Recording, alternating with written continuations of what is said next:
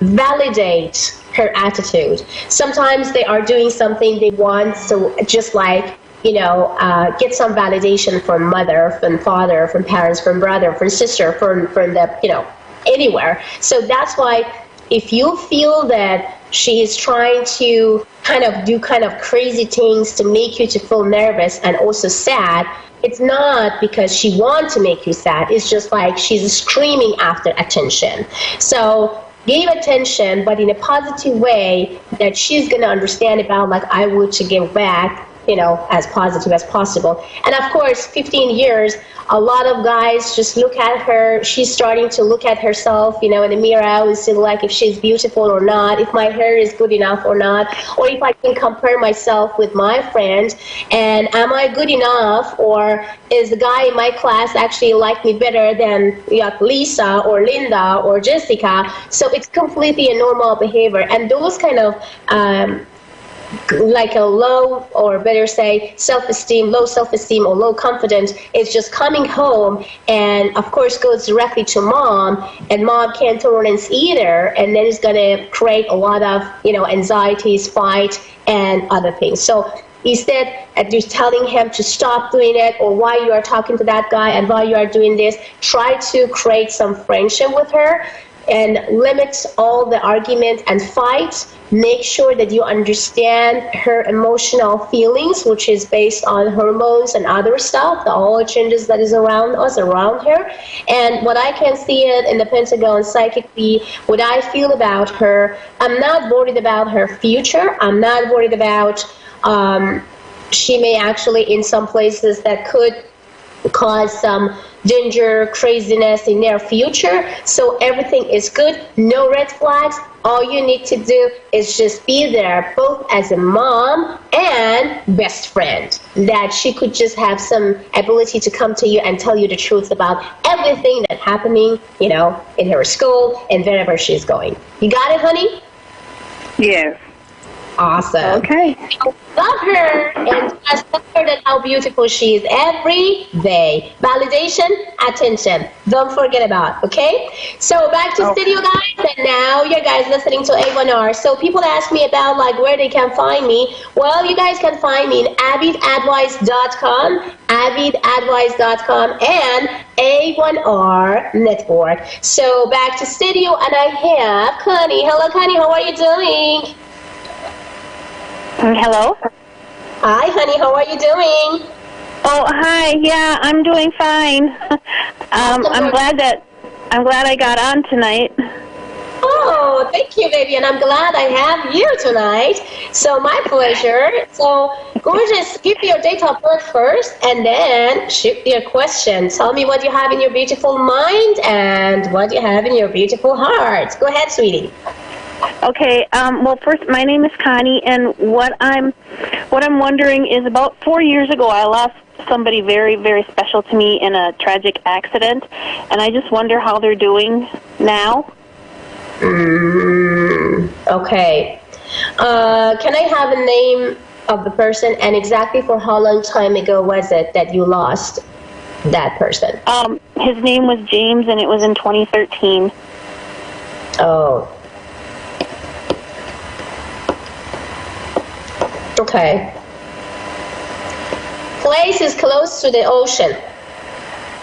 It's showing me about the feelings and the connection that they have, or he has a very, very beautiful place, telling me about the blue color of the house, a house that has a window with the blue color, and also telling me about the ocean side, ocean view, also telling me and showing me about some backyard, and I feel the 3 and 4 bunnies that is around him right now. So two bunnies around. So it sounds like that he is, and he's trying to tell you that he finally bought the house, and he finally got the house that he always wanted to have, and he is in a good place. And there is actually, I feel him in a kind of like a white shirt and the blue jeans, and also I see him and feel him also around that he has some necklace, which this necklace is kind of like a sign,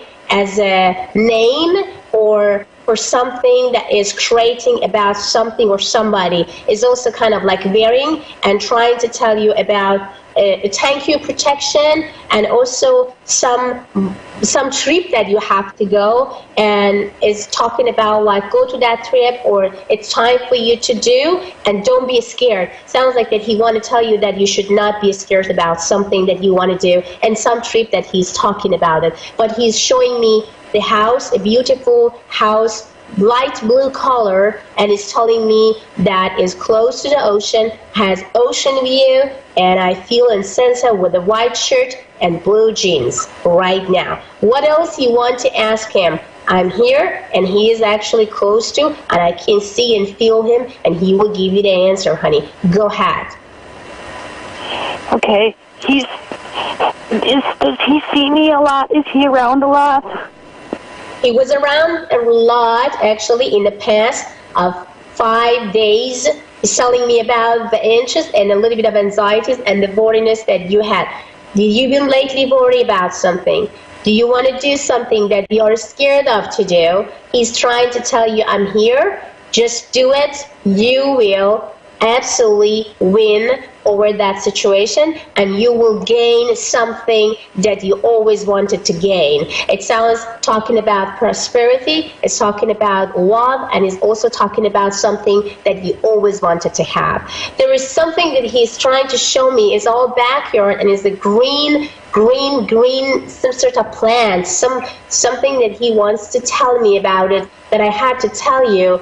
Just like go for it, make it happen, and just like sign it or go to that trip, and don't be worried about it. And he is telling me about some woman, age about 35 to 42, and he's trying to give you some sort of warning about that person.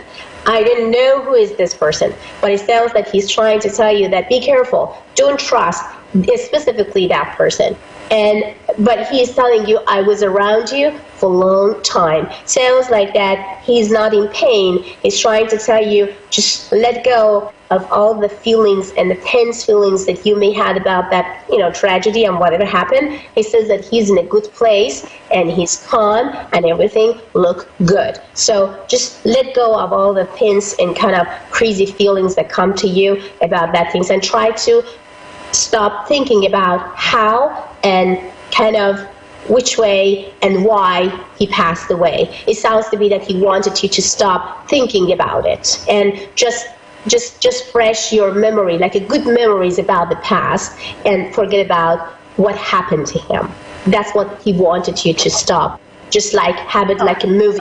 It sounds like you have it like a movie in your brain. It's just going back and forth directly. When you connect to him, you connect to the tragedy, you connect to the place and the way that you missed and lost him. So just don't do that. Just reconnect him with very strong and sharp and awesome, gorgeous memories that you have about him, which has nothing to do with tragedy or the loss or the accident, okay? So that's what he wanted you to do from now on. It may because it caused you anxiety, it may cause you panic attack, it may cause you that you feel nervous and bad and unhappy. So that's why he wanted you to stop and thinking about it, okay? So other than that, he's very happy, he's handsome, he's great looking right now, and he says about like that, I'm watching all over and I'm listening. So, and he's telling me about the kitchen, the place as a kitchen, the kitchen table, and also left side of the kitchen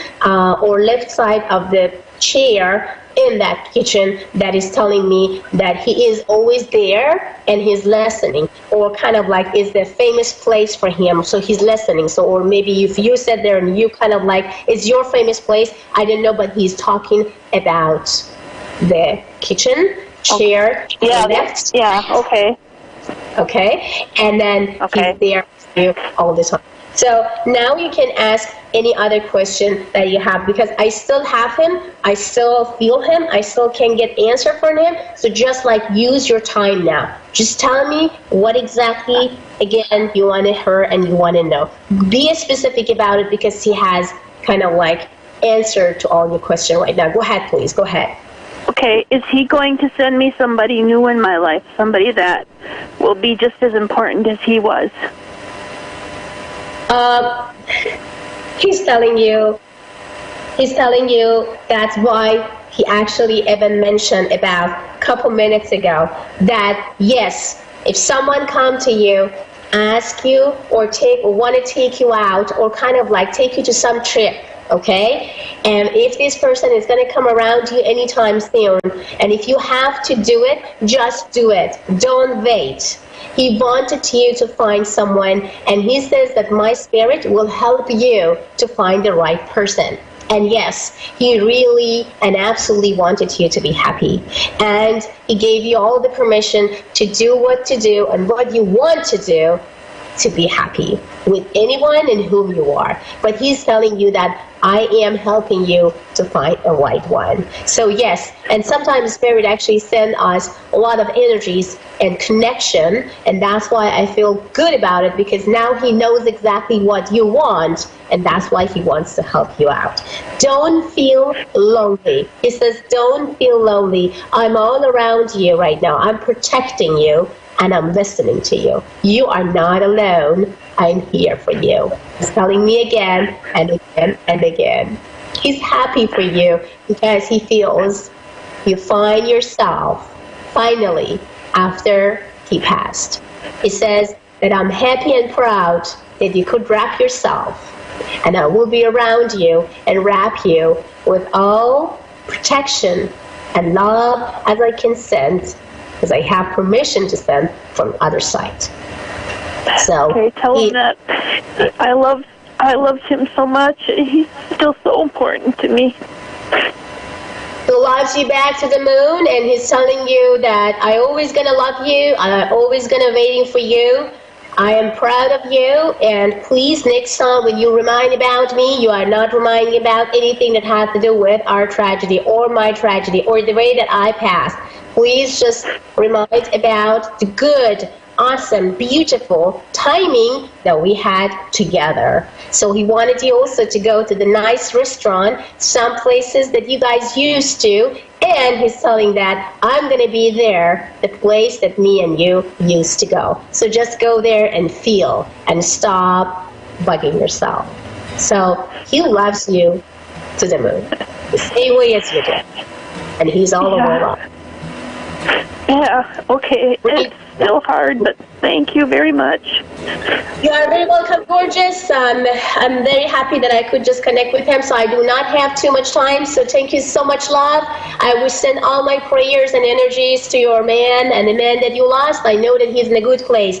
We all going to send those prayers and energies to him. Now back to studio. You are guys listening to A1R, and for more conversation and connection with Fiona, go to avidadvice.com or go to A1R and PersianMedium.com. Have a great one, and see you tomorrow at 8 Pacific time. Bye-bye.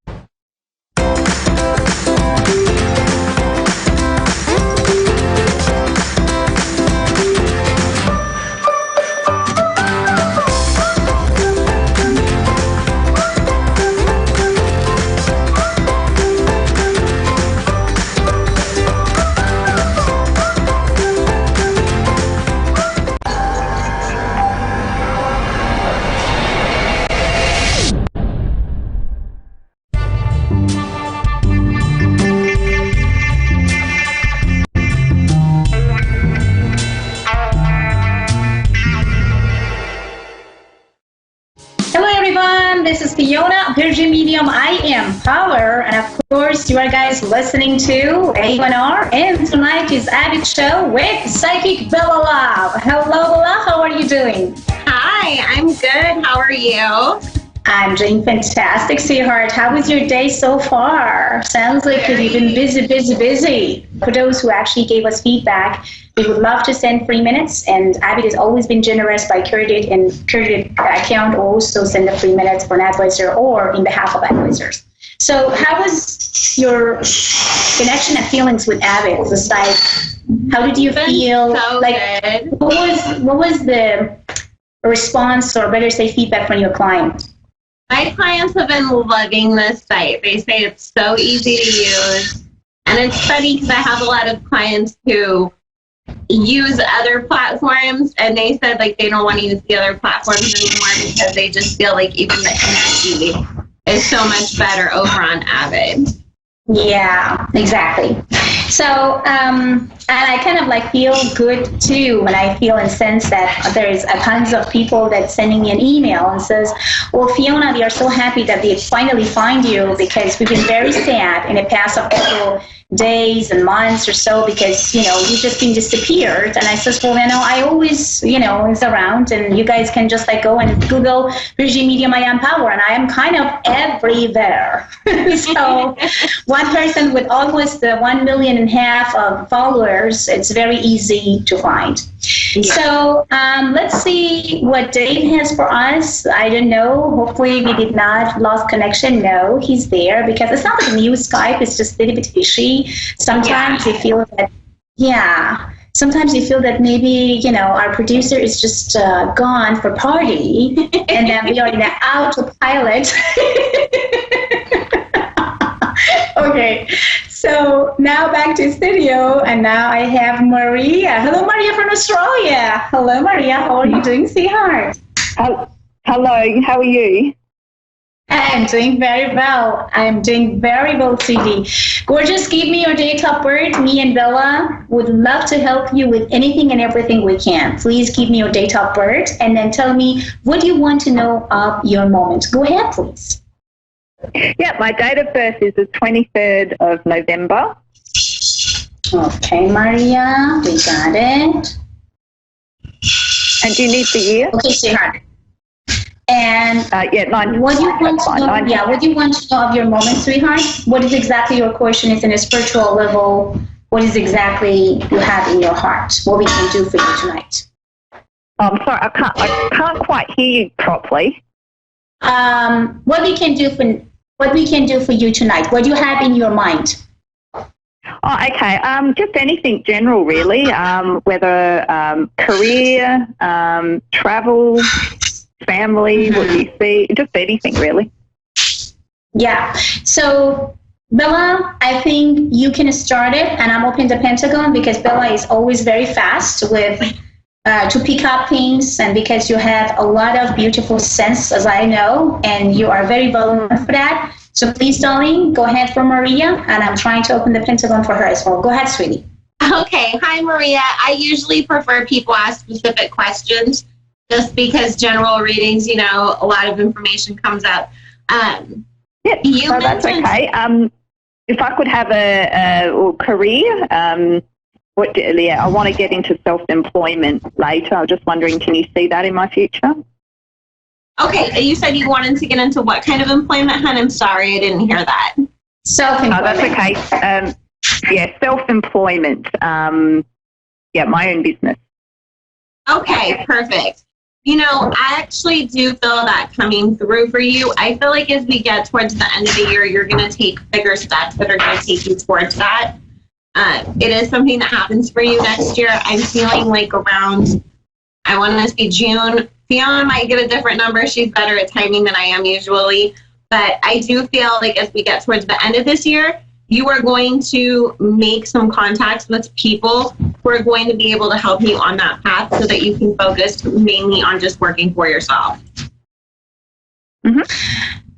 Awesome. So, Maria, I see two things for you. The first one is about that try to focus and have your only focus about that everything is going to be all right. I feel that you have so much fears around because I see in the Pentagon, show me the number 22 and number 1111, which shows about that you are all over the place right now. You are concerned and worried. You really can't focus on whatever you are thinking to do because the fears of losing, the fears to not having the money back, the fears that maybe the result is not going to be the same way or whatever you win. It's just going to make you to feel extremely uncomfortable and sad and disappointed. So all I wanted you to do to shut down the part of your brain that telling you that maybe it's not going to happen. Maybe you should not do it. Maybe you should listen to that and this person. Maybe that's not actually your idea or good way or any right or nice direction. So any of those negativity or negative thoughts, feedbacks, anything that come from others and even come from your own thought, I wanted you to shut it down. I wanted you to highly focus and make sure that everything is going to be exactly the way as you wish and desire. So the only things that I wanted you right now to focus about, what should I do to make these things happen? I wanted you absolutely to go for it. I don't want you to think in any other things. Just go for it. And then make sure you are not listening to people who told you, oh, I did that too, but I did not succeed. Oh, you know what? I don't think so that it's going to be you or anything like that. Just stay away from negativity, negative people, and anyone and everyone that says you can't. So basically, focus, go, and don't worry about money, finance, or is everything going to be all right? Okay, excellent. And do you see me moving house at all, like building a house or buying another house? Yes, there is actually moving for you that coming before 2019, which is I can feel and sense that it would be around November 10, November 15 through actually December 3rd and December 4th, which I can see that around the month of October, a lot of discussion and a lot of movement going to happen about that move. So yes, the movement I can see for you, and it's very clear. Okay. Do you see it, is it going to be within the same city I live in, or is it going to be, I'll be traveling to move, like interstate? I'm not saying any traveling. I'm not feeling and sensing even in your Pentagon that you're going to travel or you're going to have like a difficult time for anything. So you don't need to be concerned about that. Yeah. Everything actually looks good. Yeah. Okay. And is there any health issues coming up or anything else that you can see? I feel Bella, as far as I'm concerned in your Pentagon, your health is excellent. I don't have any problem with your health. Besides that, I can feel a little bit of your bone kind of like maybe muscle pains, which is if you have time for yoga example, if you have time for just walking, you need to do that, but it's not really serious, and I'm not really seeing any serious condition that you may indeed need medicine for to calm down and relax. So all I wanted you to do is just stop to be concerned and worried. You are that type of the person that you're always going to concern and worry about things. You double kind of like think about everything, and you don't know exactly where to go sometimes because it's just killing you, those thoughts. So please stop overthinking your overthinking. Everything going to be just all right, sweetheart. And for more information about me and Bella, you can go to avidadvice.com. And if you sign up tonight, for sure, Avid would love to send you 5 free minutes to talk to any advisor, and of course, Bella and me. Yes, my love. Do you have any other question? Travel. Do you see me traveling? Any travel in my future? Travel for pleasant or pleasure, yes. I can see the pleasure traveling, but I'm not seeing that you are traveling because you have to change your job or you have to change your place. But you are traveling because have a pleasant time together with people that you would love to. Yes, I see traveling. I see trip. Yes, I do. Do you see where and when? The where I can see that going to be actually a very nice weather because I see the palms. So you are definitely going to travel in a place that maybe there is a big palm tree, and also I see sunny and beautiful ocean view. That's what I can pick up right now. And the event time, it would be at the end of October, which I can see that you're going to celebrate some good news with California movement or something that you are guys going to discuss about your move. So basically after the 23rd through actually the 3rd and the 1st of December, November, I can see that a lot of changes happen, but you celebrate it because you receive in good news at that time, and that's why the travel will happen. So I see the definitely the trip going to happen at the end of October. Yep, no problem. Yeah, that was all. Awesome. Thank you very much. You are very welcome, sweetheart. Thank you so much. Have a great one, and welcome to avidadvice.com. So back to studio. Okay, Bella, we have Bully from Florida. Hello, how are you doing, sweetie? I'm good.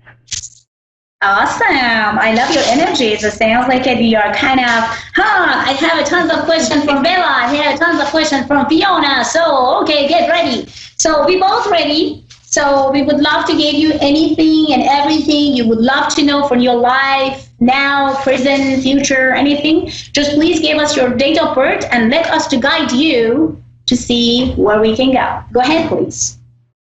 Date of birth is March 19th, 1972. Okay. I see that. Okay. Okay, my love, shoot your question. I'm sorry? Tell me about your question. Go ahead, please. Just recently made a big move to another state. I've lived in the same state my entire life, so this has shaken us up, us meaning myself and my family. Just recently have applied for a few jobs. Just kind of wanting to know how the area is going to work for us. Anything I should be looking for? What do you see in our future? Okay, when I come to the movement, I would just be fast and then Bella can start it too. What I feel and sense that directly when you're talking about move, you did a great, fantastic decision. So congratulations to you and your family. This is that was a very nice decision. Number two, when it comes to fears of if I can find a job, answer directly came from my mind, and the picking of the energies is yes. There is no doubt about it. You will get it.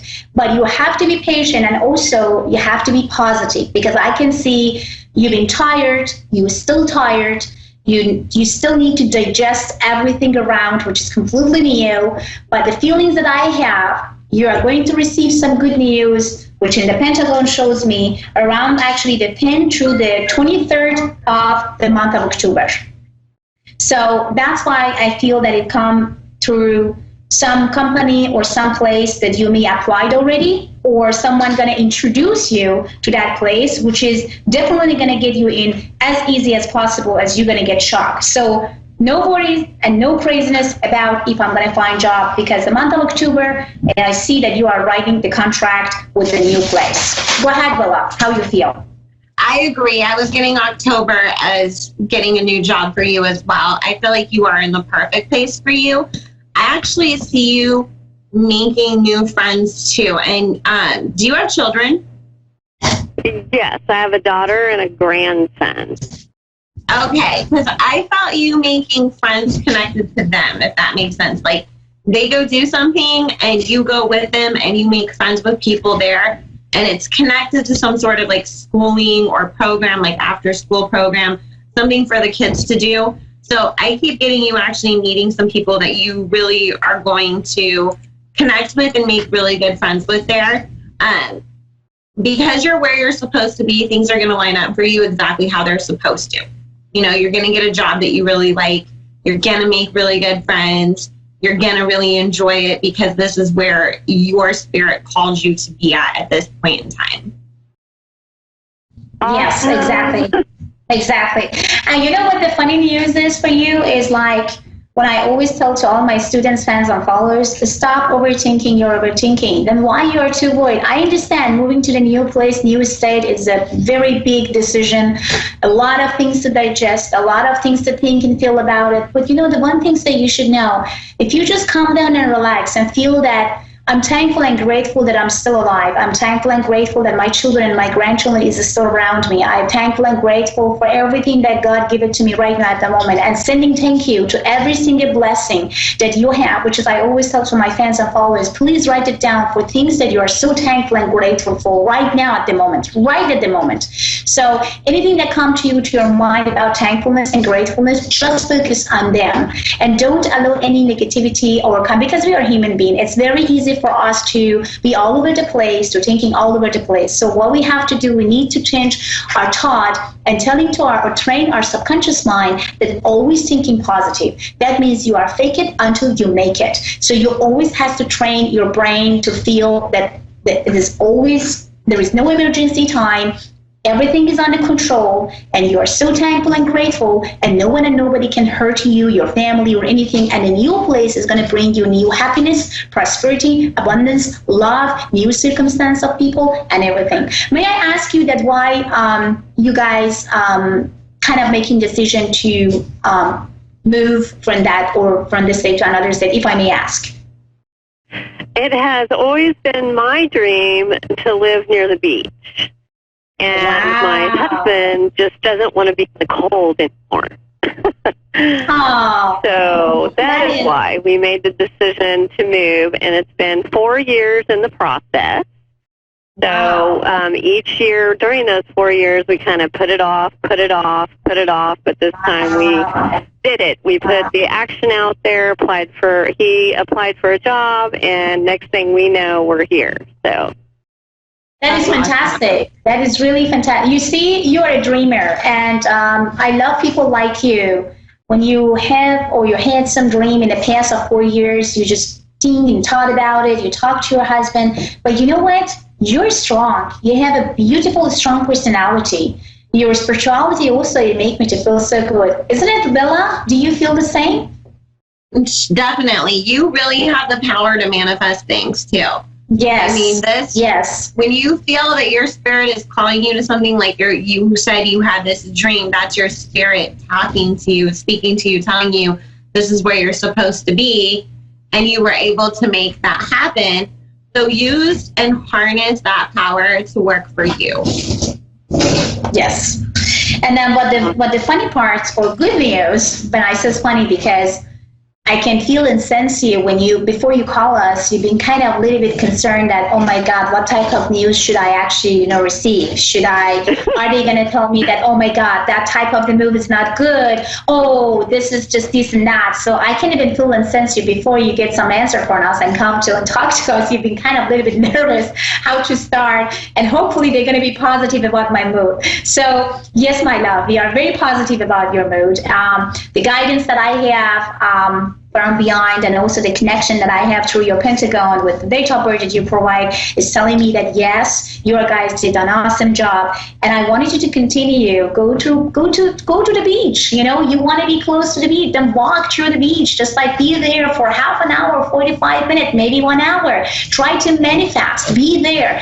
Water will take away your tense, your negative energies, your uncomfortability, sadness, any sort of things that you may not really digesting right now because it's completely new and scare you. Just talk to ocean. And ocean will take away that tense and anxiety. I promise you, ocean is always going to be helping in many ways and any ways you would love to, because this is exactly, I always say to everybody, if you're tired, if you're sad, if you have if you are anxious, if you've been depressed for a long time, whatever you have right now, go to the beach, walk, just look at the water, and then manifest, and then ask and receive. Yeah, exactly. And the water, definitely, you can work with that energy. If you sit there and you meditate as the waves are rolling in and you start envisioning what it is that you're looking for, you can harness that energy to help you make these things that you need, these next steps, the friends, the job for you, maybe you need something for the house, whatever. You can use this energy to work with you to create that energy that you need to surround yourself with to manifest anything, basically, because you have that good energy. So harness it with the water as well. Yes. And how many times you've been around the beach, though?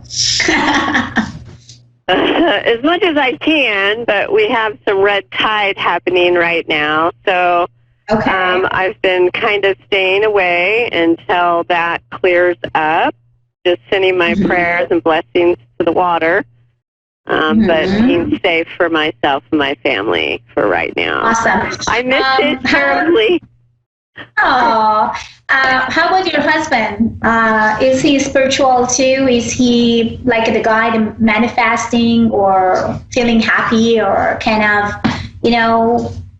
how was his reaction towards to that mood or move? Well, at first he was a little reluctant. He really hadn't flipped it in his mind yet. And he had been with the same job for over 20 years. So this means a complete new start, at our ages. Wow. Wow. So, okay. And he's already started his job, and he's had just a little bit of bumps since he started. So, is he a type of engineer or kind of like a science guy? He is. He's into labor, construction. Okay. So I kind of feel that he's happy. So you should not be worried about him. To be honest with you, when you just start talking about him, what I'm picking exactly right now at the moment, he's happy. So you should not be worried about him. So, and you should never feel that, oh, I may force him to leave the job that maybe, he used to for 20 years, and now I'm asking to do, maybe he's not happy. No, he is happy. So stop worrying yourself.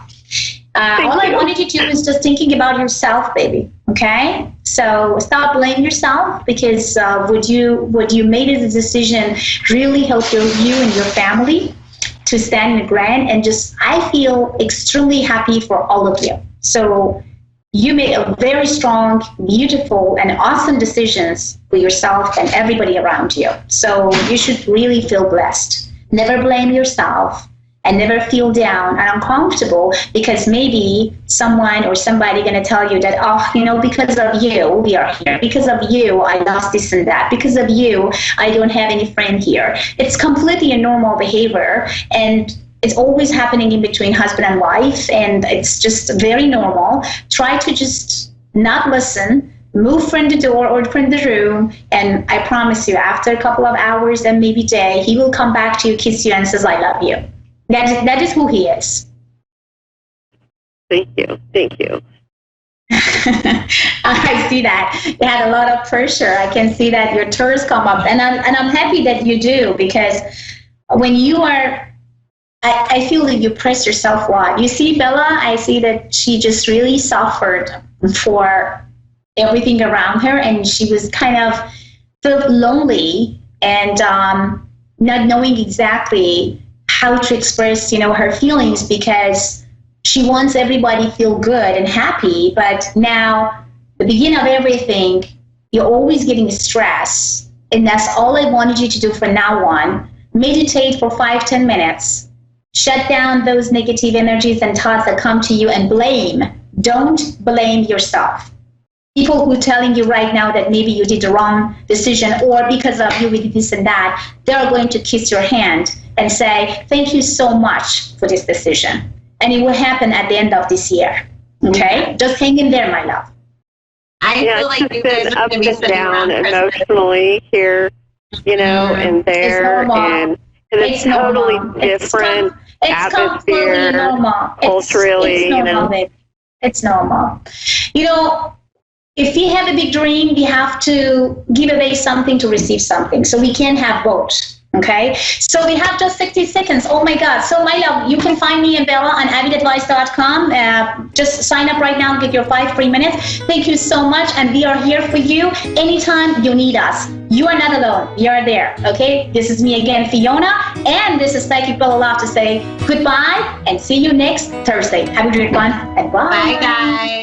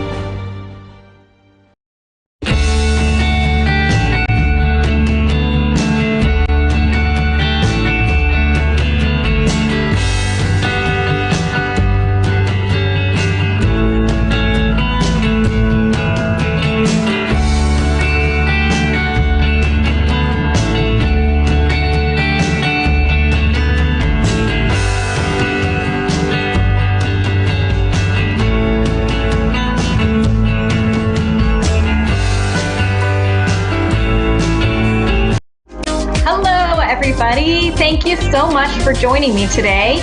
I am so excited to be joining you today with Sapphire Souls. I'm Amber Price.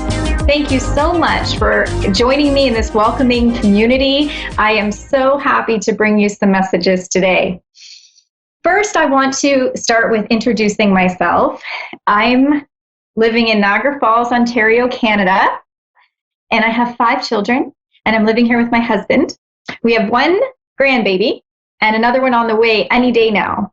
So it's quite busy here in the Price household, but not too busy to be able to spread some light in the community. So today, I just wanted to give you a couple little insights into who I am and how I got here. So I started doing this work professionally a few years ago, and it kind of came about in a very interesting way because I didn't actually plan on being a psychic medium for my life. If you can imagine, most of us don't, right? It kind of something you're stumbled upon, and the universe is kind of giving you that direction and guidance to be able to come and join this work. So originally, I had done a lot of work in the healthcare industry in administration. And so I ended up continuing that work and really finding more and more that I went on that I just needed to do this. So my earliest memory was when I was about 4 years old, around kindergarten time. And that's when I really started recognizing that I didn't actually believe that I was alone. I knew it was an imaginary friend, but I did know that the energy that was around me, I felt like I wasn't alone, and that, I really felt comforted by it. It never did scare me. And then fast forward to about 12 years old, and luckily some pioneers in the industry were already on television and sharing some information educationally about this type of work. And I was able to, through that, really understand who I was and what I was doing. And so from there at 12, you can imagine I didn't understand very much about it, but I did know I wasn't alone and that other people did feel the same way and experience the same things that I did. And as you know, because if you're watching, that means that you're also a spiritual soul. And so to some extent, you also probably feel like you could be isolated, or that somebody doesn't really understand how you feel or some of the things that you're experiencing. So when you do have somebody like that come along and really shed some light, it really is comforting. So I ignored it, of course, at 12 years old. I just went and continued and played and, lived my life. And then getting to 17 years old is when I really started to feel my first experience. Now, it was around the first time that I knew that I was experiencing communicating with someone who had departed. And so that's when I really started to harness in and listen to that energy. But of course, at 17, this isn't something that I thought I would be doing for the rest of my life. It was something that I just thought I was. And so when I'm connecting and getting messages, I just felt, again, very peaceful, very validated, very heartwarmed by it because it was never scary. And so then about 26 years old, I was pregnant with my 4th child. And we, of course, didn't know if it was going to be a boy or girl, but I had this impression of a little girl, and she came to me and kind of gave me some information about that she was a girl, that she would be coming and joining us into this earth realm, and that she would be coming on a certain month and a certain day. And of course, I thought, okay, well, we'll see what happens. And of course, true to her message, she came on the exact day that she had given me the information. So from there, it really kind of started to get more involved and more heavy as we kind of went on. And being a parent, I really used my intuition to help guide and help deliver messages and guidance to my children. So as I mentioned, we do have 5. And so now we get to share that information with all the little new grandbabies that are coming for us. And so when I decided that I was going to work in this industry and really just live my authentic purpose, which I really believe each of you should be doing. It is a very scary and difficult step, I understand. I've been there, done that, had to make the same choice. But at the end of the day, it's feeling like a relief. Like, yes, you are doing what you're supposed to be doing. You are living your authentic purpose. And that in itself is so rewarding. So I was about 26 when I made that decision to really start listening. But I really wasn't until my 30s in which I decided that I was going to be doing this for professional work. And I'm a clear cognizant, so I get a lot of information that just kind of comes into my head, like my own thoughts and my own memories of things. And so, of course, that is the most challenging, is that your own thought? Did I know that before and now I'm just remembering it now? And so really the thoughts that come in and the messages that are interpreted and received are really quick, fast, and furious. And so it's a lot to absorb when you're first learning. And as an empath, which is my second strongest quality, you feel the way that other people feel. And so this was my biggest struggle. So any of you out there that have been looking to understand themselves more, or maybe struggling with feelings of anxiety or chronic illnesses or autoimmune disorders, those are things that I struggled with myself. And I'm very, very willing to share those personal stories because I feel like it's so helpful to understand. I feel a lot of spiritual people feel these types of ailments a lot because they're not really understanding that they're receiving energy and receiving information through that way. And so knowing that now makes you a lot more healthy. You take a lot of more accountability to these things. So really some personal growth in that area. And of course, once you start acknowledging that they're coming through and that you are getting messages, you start to feel healthier because you're in a lot more control over what information you're receiving and how you're interpreting it, if you choose to share it or if you keep it private. All of those things come with learning really who you are and what your purpose is. The main thing that I really kind of focused on was more information. So, okay, now I know that I'm experiencing these things. So where can I get information? Where can I understand? And I didn't know really anybody else who was doing it professionally. I believe I come from a long line of family members on both my father and my mother's side that are very sensitive to energy, whether they're empaths or whether they're actually receiving clairvoyant messages or claircognizant messages. And so it was never a thing to be ashamed of in my family. Like I was very, very lucky that I had so much support with friends and family. But not everybody does. And you know, you have to find that support from somewhere. So really just kind of delving into books. I had read so many books. My husband got me one that I really want to give a shout out to, Sherry Dillard. It was You Are a Medium. This book was amazing. It really captured the essence of what I was experiencing and shedding light onto it. And so I just started reading more books and more books and more books and researching, the internet and really understanding what kind of information I am getting and how to work with it. And so I guess I could say I'm a natural born medium in the sense that I just never really had to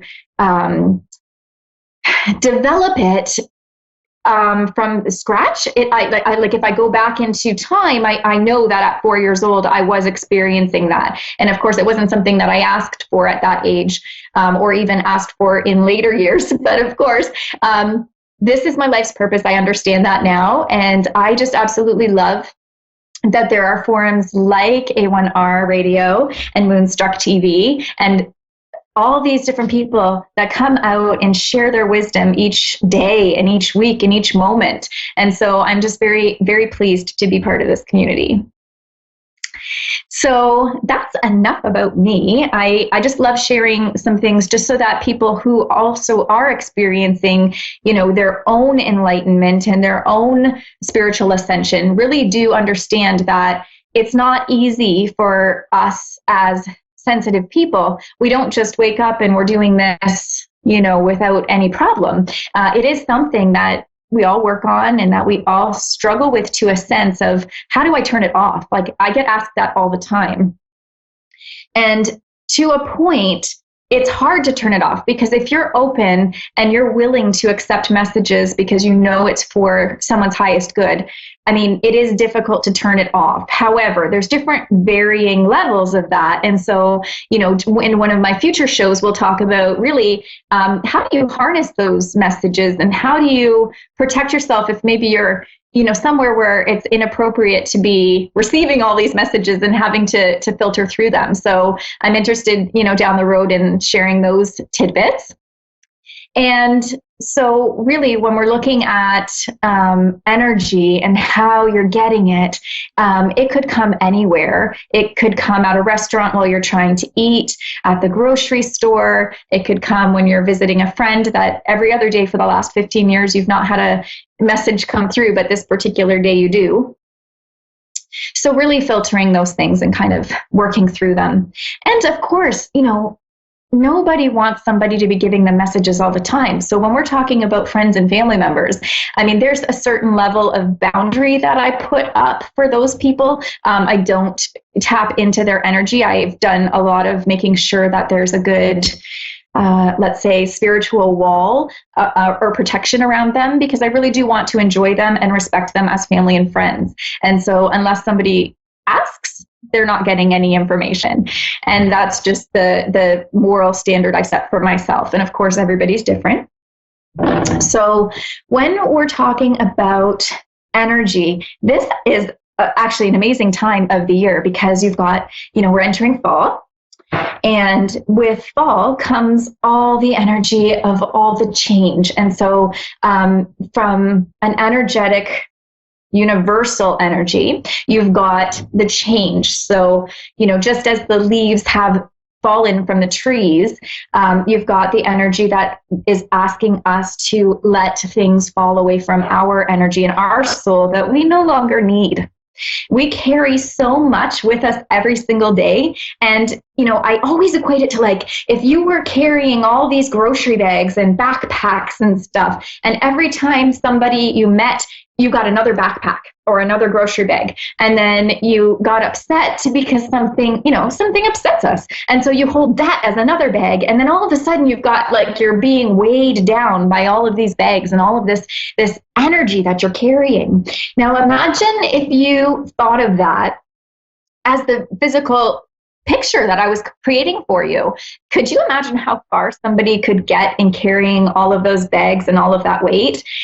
So when we're really thinking about it, if you can put down some of those bags, those spiritual bags, you can really start to feel healthier and feel more aware and have more enlightening messages come through. Because when we are holding all of that stuff, what happens is our energy becomes a little bit more dense, and it is harder to communicate with energy. And so if we're talking about you and how you're supposed to be, you know, maybe communicating with your loved ones or your angels, your guides, you really want to have some sense of clarity when you're getting those messages. And let's be clear, just because you put something down doesn't mean that you don't have to care about it anymore. It just means that you're letting yourself enjoy the moment that you're in. And so when you're continuing to release or hold all of those things, you definitely should be thinking about, what is this doing for me? Because really, fall reminds us, put things down, let things go. And so it's kind of an awkward time for some of us. I don't know if you listeners have thought of this or have noticed in the last few weeks, some of the energy is absolutely chaotic. And so if you're in the midst of a crossroad in your life, you're absolutely probably feeling uncomfortable. Everything probably seems like it's juggling up in the air and you don't know which way to go. That's okay. Don't worry. We're all there. I've been there too. And so all this has to do is remind us that something has to change. Because if we didn't feel uncomfortable and we didn't have the chaos that's surrounding us, we wouldn't be pushed to do something different, right? So with fall comes all of the energy about holidays. And I'm talking about Remembrance Day is just around the corner. And so when we have those energies that are coming through and really just remembering and honoring the fallen, that brings a whole bunch of energy to light as well, especially in very historical places, because you've got a lot of energy from the actual events that have occurred. We here in Canada, we just had Thanksgiving. And so the energy with that and what it stands for and represents. And so, of course, upcoming all of these different holidays for every nationality. And that brings energy. Now, we're talking about the energy that's created by us humans, which is the excitement and the joy of getting together with friends and family, or complete opposite. Maybe it's stress and worry and concern about having to come together with people. And either is absolutely normal as long as you know and accept that it is what it is. And so when you're connecting, that creates an energy in itself. So I equate that to if you've ever been to a surprise party and you're waiting to surprise this person, and then you're getting all these butterflies in your stomach and you're maybe feeling anxious and nervous. That's feeling energy of people. That's feeling the energy of an environment. And so when you have that, you really want to understand that it's not like an anxiety, like that you're experiencing anxiety. It's that you have to just be mindful that you're in an environment with lots of people and lots of energy. But on the other side, which is so fascinating, we have the energy that brings all of our loved ones. So now you've got energy that's coming through for all of the loved ones that want to attend and to be there to witness this exciting event. And the same is true for events that are more challenging for us, such as, funerals or somebody being ill and things like that, because we've all experienced that, unfortunately, with our families and loved ones. And so the energy, too, will enhance around those times. And so you've got your emotion, you've got the environment, and then you have the energy of the spiritual realm, which is your loved ones and angels and guides. So can you imagine how much is going on at that time of year? And you're expecting to be, even keel and everything is going great and everything goes perfect without a hitch. So I guess I challenge you this holiday season to really kind of separate what it is that you are feeling. Are you feeling on the energy of the people? Are you feeling on the energy of the environment or the event? Or are you thinking that you're feeling the energy of your loved ones that are in spirit? And so really start to identify what it is that you're picking up, because I guarantee you're going to be able to hone in on your own skills and really, really start to pick up more messages. As well, it takes some of that energy that drains us. Some people really, really thrive in the environment with lots of people and lots of love and lots of connection.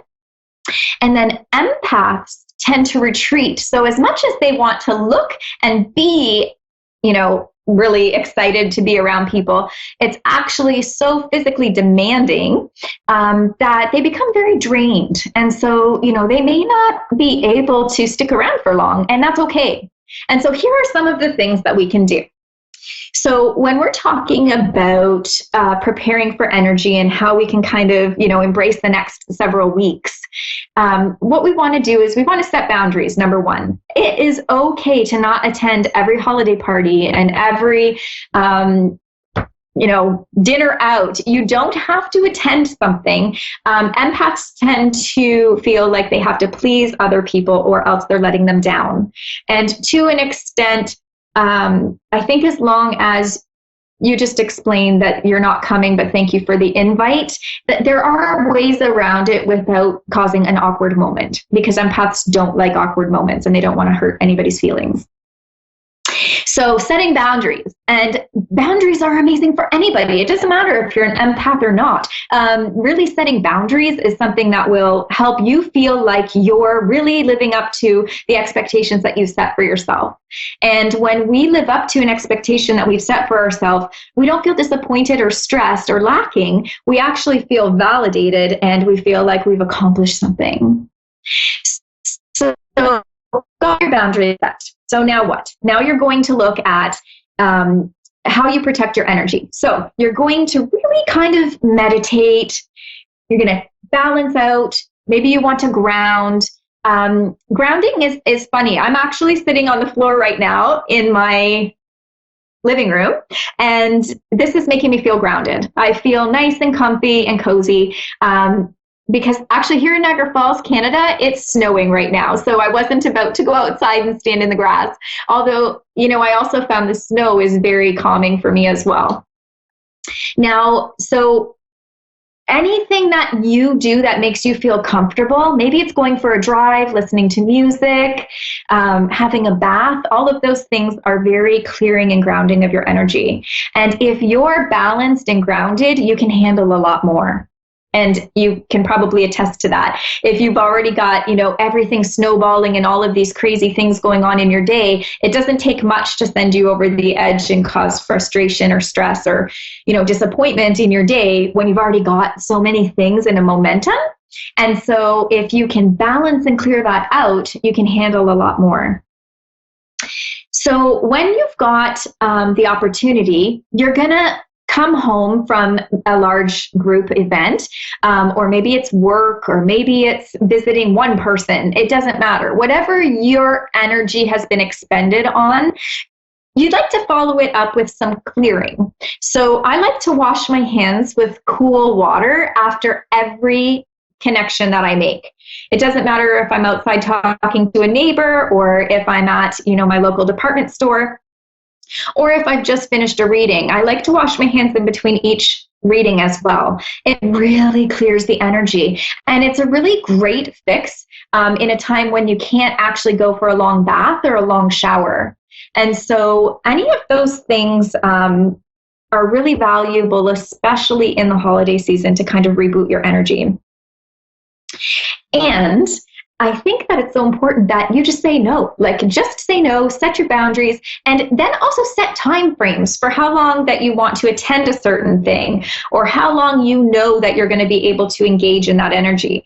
If you know that you can only do 3 hours, then when 3 hours comes, even if you're feeling high off the energy from the time, knowing that when you get home, you're going to kind of come down off of that and feel like an energetic hangover, so to speak. Basically, that's you pushing your limits. So kind of stick with it and make sure. Now, you also want to dissolve any cords to any energy that you have connected to. And I'm going to talk about that in later shows, and how we can do more of a clearing and a cutting or dissolving of cords very gently. And I am just absolutely so excited to share with you all of these little tips and tidbits that I've learned through the years, because it helps me so much to understand, how are other people experiencing energy? And that's why I love to hear other people's stories. I absolutely love it. And so when they show up and they share this information with me, and I can help people through spiritual growth coaching, the workshops that I offer, I really get so much more out of it than they probably do, to be honest, because you know what? I love learning and I love engaging with people, and helping somebody understand their abilities is priceless to me. It is absolutely priceless, because I understand from a very personal perspective what it felt like to be there. And I'll tell you, I don't take any interaction with somebody for granted. It doesn't matter who you are. When you cross my path, I will learn from you. And I hope that I grow better from it. And so that's why I'm here. And that's why I've decided that I'm going to do light work. And this is what really just gives me the love in my heart to be able to share with you the stuff that I've learned and the information I get. So primarily as a medium, I connect to people who've departed. And so I hold a very, very high ethical standard for myself and how I share information with people's loved ones. So I don't like to rush. I really like to give people the time that they need to hear the messages. I do evidential mediumship, so I like to provide validating key facts about their loved ones so that they know who I'm speaking of. So because of this, this does take a lot of energy out of me, of course, and anybody out there who also does medium type readings. But what I am able to really kind of gain out of it is that I'm giving. So it doesn't matter how much energy it takes and how long the session goes. I really just need to make sure that that message is delivered. And so I really absolutely feel like if you want more information about that and how I connect, then please visit my website at amber-price.com for more information. And I'm going to be talking in the coming weeks about protection of energy, how energy and emotion might be different, because I hear the words, I have anxiety and I feel anxious, or I'm picking up energy. So I really want to separate what those things are. And this is something that I feel like is something that the people in my workshop really, really love. And this is helping them to become more grounded. And so as you approach your holiday season and as you continue to move through fall season, know that you have lots of resources around you and you can reach out at any time, and that you're not alone. You have validation, you have backup. And so thank you so much for allowing me to join this beautiful community on A1R Radio and Moonstruck TV. I am so excited to be here and share this information with you. And in the coming weeks, we'll get into really some cool topics and deep information. And hopefully where you are, it's not snowing so much, because right now it's still snowing. So, and maybe next time when I see you, I will be able to share that I have a brand new grandson on the way, because he's due any day now. And so we're anxiously awaiting that. Perfect timing. So thank you so much. And I absolutely want to challenge you to that energy challenge that I gave you. And I'd love to hear your feedback about it.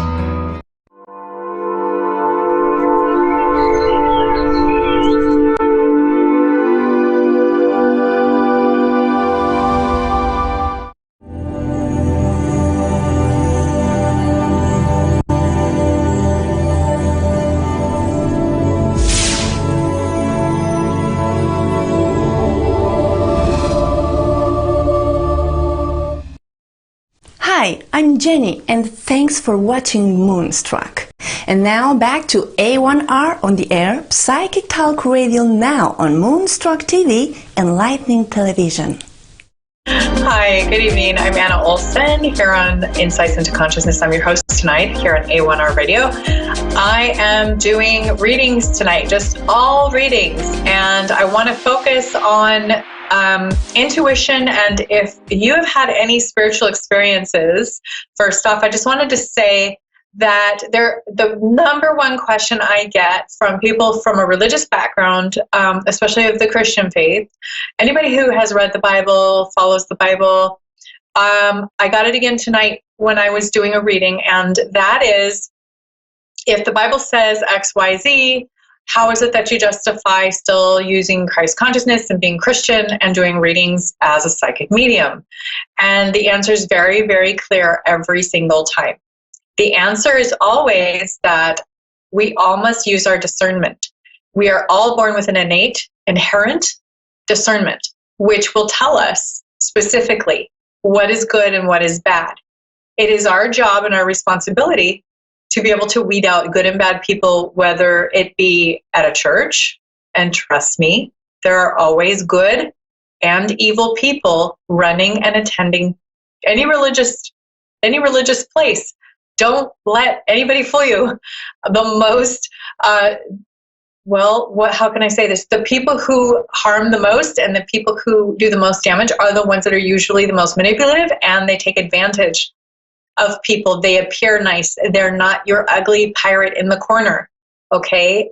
They are outwardly usually very manipulative, very graceful, charming. They look clean. They look amazing. They usually are very attractive.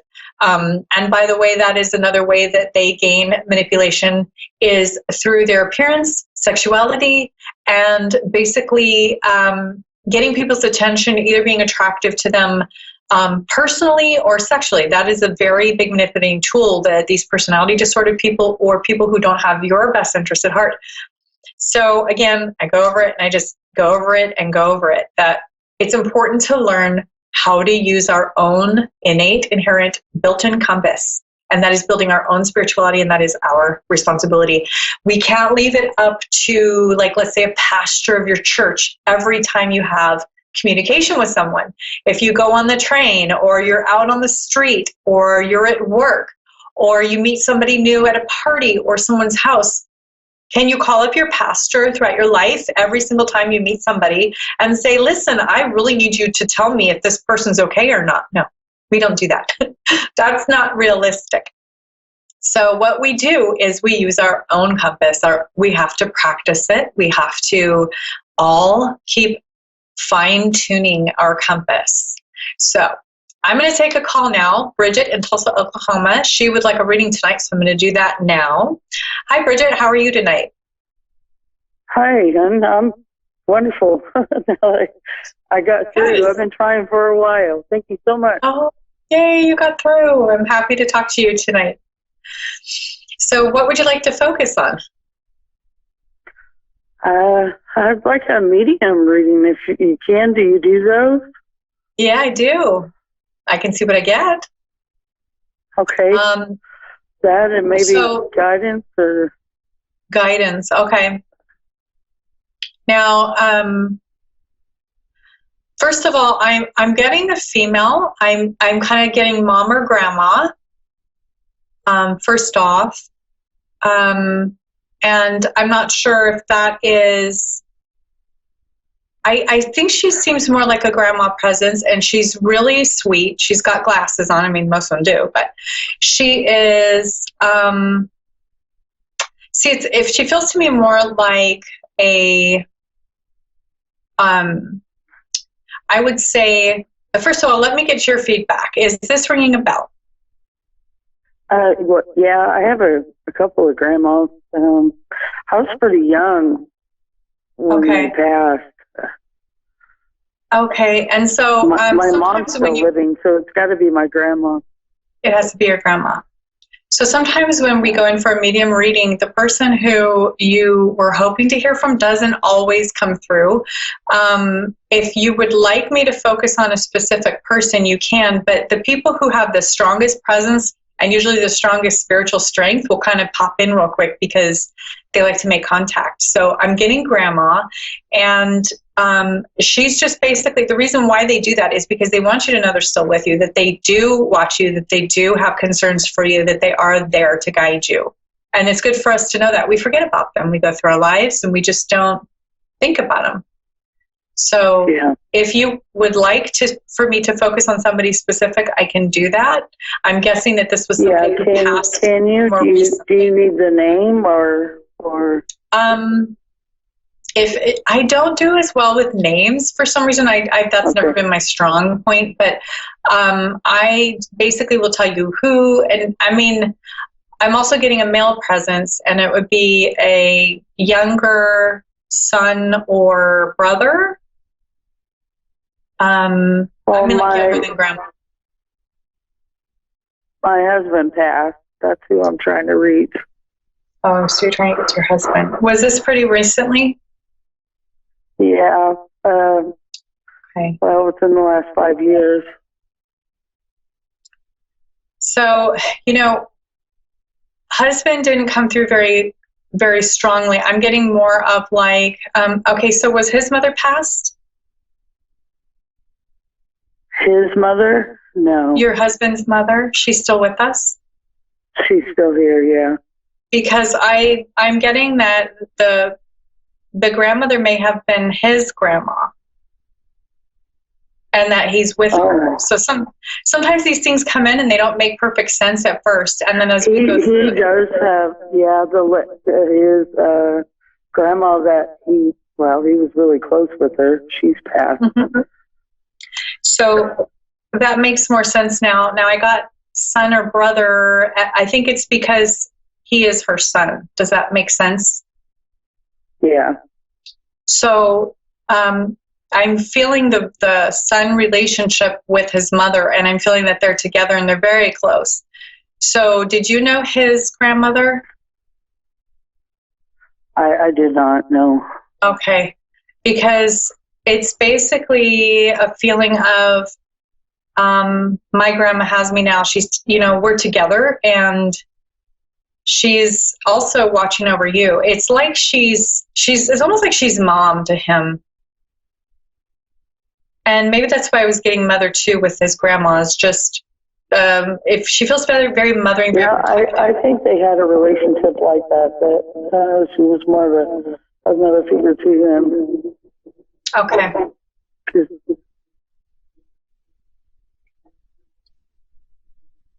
So that makes more sense, because sometimes people who will come through first are, there's a whole order of things that happen. And then other times when people come through, basically the people who have been passed the longest come through first.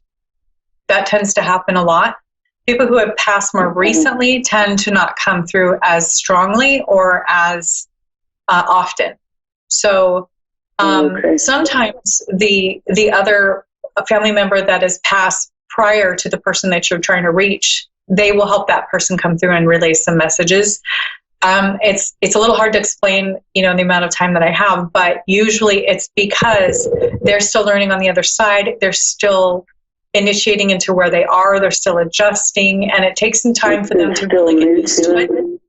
Yeah, that's usually what it's about. So that actually does make a lot of sense. And so what I do is I bounce things off of you, and you help me make sense so that you know that this is what's accurate, and then it makes more sense to me, because I get it in a lot of pictures and symbols, and that's usually how they talk to me, because it's telepathy. So is there a specific question you have, or something that's been on your mind about him, or is there a specific question you'd like me to ask? Yeah, I just wonder, if he went in a pretty rough way.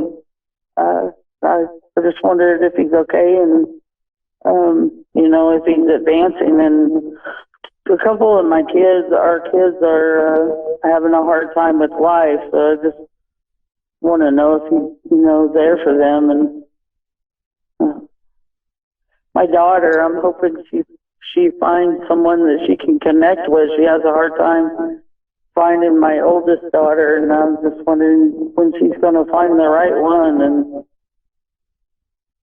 be able to start her life. Right. I really do feel that he has a strong presence. He is definitely doing his work. It's going to be about another 5 years around that before he can really start doing more of the work where he's connecting with your kids more and with you. Sometimes it just takes them different amounts of time here on the earth. It's very different there. Wow. The time frame is very different there compared to here. So I guess I didn't realize how long it takes.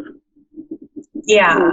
And in the meantime, the way that they talk to us is through symbols.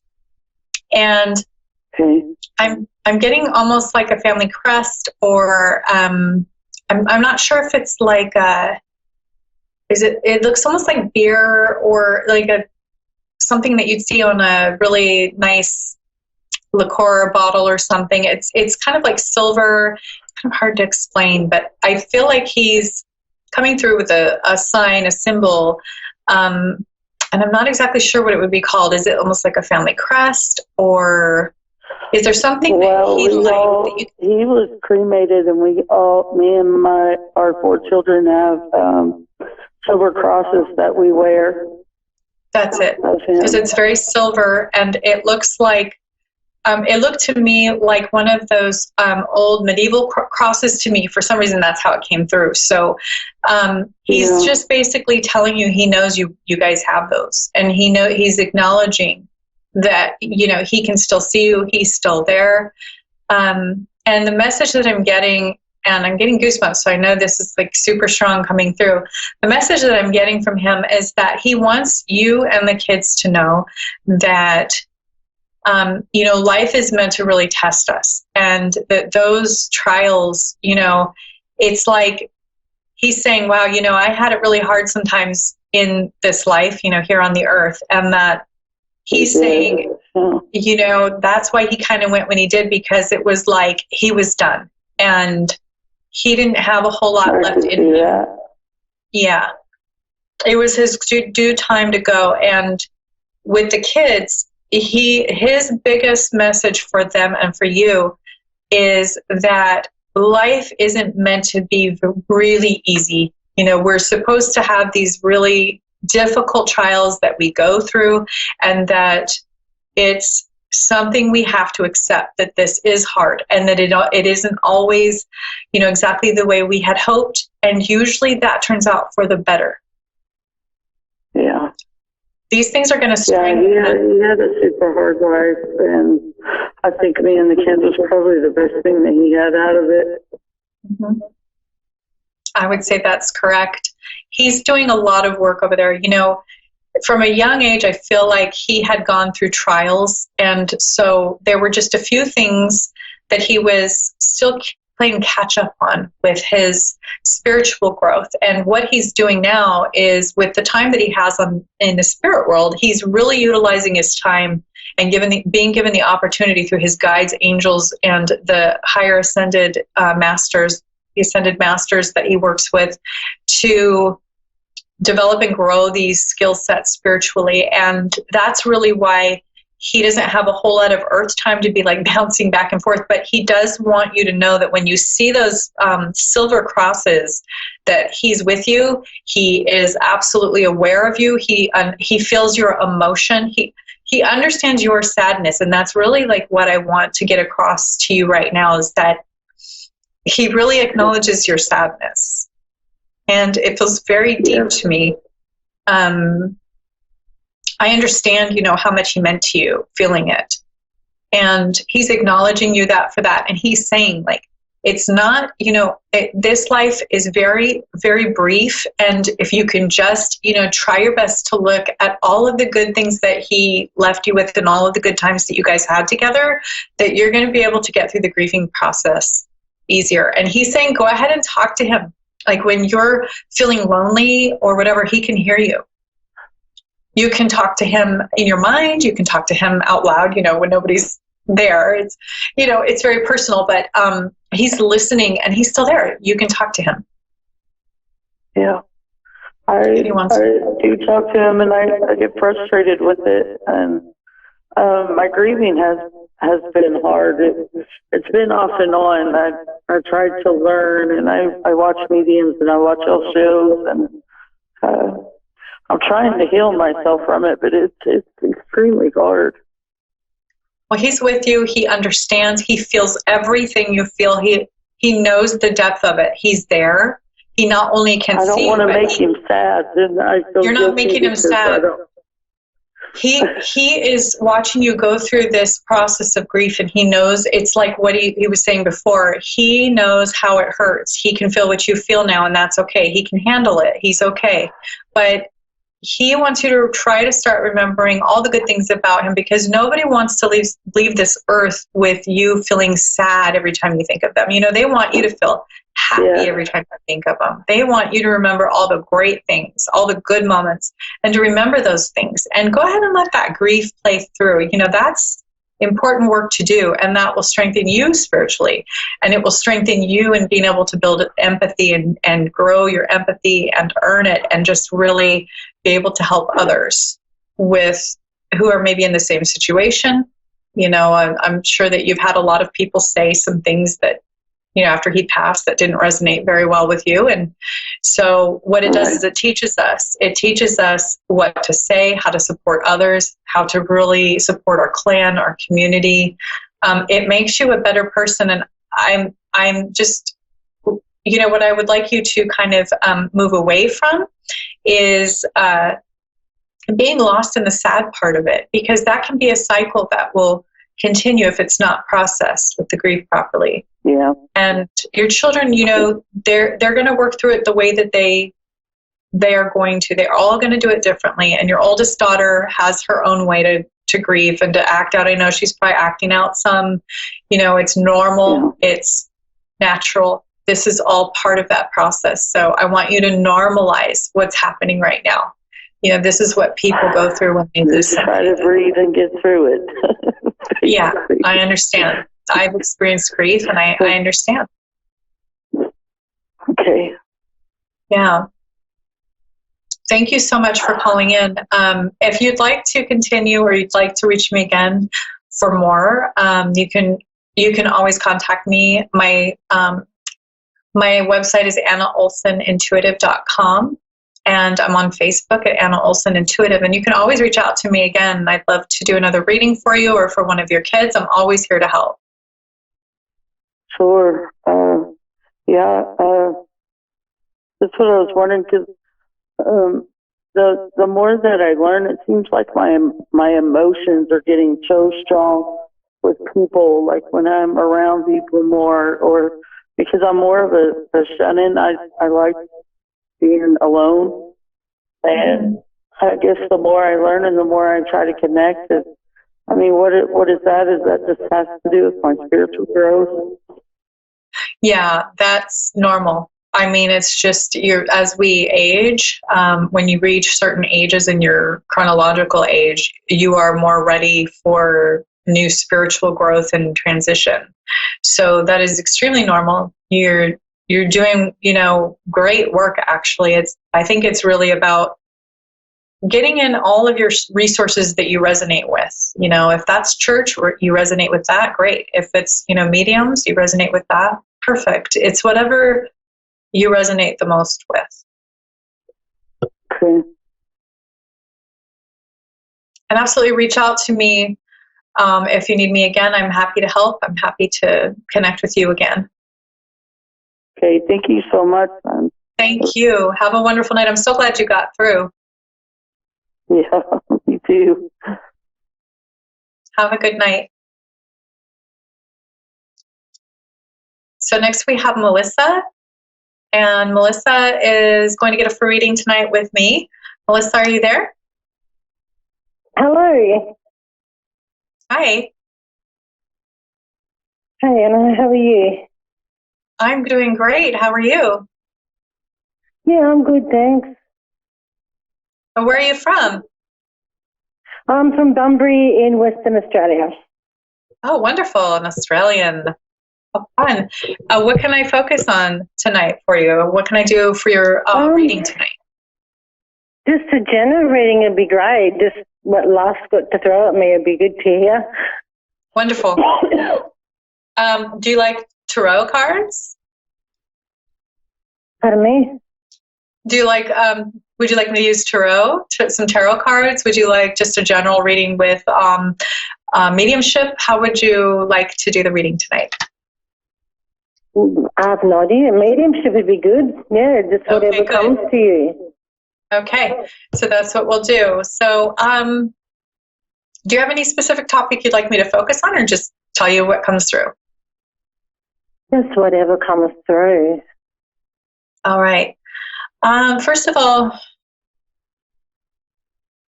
I'm getting, do you live near a river, or do you like the water? I'm just basically seeing a river and there's like brush around it, like bushes, and I don't know if it's camping or something happened in a river. Or body of water. Does it ring a bell? I live near the beach. I live near the beach. You live near the beach. Yeah, I was kind of seeing those kind of plants around a body of water and like the dirt. I couldn't tell if it was sand or what, but I'm getting that there's a body of water. And then do you resonate very closely with the water? Do you need to be around the water or the beach? Yeah, I love the beach. Okay. Because I feel like that's your therapy. And I also am getting that part of that is that there's the elements that help you kind of detox. So your body detoxes in that element energetically. Yeah. And yes. And I also feel like it's a toxicity that it pulls out, and maybe it's the salt, maybe it's the air, and it's just all the elements together. I feel like it actually physically detoxes you, which is really interesting that I'm getting all this. I'm just getting that like your body really needs that detox. And are you aware of any condition where you have trouble detoxing your system physically? Not really. I haven't been well lately, so I probably do need to go for a visit to the beach. Yeah. Okay. Yeah, because I feel like your body really is drawn towards those elements, and also sauna. I feel like you need a sauna. If you're having those health issues right now, go to the beach, get out in nature, get into the salt water, put your fingers and your toes in the sand. A sauna would be great, kind of sweat it out, because I do see that there's something in your genetic makeup that is making it difficult for you to regularly detox. Yeah, okay. Okay. So I'm seeing that first. And then I'm seeing red hair, and it's kind of done up real pretty, like kind of high and hairsprayed. I'm not sure if that rings a bell for you, but that's what I'm getting. A red head? Yeah, red hair, and it's kind of styled up real kind of elaborately. I think my mum used to have her hair like that in the 60s and the 70s. Ah. She had red hair when she was younger, yeah. Did she wear kind of like a lot of pretty makeup, kind of heavier makeup? No, she didn't. No? She was never a makeup lady, no. Huh. Because I was kind of getting like a nice, maybe it was the 60s because I got a nice thick eyeliner. To me, that's kind of a lot of makeup. Maybe it wouldn't be to somebody else, but has she passed? My birth mother has, yeah. Okay. So we're talking about your birth mother? Oh, no. I was thinking about my mother that just raised me. She used to have like red hair and that in the 70s. Yeah? So, and used to like wear it in a beehive. Okay. So we have both of your mother figures coming through. We have birth mother who's passed, and we have her showing me your mother who has raised you. And I'm getting a lot of love coming through from your birth mother. Like I'm just feeling like there is a ton of love coming through. I only have 90 seconds left, but I want to just give you the message first that there's so much love, and every decision she made for you was out of love, and I'm basically getting the message that she needed you to know that. Okay, thank you.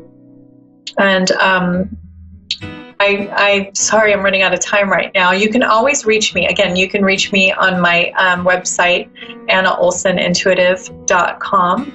And I am also on Facebook, Anna Olson Intuitive. And if you want to continue the reading later, or if you want any other services from me, absolutely give me a call or let me know. You can message me, email me, whatever you need to do.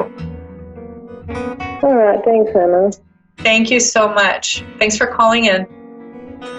Thank you, bye. Bye-bye. Well, I wish I really had more airtime with her, because I was getting really intrigued by the mother figures coming through, and I love these adoptive situations. So I really like to delve into that more. But that's my time for tonight. Thank you so much for tuning in tonight, and I will see you next week here on A1R. I'm Anna Olson, your host of Insights into Consciousness. If you'd like to reach me, again, my website's AnnaOlsonIntuitive.com. Thanks so much, and have a great night.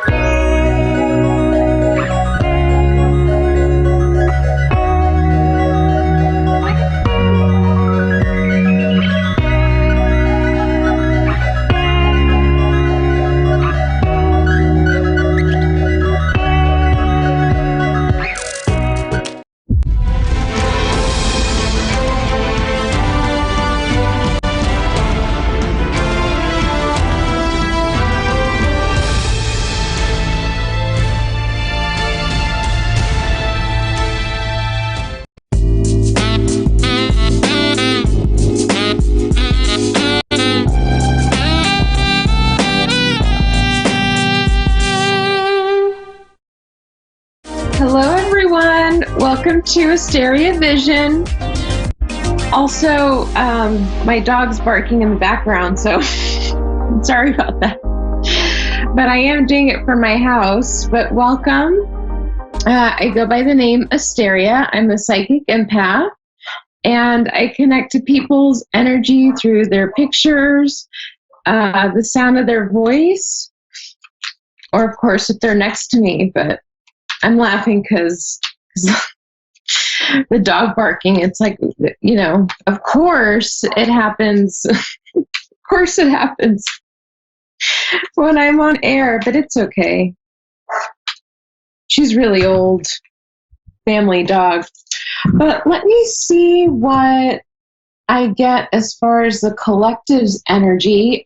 When I was meditating earlier, I did get energy of karmic cycles coming to an end.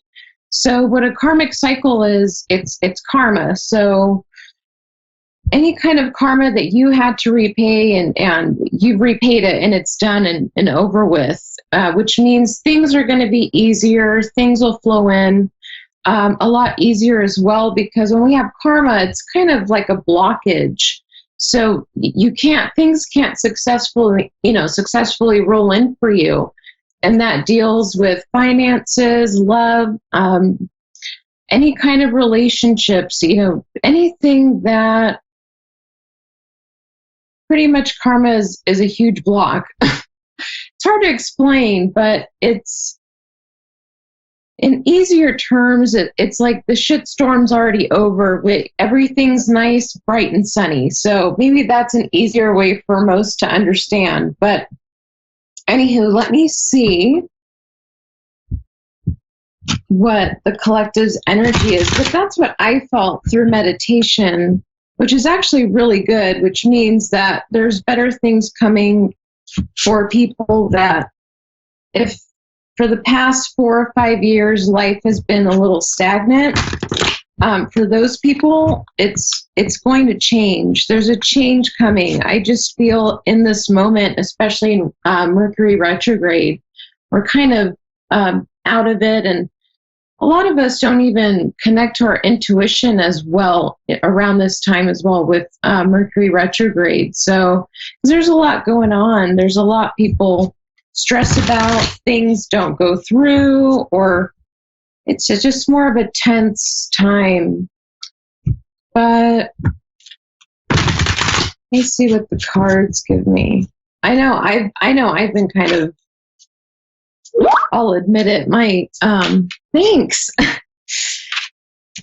Dave was saying I look great. That's why I was saying thanks. But I know during this time, even for people that are highly intuitive, I know even for me, it's even more intense. I just feel everything more, and it's hard to distinguish, is this me or the other person? But yeah, so I got the Epiphany card, and then I'll take a call. Albert in Pennsylvania.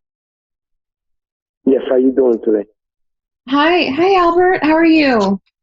I'm perfect. I'm fine. I'm just resting after a long day of work.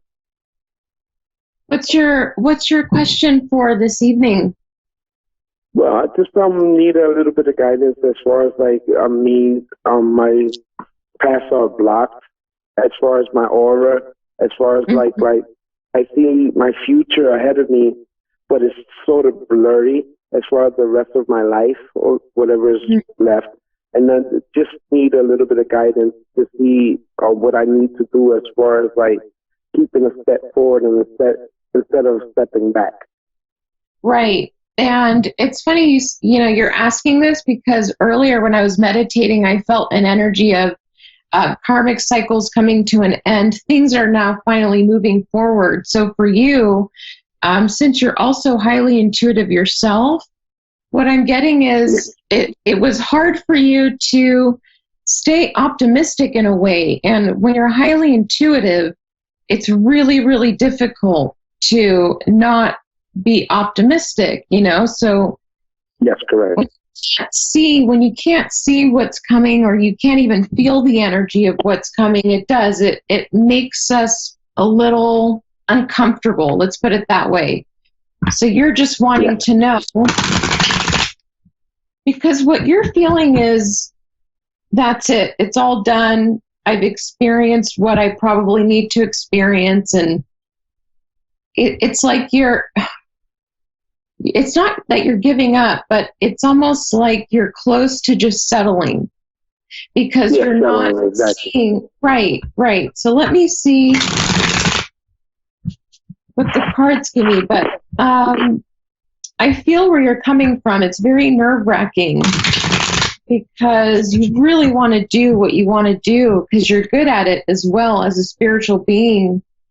And it could be that you're a spiritual teacher as well, but you're very good at what you do. So it's very aggravating at times when things don't go as planned. But what I'm getting is things are going to change for you, and you aren't seeing it. You're not seeing it because when it's hard to believe that things will change, you're not going to see it, if that makes sense.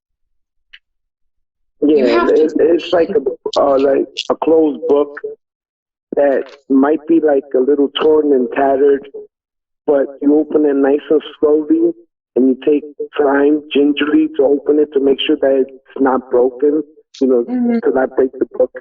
But eventually, when I open that book, I'll see everything come to light.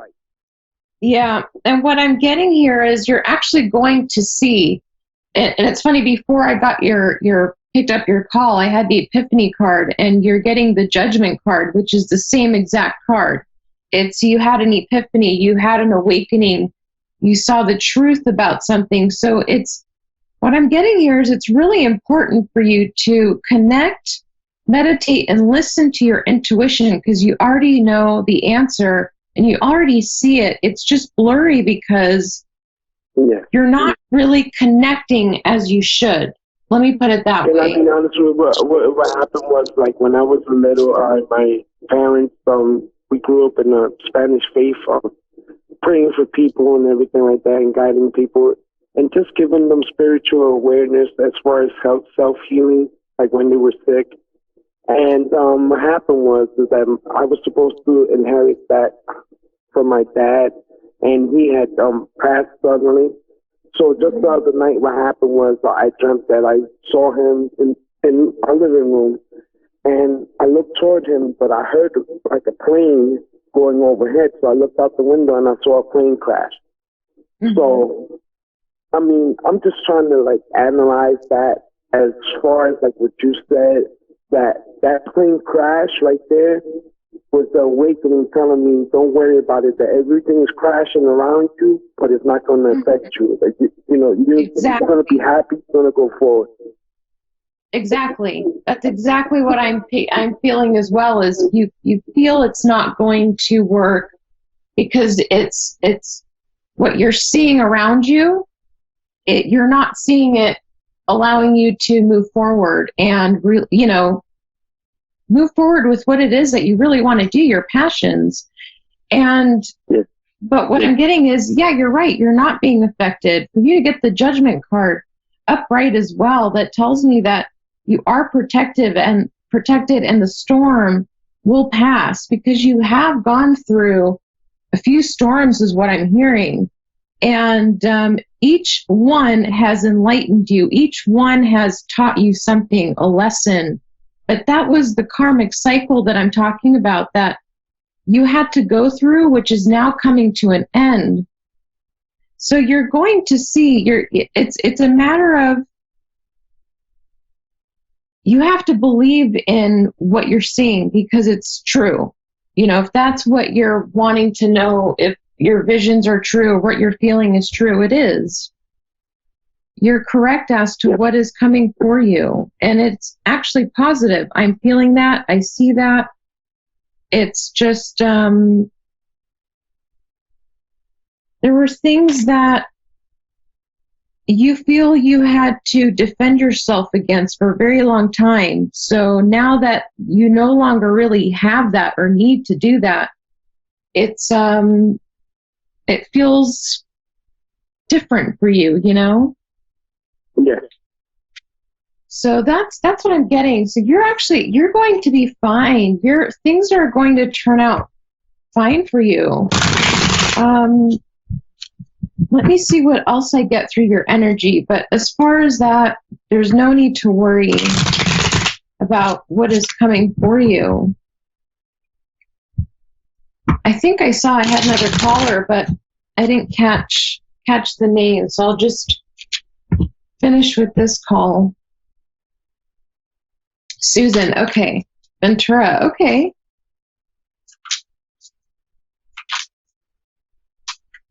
Let me see if I get one more thing. So, Albert, what I'm getting here is you also have, if it's regarding business or your work career, you do have a partnership coming together regarding that, which will be moving forward. So that's something I'm getting for you as well. Awesome. So I'm going to leave it at that so I can get Susan, my next caller, but I hope I answered everything for you. And I just want to say that you've been a blessing, and I do appreciate everything like that, because our gifts are spiritual, and a lot of people take advantage of people, but I'm glad that you're the type, and I can see you're a beautiful soul, and I do appreciate everything you're doing for people, and thank you for everything. Yeah, you're welcome. Thank you. Thank you for saying that. I appreciate that. But you're very welcome. Okay, have a wonderful night. Thank you for everything. You too. Thank you. And, well, that was really sweet. Now we have Susan from Ventura. Hi, Susan. Hello. Hi. Hi. You're pretty local to where I am. Oh, where are you at? Yeah, I'm in the Ventura County area, so I'm in your county. Oh, yeah. Oh, that's great. That's awesome. Very good. You'll feel my energy pretty strongly then. Oh, that's good. That's good. What's your question for tonight? Well, I just was seeking maybe a, sort of general reading, but I mean, anything that might come up in career or love. Okay. Which one are you wanting, career or love? Because I only have a certain amount. Let's do career. Career, okay. That was the first one you asked for, so usually that's the one we want when it's the first one. So let me grab that deck. Okay. Yeah. So you're wanting to see if your career will expand as far as money or position? Because probably both. Okay, because what I feel you do is there's a lot of money involved, but the more clientele or clients that you have is best. Mm-hmm. Yes, I am the sales and marketing director. Yeah, I see that. So let me see what I get for you. But you have the right personality as far as being in the occupation that you're in. Okay. You have a very strong personality, and you're actually very good with business. Because what I'm getting is you think like a man, but you present yourself as a very, dignified female that is intelligent, but your mind, you're sharp. You're very sharp. You're also very good at communication. So you're, as far as career, you're in the perfect career is what I see, because the energy around you is good, but I do feel you have a lot of competition, and I feel that your competition is male. It's a man, or it's maybe a couple of them, but I feel that your competition is male energy. And which is a compliment, because they know that you can get the job done and do it right. You're capable. You're very smart. Thank you. Yes, I finally landed this job. Yeah. Yeah, it's not in a bad way. They just see you as competition, because men in general are competitive. It's just part of their nature. So for a woman to be as competitive as a man, some may disagree with me, but it's true because I've been in it as well. It's different. It's intimidating, and they don't want to compete with a female that thinks like them, because that's even more work. It's something that they don't want to deal with it. So, but it's not you're highly respected is what I'm getting. I'm not getting any cards to fall out for you because I'm probably just reading you without the cards, but I do see you are highly respected. And you will move up, and you can. It's what I'm getting is it's up to you. It's up to you if you want to take the movement forward as to move up within this company. But what I'm getting is you will have competition. You will always have competition. So if that's the thing, that's fine. Yeah, so you're okay with it, and that's why. No, that's intimidating. You're someone that doesn't give up, so which is good. It's very true. Yeah, I'm also, I think probably in the career aspect, I'm also wanting to eventually open up my own business again.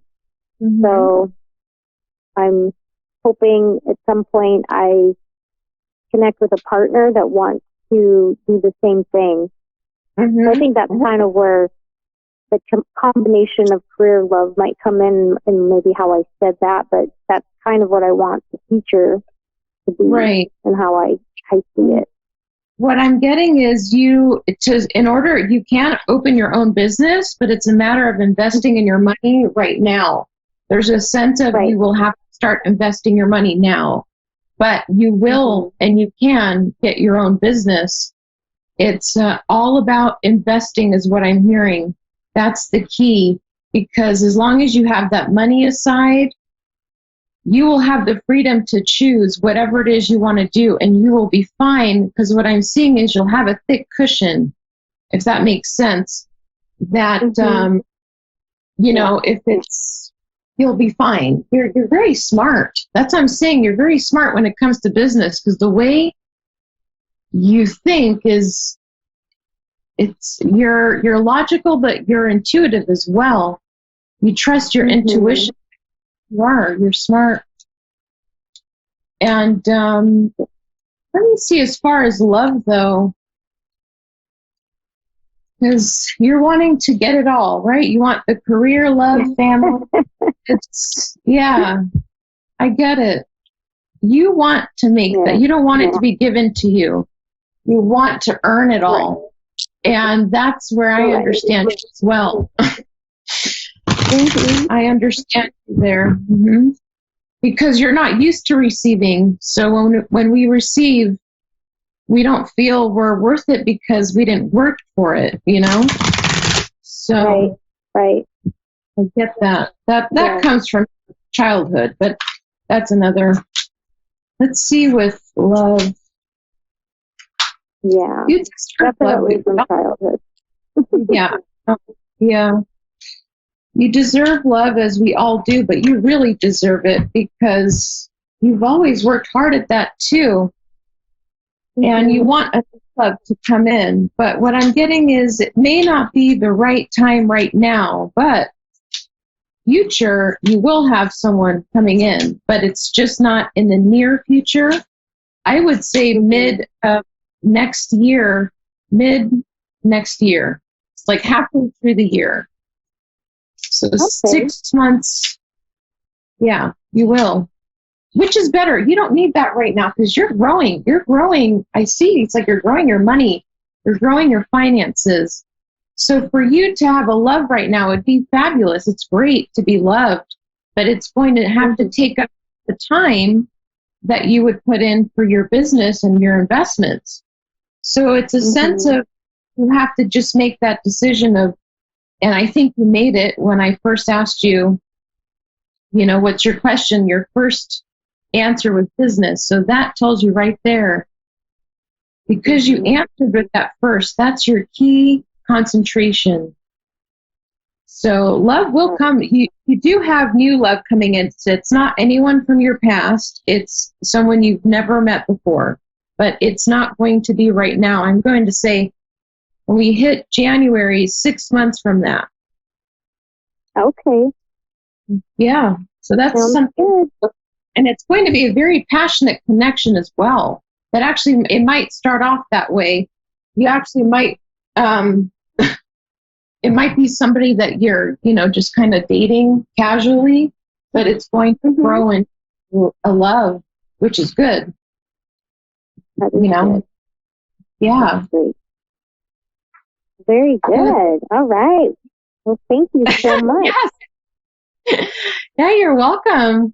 So things are looking good for you, but just make sure that your money's right. That's what I'm hearing. So.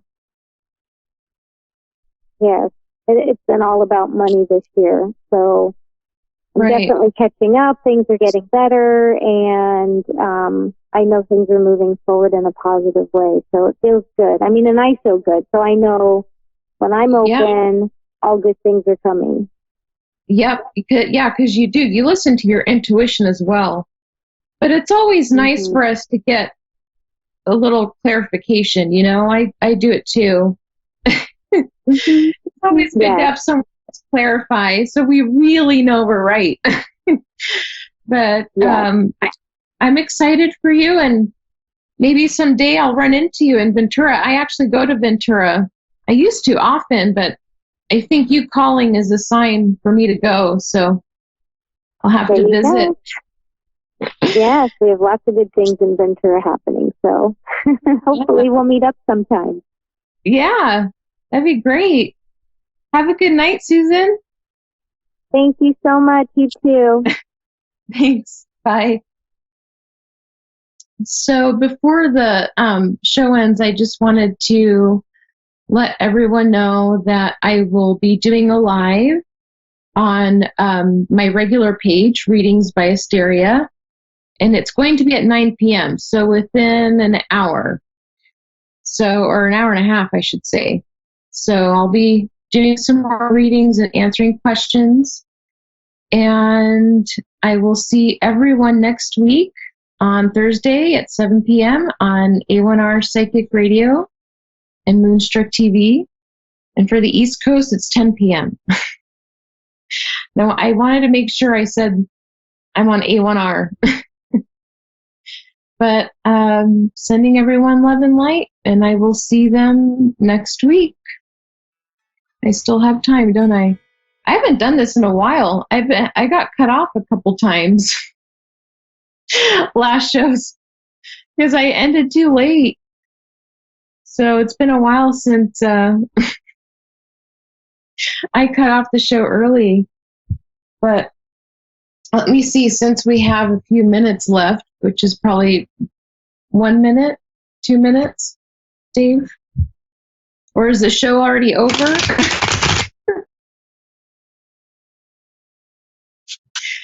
Don't know. 4 minutes. Okay, good. Let's see what message I get in 4 minutes. Let's see. Let's do a collective message. That was nice. I enjoyed my 2 callers tonight. It was nice answering questions a little different. Let's see if I get anything before the show ends. Honestly, all I can think about right now is how hungry I am. Don't ever do readings when you're hungry. It's not very effective. Need that energy. Nothing's coming out. It's that retrograde. I'm just going to pick one myself. Let's see. Go with this one. There's so much to accomplish. Make a very detailed plan. Being watched over by someone kind. So that's a great message, especially for the kind of calls that I got tonight.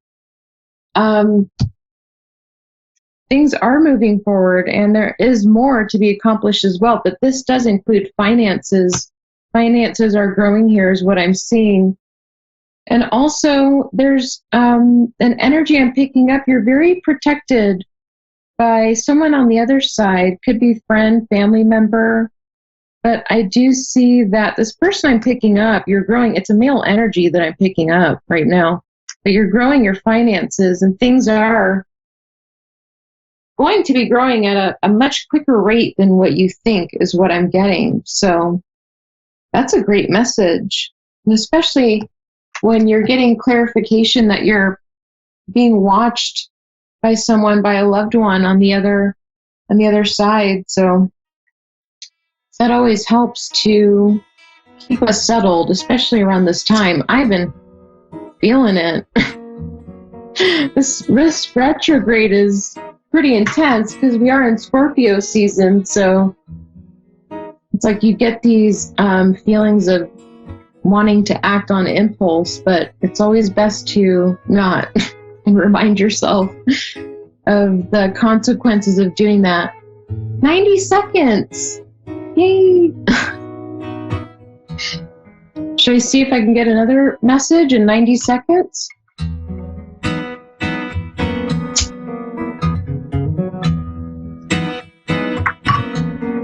Some of that, but I don't know what else to say other than I will see everyone next week on Thursday, 10 p.m. for East Coast and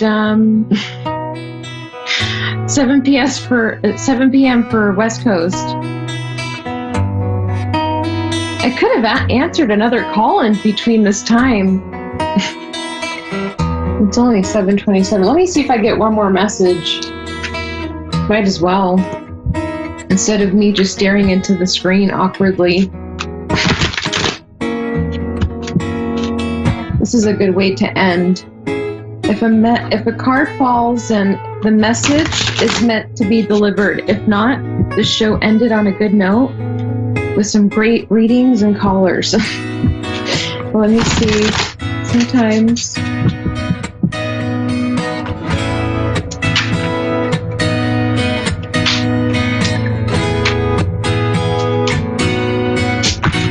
It did. A gift of passion, opportunity, and inspiration, the chance to do something amazing. And your material needs get fulfilled in magical and unexpected ways. So giving and receiving with a grateful heart. So someone has good stuff coming in.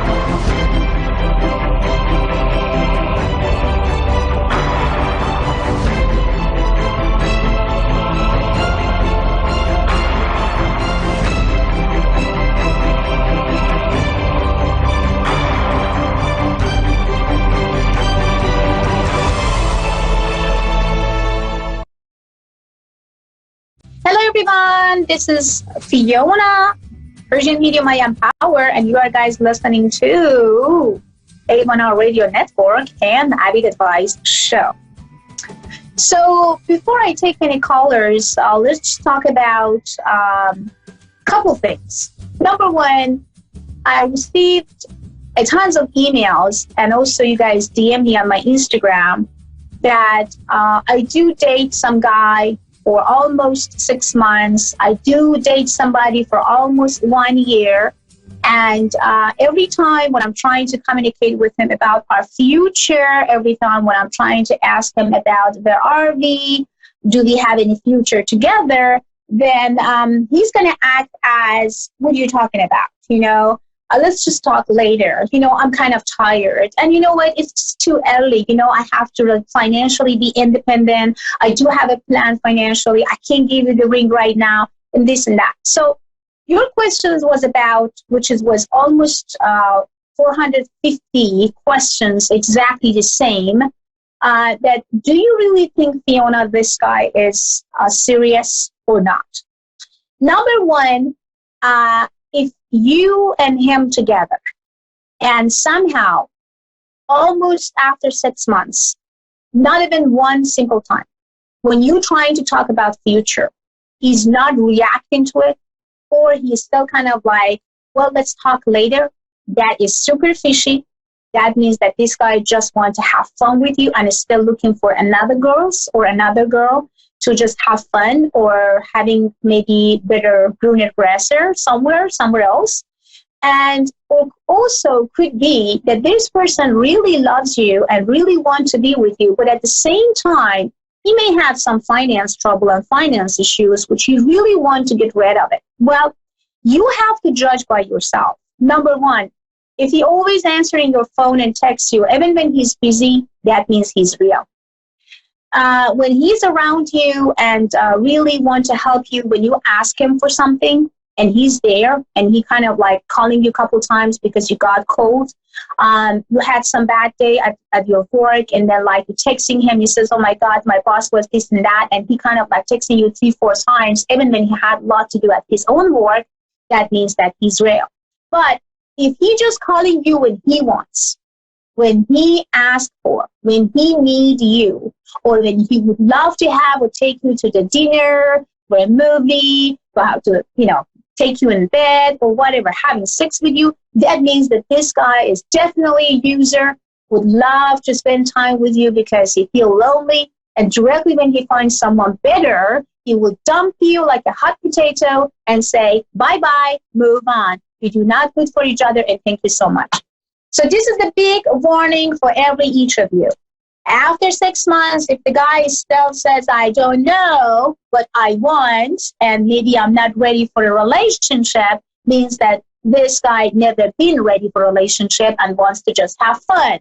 So don't dream and don't try to be in some sort of fake connection with your own soul and lie to yourself that everything is going to be all right. So basically, if this guy never spent time with you when you wanted him to do, and he never ever called you back when he saw the missed call from you, that means that this guy doesn't care about you as a person.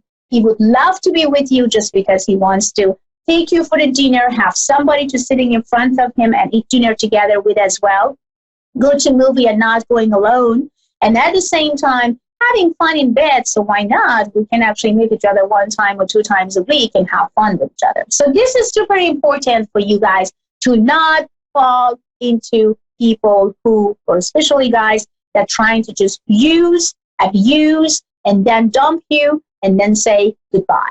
So get out from the relationship right now. If you have any sort that he ignoring, he never cares about, and he always asks you for something, and if you are not giving something that he wants, then he will stop calling, communicating, texting, just because you are not listening to him, what he wants. So basically, life and relationship is all about give and receive. If you are giving and you are not receiving, then goodbye that relationship. And if you feel that, oh my God, I can't do it, Fiona, I'm so in love with him, stop it right away.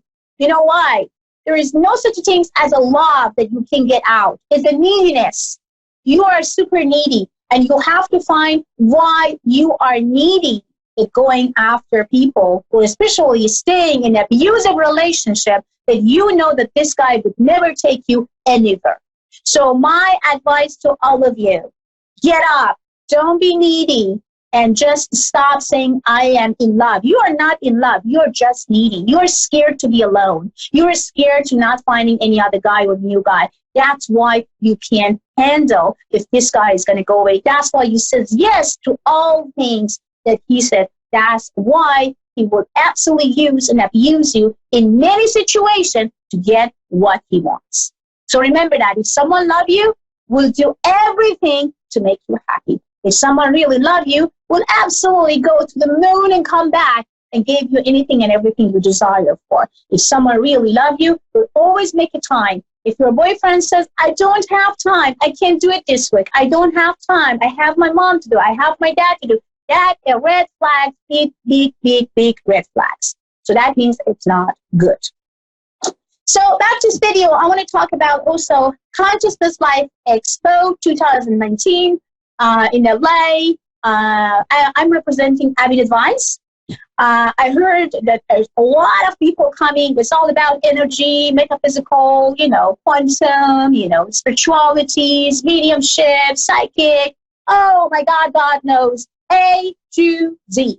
So that's why for those who really want to come around with those, object and subject in the life, like when it comes to spiritualities, stones, crystals, healings, Reiki, any type of things that is had to do with the unknown energies, then come to Consciousness Life Expo 2019.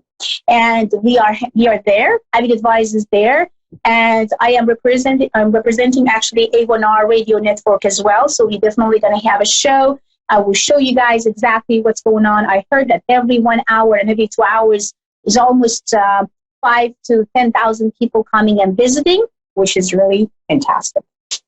So if you're interested, then you are very welcome to come. And for more information about it, go to avidadvice.com or FrisianMedium.com or DM me on my Instagram. So sorry, sometimes when you guys DM me on my Instagram, I may not answering you right away just because I have a lot of people who DM me, but I have to say I would love to. I am going to answer you guys when I have time.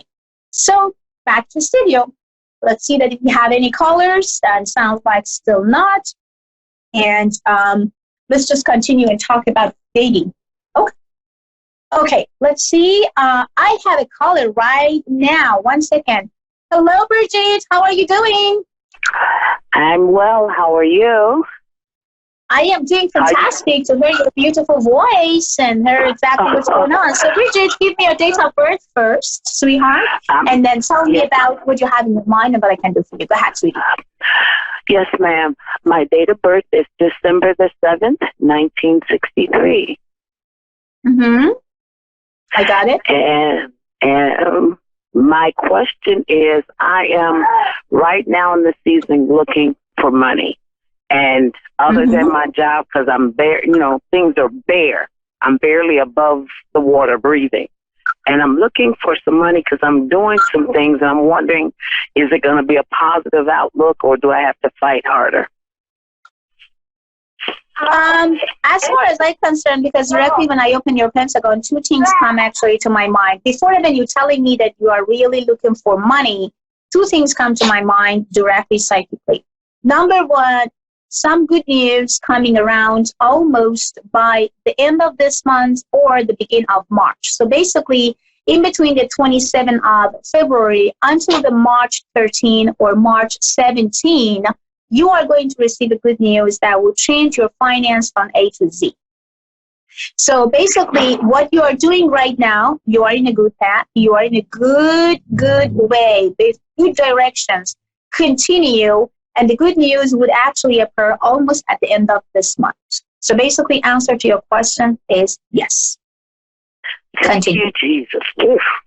Thank you so much. I really appreciate that. That made my day.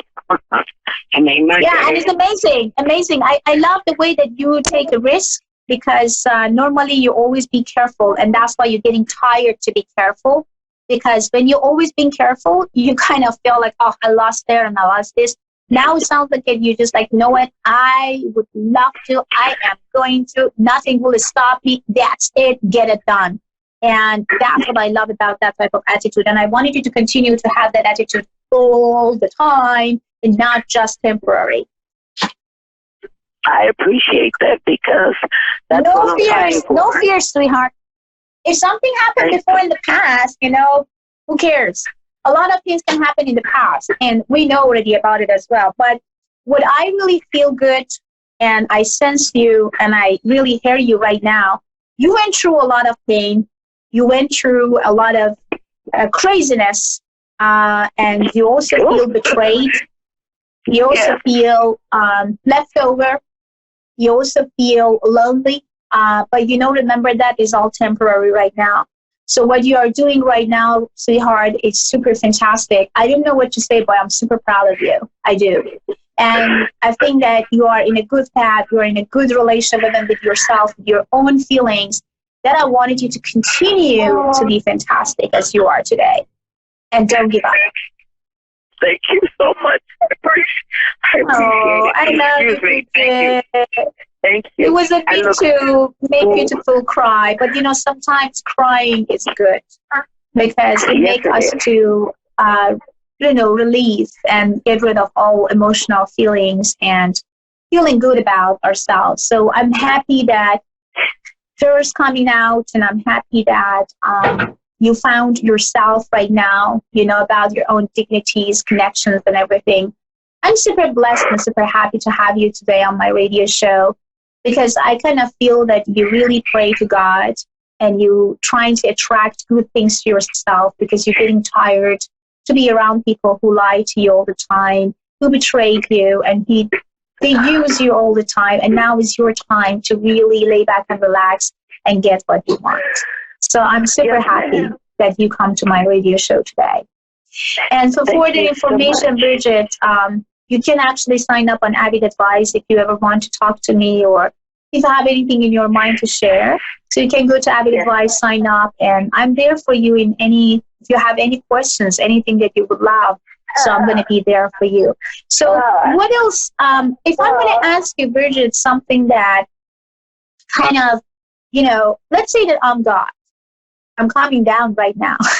I'm not, but let's say that we pretended. If I'm going to ask you that I'm here to try to give you the best ever answer to one of your burning questions, what will be that question? What do you want to know? Is my husband faithful to me? Because I don't feel he's faithful. You don't feel that he's faithful, correct? You don't feel that he's cheating. You feel that he may cheating, or he may have some fishy things behind, correct? Yeah, because of the way he treats me. Well, let me give you the good news, Bridget. He is not cheating on you, but he's super depressed. And he's the guy that never talk about his emotional feelings. He's the guy that always trying to hide his pain and even his happiness inside. And that's why you feel that when he's not happy, he withdraw himself so badly. And that's why you feel that you are not even count as a woman or wife anymore, which is not true. He's not cheating, because I can't see any kind of touchy sexual connection, or somehow picking up something that actually on the phone and trying to kind of like taking care of her, go there, pick up her, doing something with her, or kind of like having some secret lover. None of those vibes, thank God, is coming to me. The only vibes that I'm getting from him, he's lost, he's depressed, and he lost his dignity. I don't know why he lost his dignity. It may be because something had happened to his job, maybe to his body, maybe something that he actually not feeling the same way as he was before. So that's why he has nothing to offer. The reason that you're not feeling good, it's not because he's cheating. It's because he's lost, he's depressed, and he doesn't know how to get out from the situation. And he's not even talking or communicating with you and asking you questions like, honey, are you all right? Should we just talk to each other about things? And I think the miscommunication between you guys and not opening up towards each other, that make all those misunderstandings come behind and behind. But he's not a cheater. He's just, sorry about my language, but he's just stupid to not opening up and telling you the truth about his own feelings. But he's not a cheater for sure. Wow. You hit him on the nose too. He doesn't really talk at all. Also, yeah. So, but he's quiet. I mean, some men talking and communicating all the time when they do not feel good. Some men, they kind of get completely quiet, not communicating, shut the door completely, and just like, be and acting like nobody, like a zombie. So it depends that what type is he? And the type that I can see on your husband is about someone that always wants to withdraw himself when he's not feeling happy. When he's not feeling healthy, when he's not feeling satisfied with himself, he always backing off, get quiet, holding himself in, and trying to shut the door and not allowing anybody get close to him or knowing what's going on. Wow. Yes, that's true. So he's not a cheater. Wow. I think you almost described him to a T. Fantastic. I'm super blessed. I'm super blessed. I'm super happy that we could actually, disclose these things to you because I know it's very hard as a married woman. It's very hard to feel that your husband is not faithful or not there for you. And then every time when you want to reach out, he's trying to reject you in some point. But what I feel, his rejection towards you, it's not about to hate you or you're not attractive enough or you're not for me or this and that. It's about his own insecurities and limitation. It's about not having enough confidence. It's about the dignity being gone. It's about that he's acting like a zombie right now and he's not acting like a human anymore. So that's why you are not knowing the new him right now. It became worse because he just stopped talking to everyone and then now he became more lonely. What I want to suggest to you, babe, number one, remove and shake it and brush it off from your subconscious, from your mind, from your heart that this man is a cheater, which he's not. Number two, I wanted you to slowly, but very shortly, getting closer to him. Don't just jump in tomorrow or today and just like next week and, oh, my love, I feel that you're depressed. You need me. Don't do like that. Just like very slowly and shortly. Try to understand what he has as a problem. Talk to him. Communication is a key to understand why he's quiet. The first week, he may not going to open up to you at all. He's just going to act like, type of is not your business, I'm fine, don't bother. And the second week could be also the same way, that you feel also rejected. But if you really want to save your marriage and save your relationship, continue to the third week.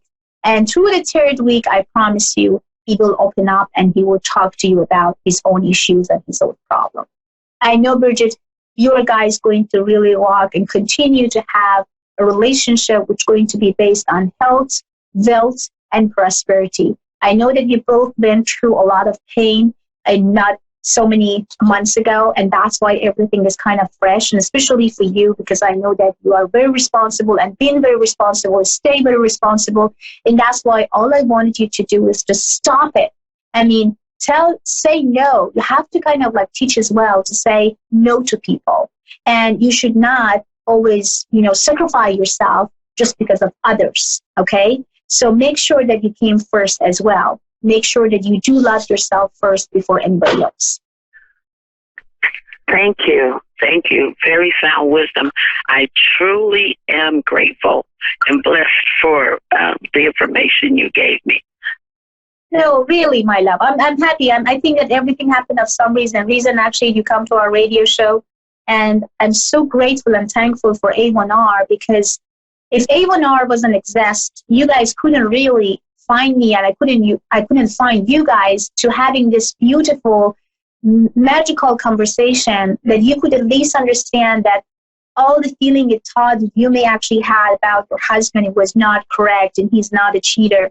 And then also understand about like things that you are really, really put your energies and everything on will go exactly the way as you wish and desire for. And at the same time, you have everything under control. So I'm so blessed and I'm so happy. Thank you so much, A1R, to be you, to bring those beautiful angels to me and letting me to share my gifts with them. I am so thankful. I'm so grateful for A1R. I've been with A1R, honey, for so many years. I would say that I would never, ever leave them because they're like my family. That's why, because they're working with their heart. And I'm super blessed and super happy that today you come to our channel, and I'm super blessed to tell you that everything for you in your life from now on will exactly be as you wish and desire for. I think all the pain is almost gone. all the dark situation that you've been went through maybe about a couple months ago is almost gone. So now the light, the shine, the sun, the energies, the power, the light, and the love is absolutely on your way. So cheers to that, sweetie, and don't concern.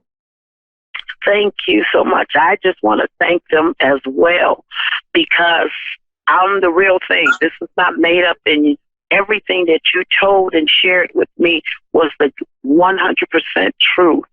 I thank them for connecting, because this weighed so heavy on me. I really appreciate them in the radio show. This is my first time ever. And most of the time, I don't believe psychics. I don't believe people with these gifts, because they only always ask, give me money, give me money, give me more money. No, you need to do this with money. And you just poured out. Bad. You poured out the truth. I'm happy. I'm happy that you brought up. Before the cutoff, I want to tell you, Bridget, please don't listen to people who actually come after you and says, if you are not paying me money, then the curse is going to come after. The negative energy is after. And you're not going to, please don't listen to those things. It's not real. None of things that has a black magic, doing kind of the black magic stuff, if they are not real, it's not real. Negative energies is real. But if you're thinking about it, if you think negatively, the negative energies will come to you. It has nothing to do with black magic. It has nothing to do with all the BS that they're trying to tell people to go after their money and their account. Please don't even pay them. And please don't even listen to them. When I'm actually working with officers, when I'm working with lawyers, insurance companies, when I'm working with individual, actually private investigators to finding missing people, I can really tap into my gift. And I'm so grateful for that thank God that you gave me the gift that I can really sense people and feel and helping people and family to get some foreclosure for their problem. So, yeah, but I wanted you to also be aware, Bridget, people who are out there, I mean, I do respect for each of spiritual people. Is not, don't get me wrong, that they are bad people. No, but there is people who actually looking for money. They do not have any spirituality. They do not have any abilities. If people sending you tons of free minutes and ask you to call me back, or you know what, come here, I see something, and come after you and drag you for money, that means that they are not real. They're just looking for your account. They're just looking for your money. But if you want to talk to that person by yourself, your energy is telling you that this person is the right things. The reason that me and you talking today on the radio show on A1R, because, and this is your first time, is just because I have to relieve and release you from something that holds you inside and making you to feel nuts. And that's why I have to really tell you something that is completely true, because I don't want you to be in a shadow. I don't want you to be in a negative and dark energies. Why? Because you are a wise woman. You are a fantastic woman. You have a golden heart. You did everything what goes from your power whole your life to helping others. And you've always been there for people. But what I feel good about that happened today, at least you found that your husband is not a cheater. Because I know it's hard when you can't really figure out. And then you're calling maybe a couple psychics, and they kind of telling you that, oh, yeah, I see that. Yeah, he does. Oh, I see some blondie. Oh, I see some brunette. Oh, I see that someone is tall. I see that someone is short. Oh, there's a chubby. There's a shorter. And you know what? And that makes you to feel completely nuts and feel like, okay, I have to maybe call and see the psychic again. I have to talk to him like if this woman is still actually in his life. And then they come with all the stories about. All I have to say to even my other psychics and my people, my colleagues, please telling the truth to people. Telling the truth to people. Don't try to lie and trying to hold them into lie to make them to pay you more. Because, you know, I always say this way, Bridget, quality bring quantity. And marketing has to be always the word of mouth. Word of mouth. A real medium doesn't need any marketing. Doesn't need to scream about herself or himself. It's enough that be correct. It's enough that always be faithful and grateful and helping actually customers the way that they can with their own gift. So quality bring quantity, and also when the gift is real, the word of mouth would bring 1 million of people to your life. Yes. Thank you. Oh, I'm loving this. Guys, this is real. She is real. fake with you. Put me with real. This is real, not phony. It's real. I love you so much, Bridget. I love you so much. Thank you, baby. I love you. And it would be a very like the honor that you sign up on Avid Advice. If you ever wanted me, just send me an email through Avid or send me an email through my Instagram. If you have Instagram, my Instagram is Persian Medium. And also you can go to and email me persianmedium@gmail.com. If anytime you need me, Bridget, I love your energies. I love your personalities. And I love how light and true and how awesome you are as a person.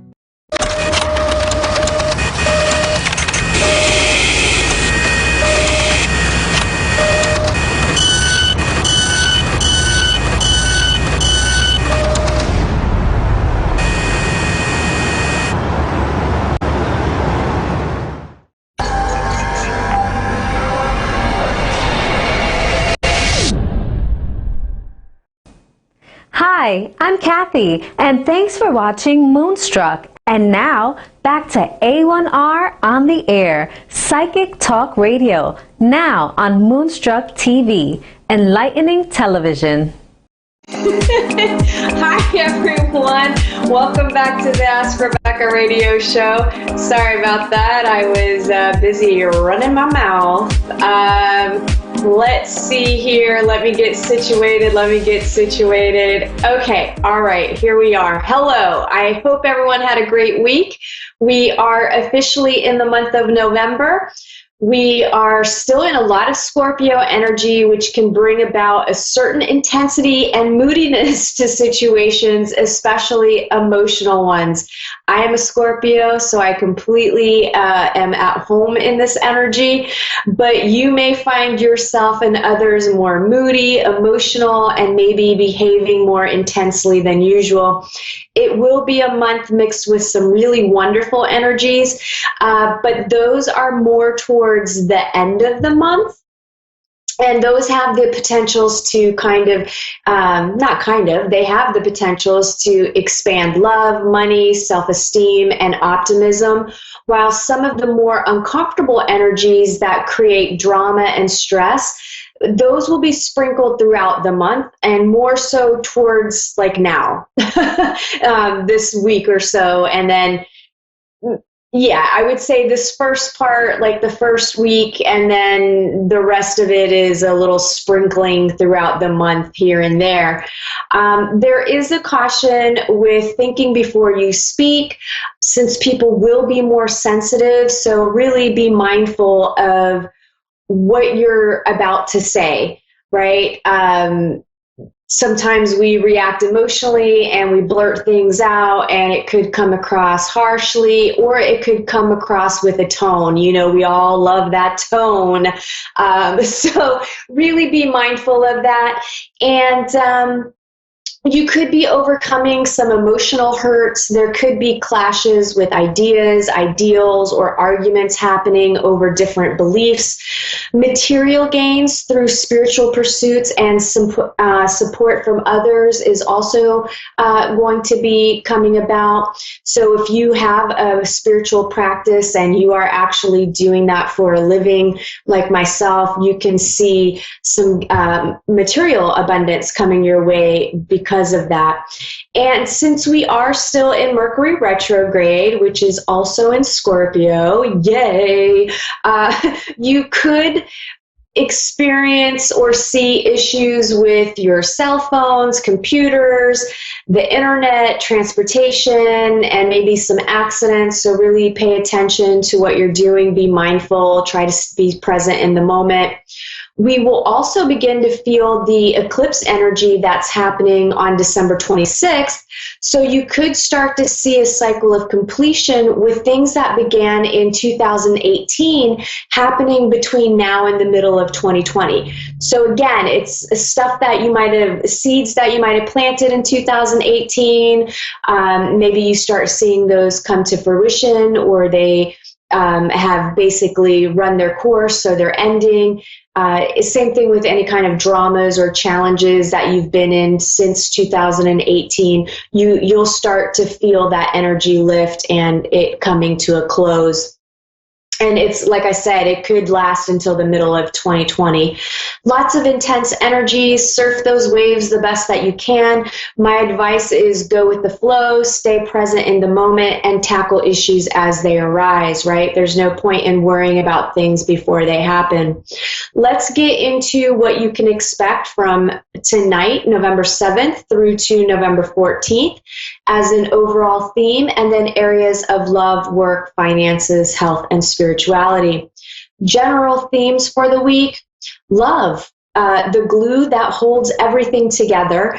It's the most powerful energy that exists, and it will be transforming you, your life, the people around you, and everything that it touches. The energy will be strong. Expect everything that isn't of the highest vibration of love to be purged from your soul, your life, your existence, right? It could be emotional purging. It could be jobs. It could be homes, relationships, everything and anything that is standing in your way to embody love and to be able to receive love. It could be intense for some, especially if you don't like change. If you have a difficult time with change, you probably will be feeling uncomfortable this week, and it could maybe lead into the week after, but I'm not 100% positive about that just yet. So look, this is happening so that you can receive love at this current frequency, right? The energies keep intensifying, and they're going to continue to be of higher vibrations. And that's when we go through a layer of purging, then everything kind of settles down, you integrate it. And then right when you get comfortable again and everything seems to be working out, here comes another wave of energies that come in and kind of knock you off kilter a little bit. But the beautiful thing is you should start to see that as you're working through stuff, now you're not going through the purging process anymore. Now it's coming in a different way, right? The power of love will only intensify as it does. More and more love light is forcing the darkness out of the shadows to be healed and transformed. But as you're allowing that to happen, there's going to be less and less that needs to be healed and needs to be transformed. So then this energy is when you really start feeling blissed out and you're feeling content and you're feeling peaceful. So hang in there. We're kind of like an onion, you know, you go to the Outback Steakhouse and you get a bloomin' onion and it opens up like this in different layers. Well, that's what we're doing. We're working from the outside layers to the core. So it's a process, it's cyclical, it's spiral in nature. So you're going to have to come up against a couple of things here and there multiple times as you're working through of these things and letting them go. So allow yourself to be healed. Receive the love and stand strong. Don't let dramas in your life and the world impact your focus, your strength, and the truth of who you are and what you want to accomplish. And this will be a time to silently watch as new doorways begin to open while other ones close. And you'll know when to take action. For now, it's time to just kind of let go of things or transform them, right? Like if some things maybe don't need to be let go of, but they just need to be approached in a new way, or you need to look at it from a new perception with a new set of eyes. So work on that. Purge yourself the way you would clean out a closet or a cupboard full of old clothes that don't fit anymore and food that's expired. So look at your beliefs, look at your emotional reactions and triggers, look at who you surround yourself with, look at what you attract into your life, and start getting rid of the people, things, and situations that are holding you back and holding you down. And look at where you're holding yourself back and down because of self-limiting beliefs. A change is needed, and it's coming whether you want it or not. And this week is straight up about transformation and change. Destruction followed by renewal, and it comes from the energy of love that is cleansing all that is not helping you get closer to the truth of who you are. It's nothing to fear. And in fact, the more you embrace and receive this divine love, the sooner you'll be seeing those doorways open for you more frequently, and it just becomes easier. I know it sounds weird, and how is that possible? But it is. It really is. So don't look at those things, those challenges, and what feels like destruction happening as a negative. It really is a positive. Embrace it. It'll make it so much easier. Those of you who have been feeling stuck and like nothing is moving forward in your life, this energy is going to show you where you've not realized you've been keeping yourself stuck because you've been too afraid to just make a decision, any decision, to get you moving forward again, which would require you to make a decision and take some action steps so that those blocks can be released. You are the block. You are blocking yourself. You are holding yourself back. You are the block, right? So you hold the keys to your freedom, always have, and you always will. Lastly, control issues will also be coming up. You'll need to look at them, and you need to deal with them in whatever way necessary to help you relinquish control and realize the only thing you can control is yourself through your choices. You choose what you feel, you choose who you date, you choose who you socialize with, you choose what you eat, you choose what to buy, what to wear, when to sleep, when to talk, what to drive, when to walk, when to run, when to cuss, when to go to the bathroom, when to have babies or not. You choose to use protection or not. You see how many choices that you make?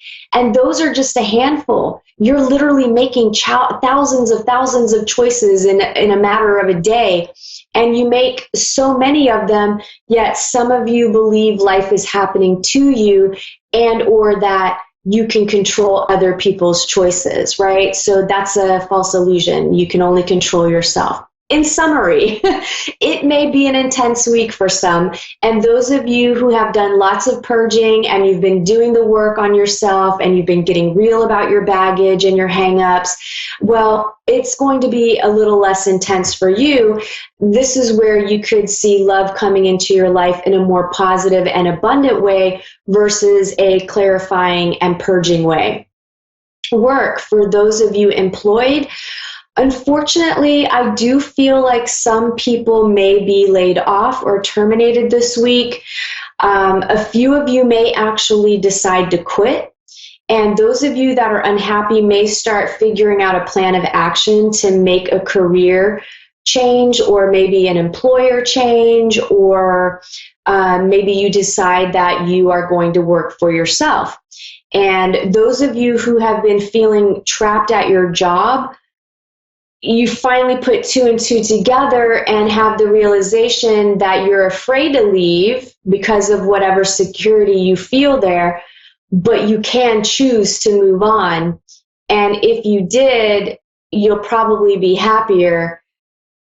You know, my advice would be just don't quit before finding another job. Take your time to find the perfect fit that is going to bring you more happiness, that's going to be more connected to something that you feel passionate about, and that will bring more money into your life. Take your time to find that perfect fit, but at minimum try. There's, what's the harm in applying at different places while you still have a job? And I do feel like you will be pleasantly surprised. Those of you that are looking for a job, I'm not really feeling too much for those of you looking. We are coming up on the holiday season, so there may be more temporary jobs that are available that I feel like you can get involved in and do while you continue the job search, right? And don't shy away from Uber, Lyft, Wag, DoorDash, Amazon deliveries, Poshmark, Etsy, and other quick start and quick paying jobs to just supplement your income until something better comes along. And those are gigs where you would basically make your own schedule. So you could always keep them even if you have a full-time job or another part-time job. My perspective is some money coming in is better than no money coming in at all. So, consider those alternatives to help you temporarily. Love, those of you that are in committed relationships and dating seriously, it could be a rocky time in relationships, especially if you've been unhappy and you're holding on to one out of fear of losing some form of security, whether it be financial security or a fear of being alone. If you don't choose to make a change, it will stay the same, and you could live another 50 plus years, right? Depending on your age. And with technology, we might be living well into our hundreds, and you're going to wake up every day being unhappy. I don't know. Take a look at that. Think about that. Some of you may get up the courage this week to let go, or you'll be forced to let go because of outside forces. So there could be something that pops up in relationships that basically forces the break for you. Some of you may make some choices to stay and try to keep that magic alive, or at minimum, you're talking about how unhappy you are in the relationship so that change can actually happen, right? If you're not facing it, if you're not talking about it, nothing is going to change. And those of you that are in happy relationships, I'm not really feeling too much drama for you guys at all. It just feels like it's going to be, the usual, whatever your usual pattern is in your relationship.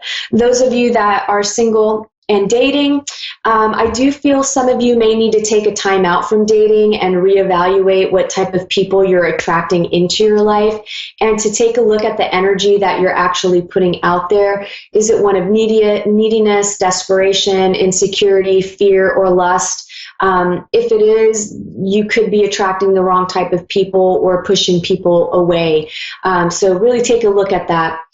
Finances, some may be dealing with financial challenges and may be making sacrifices this week. Face the situation, ask for help if you need it, and work through the problems one day at a time. Even those of you who may not be having current financial challenges, I do feel like you could see some financial things pop up, like maybe you need a new water heater, or you need to get a new set of tires, or some other kind of unexpected bigger ticket item that you were, it's not something you purchase frequently. It's not something that's part of your budget. It's one of those things that just kind of happens and it puts a little dent into your cash flow. And I also feel like someone may lose their wallet. So pay attention to your wallets this week. Health, stress in all caps this week, manage it, or you could see some physical symptoms in your body. I also feel a few of you just need a hug and some physical contact. If you don't have someone you can hug, go to the animal shelter and volunteer and love on some animals. And also, I'm getting for those of you who are dealing with a chronic health issue, don't let it define you. Stop reinforcing that you're sick, right? Stop saying, I'm sick, I've got this, I've got that, I've got this. You're just reinforcing that, and you can kind of feel better if you're not stuck in your head about it. And focusing your energy on healing. Spirituality, change and more change. And some could be dealing with really critical, nitpicky, fault-finding people. Set boundaries. And if it's you who is acting this way, get over yourself. It's not attractive. And last thing coming to mind here is if you don't like something, change it and cultivate a positive attitude as well. That wraps up this week's intuitive messages for everyone. Let me get to tonight's caller. I have Fiona in Kilmore, Victoria, Australia. Hi, how are you? Good, thanks, Rebecca. How are you? I'm doing all right. How can I help you tonight? Just anything, any messages you've got for me would be really appreciated. Okay, let's see.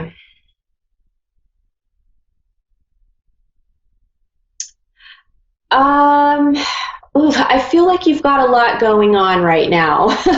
I do.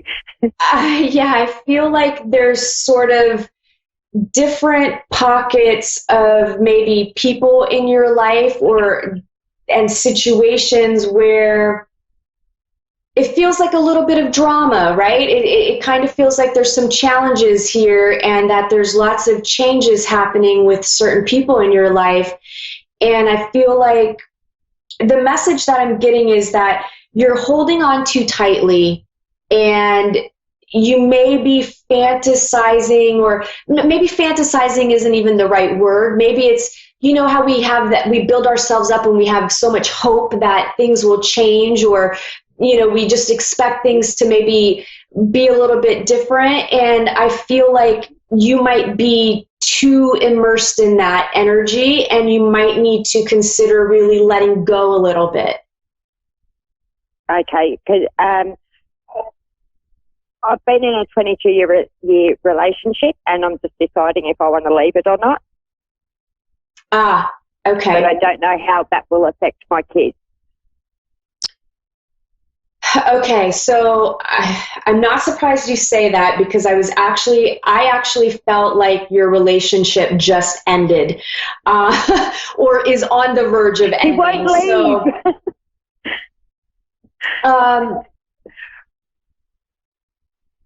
So look here. Okay, so it's two things that I'm feeling here. Yeah. I know that you have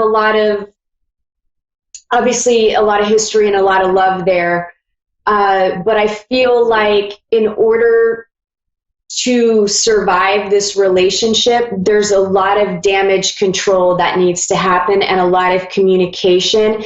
And there's a part of me that feels like you guys may be past that. It just almost feels like it might be a little bit too late, right? It's almost like you've already resolved everything within inside of yourself, and you're kind of just like, I don't really want to stay anymore. Like I'm done. But it's the fear. Yeah, that's how I feel, yes. Yeah. He doesn't want it to end, and he's doing everything he can to stay. Yeah. Oh my goodness. It's such a tough situation. Look, the children I feel are they're resilient, and I feel like they feel what is happening. Are they middle aged? They don't feel really, really young. They kind of feel like maybe somewhere between 10 and 15, somewhere like that. I have a 5-year-old, a 6-year-old, and a 22-year-old. Oh my Lord. Okay, so your 5 and 6-year-old feel pretty mature for their ages. Yeah, they are. They're really, really sharp, and they're really wise, actually, for how young they are. Like they've been here before. I'm sorry, what? It's like they've been here before. They know exactly what's going on. They actually feel so much more mature than your 22-year-old. That's funny. They really are. I feel like they're great. I feel like all your kids are really great. And I do. Yeah, they are. I do. They're going to be fine. And I feel like all three of them see the problems, right? They see how disconnected you are in the relationship, and they feel it. And I feel like there's been a lot of arguing going on. I just feel like there's just feels like a lot of tension, and I feel like your nerves are frayed, you know, like not so much arguing, but the tension. There's been a lot of tension. Yeah, well, because I think you've moved past, like, on some level, like, I think the arguing has already happened, and you're just at the point where it's like, don't even look at me, don't talk to me, let me just go over here and do the dishes. Like, you're just kind of, like, politely avoiding each other, but it's really uncomfortable. Yeah. That's exactly how it is. I feel like you have nothing to lose by walking away. I know maybe financially you're concerned about things. I do feel like you will be okay. And I do feel you can get to a point where you can co-parent. And I think both of you want to split up. Honestly, I feel like both of you do. Yeah, I do. He tells me he doesn't, and he won't move out. I'm actually not working at the moment. My youngest is starting school next year, and my the 6-year-old is in prep. So I'm not working. So that is one of my big concerns. How do I financially do it? Right. So you definitely, I feel, would need to get a job before you leave. So this is something, look, it's hard. I just feel like you're completely done with the relationship. And even though he said, like, I know, like, there's a part of him that doesn't want to split up, but I feel like the other part of him, he's just tired of the uncomfortable awkwardness and not, you're just not, you're roommates. But you've even gotten to the point where we don't even share a room. Right, like you're just like strangers living under the same roof that happen to have children together. So yep. I feel like, look, he's not a horrible guy. I feel like he's willing to work with you. No, he's not, and he's a great dad. Yeah, and he will co-parent, and I feel like he would give you the opportunity to stay under the same roof, find yourself a job, or figure out something that you could do on your own to make money. I feel like he's even willing to kind of do a trial separation to see, if you really do want to break up permanently. He has got a place to stay, and he stayed there 2 nights, and he just refuses to go. He just wants to stay here. So he tried, and it's not working for him. For one night, he tried. Yeah, you know what? He's got a lot of fear, too. I think he's afraid of being alone. And, of course, he loves you, and you have the kids, and I think he's worried about that. Look, I mean, if you want, you can email me at askrebeccatoday@gmail, and I'll give you a relationship book. It might have some pointers in there where you can get on the same page a little bit while you temporarily work through this. I keep saying to him, I'm happy to co-parent together because I believe kids need both parents in their life. Absolutely. Absolutely. We are about to get cut off. Fiona, email me and I'll give you a book. I think you're going to be all right either way with whatever decision. Thanks, everybody, for tuning in. I will see you next week. Bye.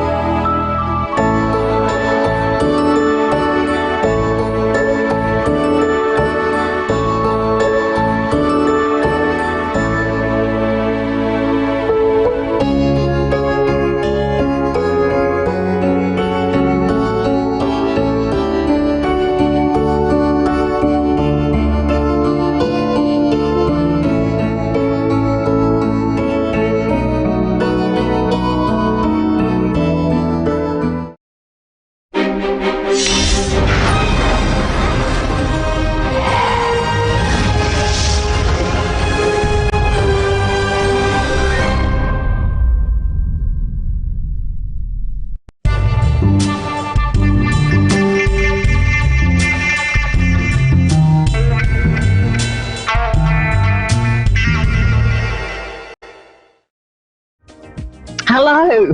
Hello, everyone. Wow, what a great introduction. Thank you so much for all of those people out there watching me. You don't know me yet, so I thought I'd use today's program to introduce myself. My name's Yvonne. A lot of people know me as Yvonne Denise, and of course as the Aussie Goddess, which is my business name.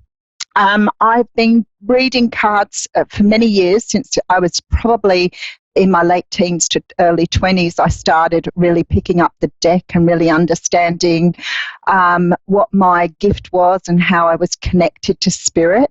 As a child, I did see a lot of apparitions, ghosts, spirits, whatever you'd like to call them, but unfortunately I was in a family that thought I was a little crazy, and I ended up at the psychiatrist to have a look at what was wrong with me. So I put my gift down for many years and started following what I would call the logical, sensical part of myself. And then probably about 25 years ago, I started picking up the cards really seriously then and doing readings for other people. Up until then, I'd been doing readings for myself and for my family and for friends who I was close to, but now I operate as a business. So I have my own YouTube channel at the Aussie Goddess. I am on all of the social media platforms such as Twitter, LinkedIn. I'm on Facebook. I have a Facebook page at the Aussie Goddess, and of course my own website at www.theaussiegoddess.com. And I do fairs. I travel. I visit people. I do readings from home. So I have a lot of other things I do as well. I really love what I do. So I thought today would be a great day to do a reading online so that you can experience what I do. I thought that I would do a bit of a reading for you online so you could see how I read. I can read intuitively. I do get the message direct from spirit. I am a medium, but sometimes it's nice to look at the cards just to sort of break the ice and get a bit of an idea of what's going on in the world today. So on my YouTube channel, I do a daily read, a What's Cracking read, which is pretty superb. I have a lot of people who enjoy those readings and miss me when I'm not around, which is a little bit nice for the ego. So let's have a look what's going on in the universe today, and we'll have a little bit of a look inside. Okay, so now I have the Two of Wands coming out first. So it looks as though you've got a bit of a choice on what path to choose. The Two of Wands is a card that comes up when the universe is giving us a different direction to go in. So for many of you today, you're experiencing some sort of choice in your world. Could be choice of partner, could be choice of job, could be a choice of what direction to take. Now, behind that, I have the Ten of Pentacles, which is a beautiful card to get. So the Ten of Pentacles is a card of abundance. So one of these directions here, and it's never the wrong direction. I don't believe in right and wrong. I only believe in experience. So one of these directions here is right for you, and you know which one to pick. So whatever direction you choose to go in, it's going to bring you in abundance. Again, with the Two of Swords, so there is a lot of choice here today on which way to go. So maybe in order to move forward on one path, you have to cut out something else. Okay, so it could be a matter of moving in one direction, which may bring in, a job that has more money, for example. But in order to do that, you may have to leave behind a job that maybe would have meant more to you if you had picked that direction. So it may be a choice of head over heart. It could be a choice of more money over more benefits from the job. Behind that, we have the Hanged Man. So I think the universe here is saying before you make this decision, you make sure that you're looking at things in all different directions. Don't stick with just the direction that's true to you. Open your mind, open your heart, and look at every opportunity, every way you can go here to decide whether that direction is right for you. It's sometimes with the Hanged Man, it's a matter of, looking at things that perhaps you haven't looked at before. So, maybe the distance you have to travel, but looking at all the different options and opportunities here. And for some of you, we do have the Death card behind. So this is talking about letting go of all of the things that have held you back in the past in order to move forward. Now, I know at the moment the universe is working to bring in a lot of changes for us. The universe is through the Scorpio moon is allowing us to give up things that no longer serve our greater good. So for you, this might be a matter of moving towards a direction of a career or a life that you've always wanted, and not particularly just sitting in one direction. This is about the Fool. This is about taking a leap of faith. It's about opening your heart to new things. It's about engaging with new people and understanding your own value in the world, understanding how much you mean to the world. So let's have a look closer at what this all means. So we do have the Eight of Cups coming out here. So we're walking away from things that no longer serve us. So this is, maybe people, situations, things that no longer serve the direction you're going in. So it's being able to say, well, what do I really want in my heart? What do I want? What's going to serve me best? Rather than just continuing where you are and having a life that isn't so fruitful for you. And then we have the Judgment card.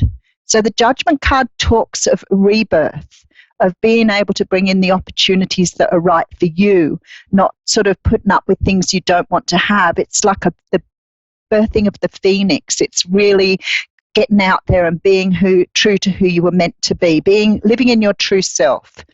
Five of Pentacles coming out here. So it could be that you've spent a long time serving others. It could be that you've had people around you that really didn't love and respect you for who you were. So maybe you haven't been able to follow your dreams up until now. Maybe you've been a little bit stuck, a little bit down, not understanding why you couldn't move forward. Sometimes with the Five of Pentacles, it means the universe has got you in a bit of a holding space. So it's sort of like that feeling of being able to release and let go of that that's holding you back. And then we have the Nine of Swords. So the thing that comes forward here more than anything is your fear of the unknown. So this is about letting go of fear and trusting that the universe has your best intention at heart. With the Nine of Swords, it often talks about, sleepless nights, anxieties, sometimes that depression, that feeling that you don't deserve more. And this is telling me here that you absolutely deserve to have the best life for yourself. So letting go of those fears. And look what's coming in. So we have a brand new passionate start with the Ace of Wands. Now, the Ace of Wands talks about a new time where you're able to release those fears and move in with passion and desire for all that you want. It's a time for new growth, new opportunities, opening the world to what you really want. And then behind that, we have the Ace of Cups. How beautiful to do a reading for you online and have two aces up in your first reading. The Ace of Cups talks of a new start in love. So for some of you, this is loving what you do, loving your passion, loving the work you do, getting on a live television channel and doing what I love doing the best. So this is definitely something new. Could be that you're considering new love. And in order to move forward, you have to accept that perhaps this love that's being offered to you is right for you. Maybe you've denied yourself that beautiful love for so long. And then we have the Wheel of Fortune. Wow, Spirit is really backing me up on this one today. So the Wheel of Fortune is the card for the universe helping you to move forward. So it could have been, as I said before with this Five of Pentacles, that you've been a little stuck in what you felt you deserved or what was coming to you. Sometimes it's like treading water. It's like feeling bogged down in mud and not being able to make those moves. Sometimes it's about waiting for opportunities to be offered and the universe is just not offering you what you want at that time. But I want to say to you now, the time is ripe. It's absolutely beautiful. And here comes an offer. Now, for some of you, this is definitely an offer of money, of opportunity, of being able to move forward financially as well as from a tangible perspective. So an offer from a Page of Pentacles may only be small. It could be via email or phone, but definitely something being offered to you here that's long-term, fruitful. He does have rather a large pentacle. So we definitely have a good size offer coming in here. It could be from an earth sign. Sometimes these do represent the Capricorn, Taurus, or Virgo, but this person's more likely to either own their own business or have an opportunity for you that's going to be lucrative and bringing you what you want. Okay, and then I have the Six of Wands. Wow, this is absolutely beautiful. So the Six of Wands talks about victory. It talks about recognition. It talks about people seeing you. Perhaps if you feel for the first time that people are seeing you for who you truly are. And this is beautiful because it's like you're stepping out into the world and look at this. Wow. Okay, I can't say any more. That is an amazing reading. So we have the Ace of Pentacles. We have 3 aces in this reading and plus the Wheel of Fortune. So if you've been feeling stuck, life is about to give you a little bit of a push in the right direction. There is definitely a brand new job coming in for some of you. For some of you, it's about love. And for some of you here, this is about your own business, being able to move in the direction of what you want in terms of your own business. It's just a beautiful reading. I can't even say how lovely this is. So for everybody that's listening today, there is something about to open up to you. And it feels to me like a lot of you have done, work on yourself. Perhaps some of you are in, esoteric arts yourself. Maybe you read cards, sell candles, use incense. There's a great feeling here that something wondrous is about to open up to you and give you an opportunity to move forward.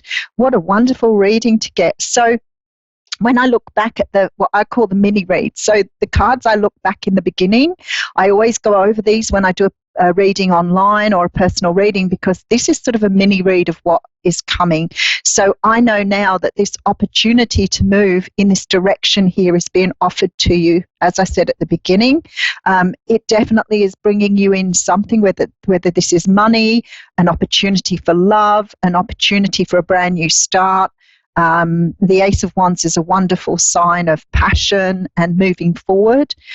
We do have obviously a decision to make on how to move forward with that, but that's okay. Sometimes that means cutting things out in order to move forward. You may have to release people, situations, or whatever. The Hanged Man is the universe asking you just to make sure you've looked at this for every direction and made sure it's the right thing for you. Not the right thing because it puts more money in your pocket, not the right thing because it pleases anybody else around you. It's about looking at what do you want from the bottom of your heart. Is this what you want? Is this your passion? Is this what you desire? Because we do have the Death card here. So the Death card talks of transformation. And this could be you just moving in a very different direction and taking on something new here. So very beautiful reading to do online for the first time. So I'm pretty happy that Spirit's given me something good to tell you all. And that's sort of the way I do the readings on YouTube every day, just to give it a bit of an insight to the general energies of the day, what's going on. We just pick up on generally what's around us. Sometimes that doesn't resonate with everybody. Again, the only way to really find out what's right for you is by having a personal reading. So I'm just going to draw a card from the Oracle deck and we'll talk that one through as well. So that one wanted to come out straight away. So I have the card of compassion here. Now the decks I'm using, if anybody wants to know what decks I'm using, I am using the, oh goodness gracious, I haven't got the thing in front of me to show you. The Power of Love. The Power of Love tarot this is from, and I think it's James Van Praagh deck. So, and the one that's come out is Compassion. So I think this is really relevant for today because being compassionate about everything, your love, your heart, other people. It talks about you demonstrate the language of the heart by actively sharing and living love. Now, that doesn't always mean giving everything at the risk of not taking for yourself. Some people believe that if you invest everything in others, then that's the way to go. But I say don't do that. You always make sure that you're investing in the right direction. It can be unconditional. If you have children, of course, your love is unconditional. But if you do that and give to others without expecting something in return, even gratitude, that isn't always the healthiest way to live your life. You deserve love as well. So make sure that you are getting back what you're putting in. And that's the value of give and take right there. And for many of you, I read for a lot of people online. I do read for a lot of people who have been through, relationship situations where they've been taken advantage of. We talk the journey of narcissism. We talk the journey of, not everybody around you having your personal value respected and loved the way you should be. I'm a great advocate for helping people to understand self-love and their own personal journey, because a lot of people are brought into the world working like they should always consider other people, and it's not always about that. It's always about you loving yourself first, so you have your cup full enough to share with others. So I work with a lot of people to help them on their journey. I work through with people in a life coaching respect. I am a qualified certified life coach, so I have that as well. At a personal level, I'm a grandmother of 7 and a great-grandmother of 1. So I have three beautiful children who all have just beautiful children of their own. In my personal life, I've worked in the welfare sector. I've been a light worker for many, many years, on top of doing the spiritual work. And I've been lucky enough to understand the journey of spirituality, working with others to bring them in their best possible lives as well. So I understand the journey of narcissism. I understand the journey of abuse. I can relate to many of the things that other people have been through on this journey.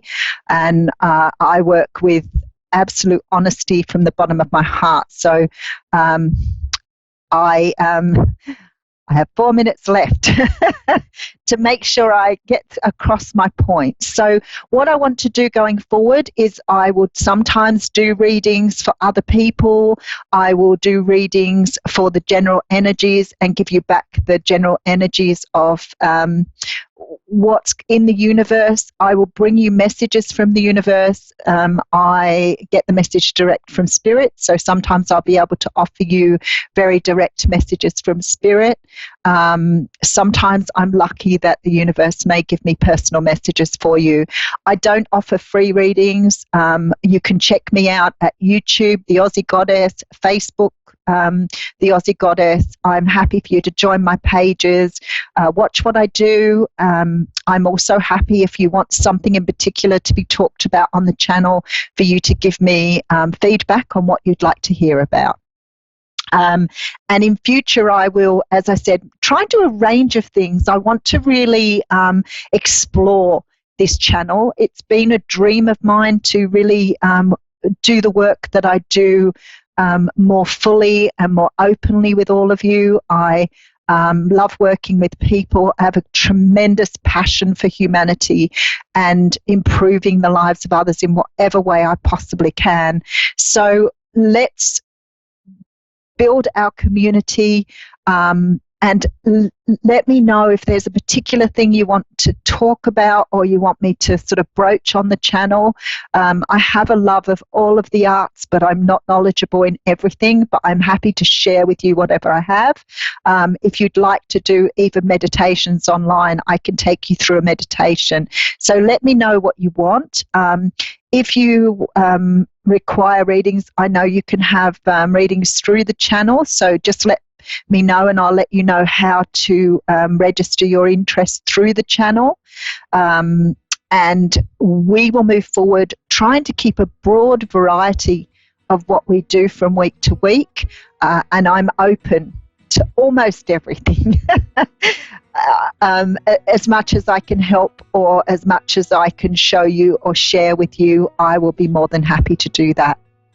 So please go and have a look at my YouTube channel. Please, by all means, email me if you'd like any more information, if you'd like to offer some feedback, if you think that, a particular subject is relevant and you'd like to hear more about that. And from the next time I'm on, which of course is next Wednesday, I will be taking a live caller for each time I'm on to sort of share with you how that Spirit works through me. And I have 1 minute. It's like I want to say a whole lot here, and I don't know where to start. So I want to say much love to you all. I am so happy you've joined me here. I'm sure I have some people who've been great followers from, some of the other mediums I work from. And I will be back with you next Wednesday and sharing with you whatever I can share with you. So if I don't hear from anybody, I will do a reading, and I will read for one of you online as well. So please open your heart to love every time like it was the first time, and thank you so much for joining me on my channel today. Much love. Mwah.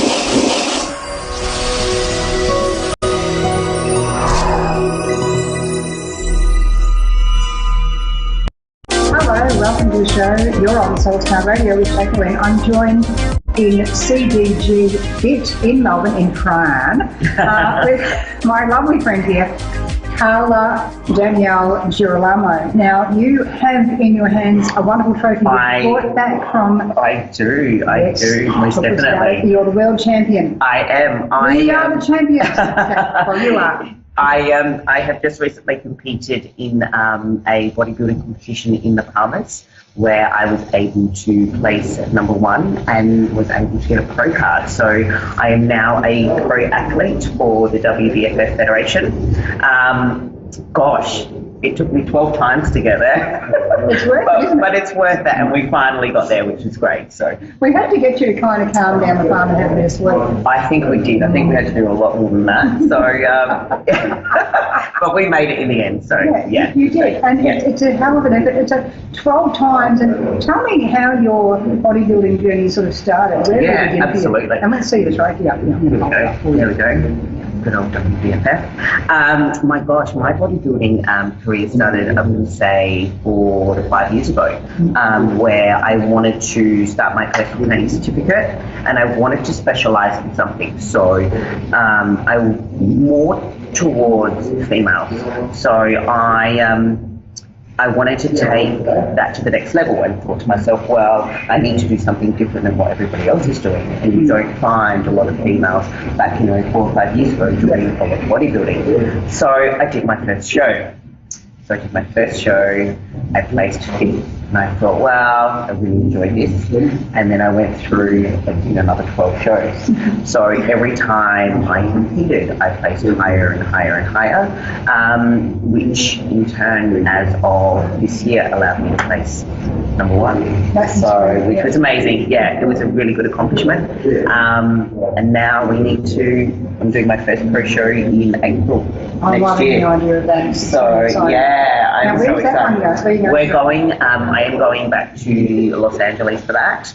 So that's in April, first week in April. I'm excited. Yeah. So when you're sort of in your gym, I noticed that you work with a lot of women. Yes, I do. I really like that. Yes. So what do you find particular to women's fitness that is a bit different to just generalised fitness? Do you find that you're working more on the empowerment side as well? 100%. I think when it comes to females, you've sort of got to look at the reason why they come to you. And there's always a reason, and there's always a purpose in it. Some sometimes it's not necessarily just to work out. Obviously, they are here to do that, but we work on a lot of mindset things like that too. So that's where, women are very emotional. Yep. Can be very, very emotional. Yep. Relationships with food, with people, with boyfriends, with husbands, with ex-husbands, with ex-boyfriends. So at the end of the day, we deal with it all. And, also working with females, from a hormonal level, and that all comes into play, most definitely. So, that's what makes it so different than working, obviously, with males. When you look at somebody like myself, I'm probably more targeted to females rather than the male population. So, and I guess, for females are very a lot of them are not self-motivated, right? So that's a problem when it comes to looking good, and they don't have that drive of self-motivation. So when they come to see me, because I am a very self-motivated person, that's what drives them. It's kind of osmosis, isn't it? 100%. I remember, like my mother, when I was very young, I was about 10, my mother couldn't afford a babysitter for when she was working, and so my babysitter was the Box Hill swimming pool. But back in the day, we had Olympic champions actually practicing there. And she used to say, now, what I want you to do is, because I can't afford swimming lessons, but I can afford a membership, you can sit in the cafe and watch, pick one out of the pool who's not stopping at the end of each one, they just keep going. And then I want you to watch the actual hand movements and how that hand's actually travelling through the water. And then what I want you to do is then get in the pool, copy exactly what they're doing. I actually got that quick that I could keep up with most of them. They were probably not, they weren't racing. I was racing. So obviously, there was disparity there, but for them it was just a casual cruise down the road in the pool. Now we do have some men practicing in the background as well, so you also have some guys coming in. Yeah, I do. So part of my studio, I have 2 female trainers that work for myself, Raquel and Maria, and then I have another 4 trainers here. So I've got 1, 2, 3 males, so they basically run their own business, which, there are females that do come in here, and I've got another rental trainer. So everybody, I guess, has their sort of own specific clientele and own niche. But predominantly we are women. And I do with that's what we do with. And when you will come in here, we've got the bright pink lights, and so it's very, very female dominant. So with women's fitness and that motivation, the emotions, and the hormonal stuff particularly. So food can affect hormones, and hormones can affect food. Absolutely, it can. I guess you've got to look. When I do work with a lot of females, you need to find them undereating. A lot of them tend to undereat. So, and they don't know, and one of the biggest problems is that we are not educated on the type of food that we should be eating, the right amount of food that we should be eating, the right, the good source of carbohydrates, fats in the body. So that's where people tend to get stuck. So that's where I sort of come into play, and I look at when I do get a female client in or a brand new client in, I basically base their food on their body fat percentage. So it's a little bit from a scientific approach. So I base their foods of their carbohydrates, their fats, proteins around their body fat measurements. So so most definitely 100% they'll all come into play like that. With some people, they'll work out in the gym, but they don't have a targeted program for the trainer. They're doing it once, they're doing it maybe a standardized program 6 weeks, and they're not actually getting that week-to-week feedback that you do. Absolutely. And often they'll get so far, injure themselves. Very common. And they fall off the wagon and they go and eat an ice cream. Yes. 100%. What sort of stuff helps reduce the injury? Let's not talk about hypermobile people for a minute, because we'll do that in a minute. But with non-hypermobile people who are injuring themselves, is that also down to food as well, like lack of recovery, or is it how they're holding stuff? It's how they're holding themselves, it's always when you get like a lot of females go into the gym and they don't know what to do. Yeah. Right. So the first thing they'll do is they'll go to a cardio machine. Yeah. Right. And they'll think, obviously, easy because, you know, it's the only thing I know how to actually use. So my idea is to educate them. Yeah. Right. Education is so important, and the way you actually train in the gym is going to affect the way you look. Yeah. So, you know, what you want to work on is the first 4 weeks of going into a gym is working on your structure and getting you stronger in certain positions, finding where your weakest points are and working on your weakest points, therefore in turn will make you stronger. My best advice to females is get yourself first. And follow a program that is right for you and that is not generalized, because what's right for me and what's right for Jack is completely two different things. So like, for example, some people will do well on a lot of carbs, whereas if I have a lot of carbs, I just blow up. Yeah, absolutely. And so that's right. with me, it's like polycystic ovary syndrome. Yeah. So we've got a whole other fun game there. That's exactly So right. how do you deal with, like, the ladies who don't know the effect of polycystic ovary syndrome, and the research is only very new, that finally drops, and I've known felt for ages, but finally when the research is like, yes. So what's your sort of take on polycystic ovary syndrome and losing weight and training? Absolutely. I think weight training is number one, high priority. And it's not necessarily, I mean, a lot of people with polycystic ovaries tend to be on birth control, which I am not a huge fan of. I believe things like that can be corrected through food, sleep, diet, nutrition, lifestyle. Someone with polycystic ovaries, we want to keep a good source of fat intake in their diet, but not saying that we need to reduce carbohydrates, because obviously they do say polycystic ovaries and overload of carbs can gain excessive weight, but what we want to do is we want to minimize that by bringing in lower GI carbohydrates. Yeah, exactly. Yeah, so that's where it's not saying that carb sources are bad for you, it's just you need to choose the right sources, and that's where education comes into play. Do you find that intuitively sensitive women train a bit differently to... Absolutely. What do you find 100%. 100%. Pure example, somebody like me is really and I will go into the gym and I will tear that gym apart like there's no tomorrow. Whereas you might have someone that's quite sensitive and they are actually afraid to get underneath the bar, or you know, you won't find their way of training could be as aggressive, I guess you could say. So yeah, absolutely, most definitely. Very emotional, will be very cautious of the weight.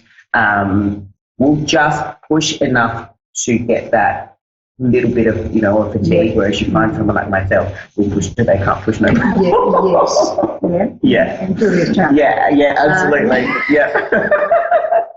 So now we were talking about getting into the hypermobile stuff. So I'm a wonderful hypermobile person. I should not be allowed to do bicep curls alone. They've actually done dressage on my shoulder a number of times, and they had like weeks off training just actually from holding it the wrong way. So we might actually do some work with the weight. We might step back a bit. We can step back. How to hold. Definitely. I'm just going to take this off because then you can see my shoulders. Most definitely. Because my shoulders are dangerous. Alrighty. So let's. So you will find somebody that's super hypermobile like that. Because I can do. Won't be very strong. So we could tweak her in 1,000,001 ways. Like that. Right, exactly. So the best, exactly, right? So the best thing with somebody that is hypermobile is they will never have the ability to be super strong, right? So what we want to do is, when it comes to things like doing a bicep curl, what we want to do is we want to make sure that we are actually controlling our weight and coming down with a slow tempo instead of you just completely dropping. Yes, that's right. So we want to start from the top position, and we want to take a three. We want to keep our elbows close by into our hips. From there, we want to ensure that our wrists are nice and tight, so they're quite secure. And what we want to do is we want to come down on a 3-second count. So what I want you to think about, Jack, is I want you to think about using this muscle from here, and I want you to come down for 3 seconds. 3, 2, keep coming all the way down, pausing at the bottom, and now driving up through the top bit. Yeah, and 1, and then coming down. 3, all the way down, keeping the elbows close by the body, and then pulling up. 2, that's it.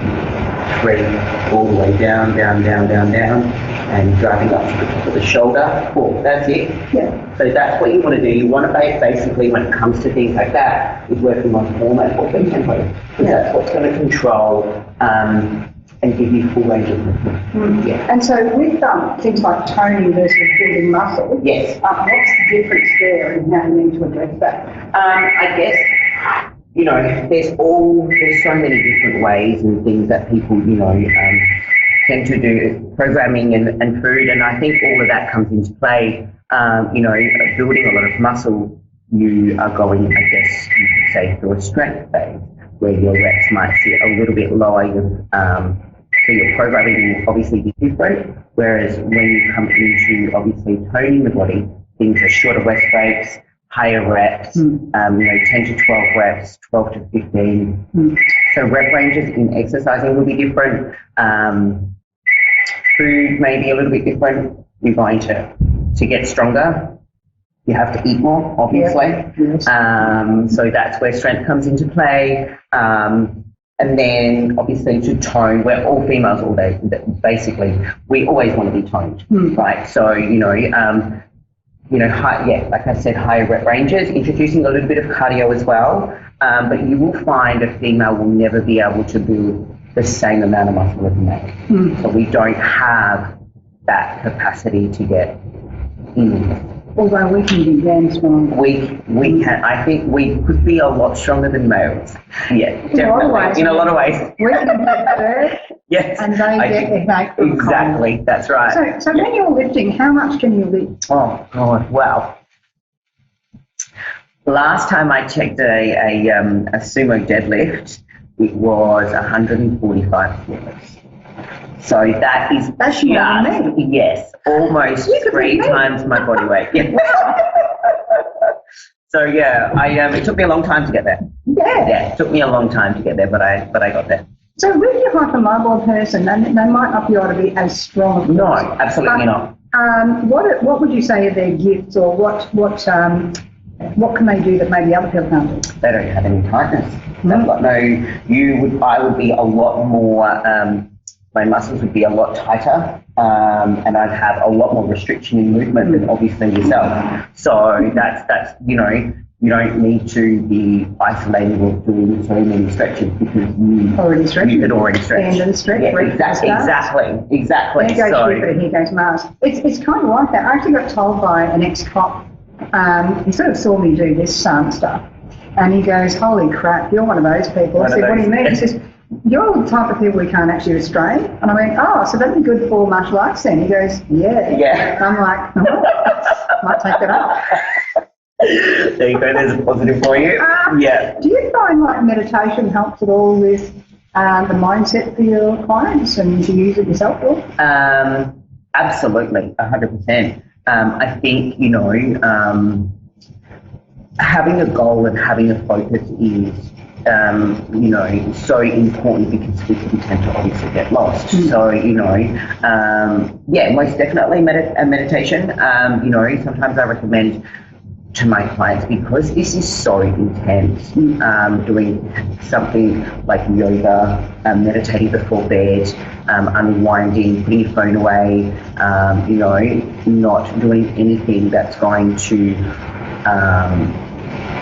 stress the body out or put you in an adrenaline before bed. So that's why I recommend to my clients, don't train at 9 o'clock at night. No. You know? Like, you want to work on unwinding, switching off, you know, your central nervous system and going into a deeper sleep, because sleeping is your number one factor for weight loss. And for that fitness as well. Absolutely, 100%. Absolutely. So when people, like women coming out of very stressful domestic violence situations, for example, that central nervous system can be going pretty haywire. Oh, absolutely, 100%. Do you find that with the exercise that's helping you bring it back in line? Yeah, it does. How do we measure that? Absolutely.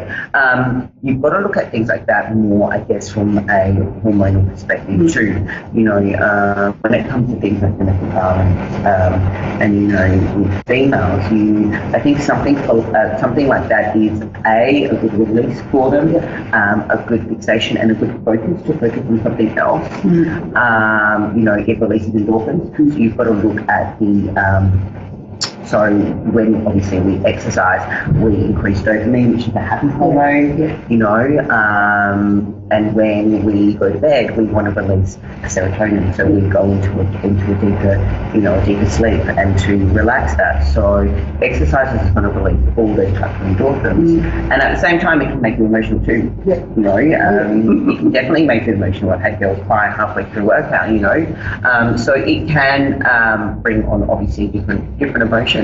But in turn, as they get stronger and as they get better, they learn to deal with those emotions a lot better. Yeah, definitely. Now, I think that's why for women going through something like that, having a female as a trainer who's in you and absolutely just makes all the difference, because you know you've been there and they feel in you that there's that sort of genuine feeling of, oh yeah, you get me. Makes all the difference, doesn't it? So with that, you sort of find you know, that's helping rebuild them. Do you find that with particularly, you know, like the sleep and all that sort of thing that's tying in, and with women saying, oh, but I don't have time for a workout, and I don't have the energy for a workout, but it's like, well, hang on, if you make the time for yourself, because this is for you, it's not a punishment, it's about what your body can do, finding out what your body can do. That's right. You know, that they then start going from, I don't have time to, oh no, I've got to do this. You know, you find that kind of story happening? Absolutely. I think that's your number one excuse.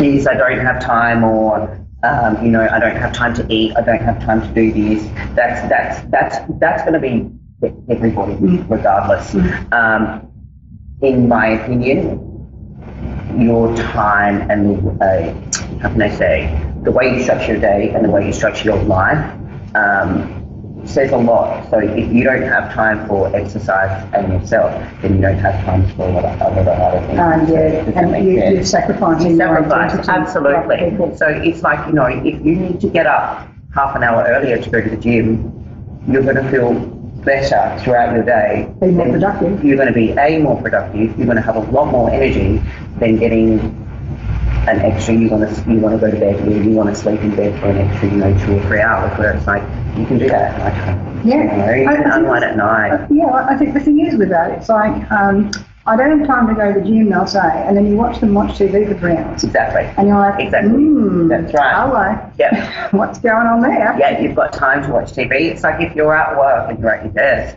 if you do get half an hour, go outside for a walk. Like, even if it's you have to walk around the office, you know, daily activity plays a huge part in weight loss. And, you know, they do say anything below 8,000 steps a day, you know, and your daily NEAT activity level will not give you any form of fat loss at all. So what you do during the day and being productive plays a massive part, you know. You know, we find, you know, a lot of society today, a lot more people overweight. Soda drinks, the couch and TV. Exactly. And I think the thing is, like you know, our show's geared to very spiritual people. Of course, absolutely. And as a psychic, I find myself that since I've started working with fitness and knowing what foods actually help me and what to do with the hormones, it's actually made me a better reader. It's actually made me more able to cope with a variety of crazy crap that's happened. And it's also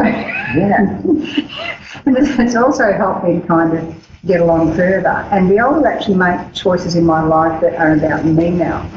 So when you're sort of sitting there going, I can't do this, I've been through that cycle numerous times. I'm probably the biggest show poster of that. I mean, you first met me. Absolutely. And you saw it and you're like, is that you, Jacqueline? Absolutely. 100%. That girl, though. Absolutely. So it's like, do you find that the story, like I found and a lot of other people found, that when they start looking after themselves, they start thinking for themselves, they start doing things for themselves, because it's about the happiness. The weight is a thing, but it's about the happiness in the sense of looking after self. But do you find reactions from their family, their loved ones, their 100%. Absolutely. You know, I have so many females come to me and they're like, "You've changed my life." It's like, in the smallest way, by getting you moving, you know, by educating you, by teaching you how to move, by being more confident.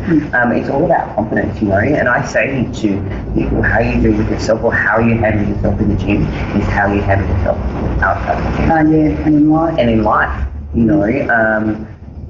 So absolutely, you know, getting that small bit of, you could say, losing weight, 1 or 2 kilos, that's everybody the ability to be like, oh, okay, if I've done 1 to 2 kilos, imagine what I could do in 3 weeks' time. And so you have to set with yourself and realistic and smaller goals, because realistic and smaller goals are going to get you to your big goal in the end.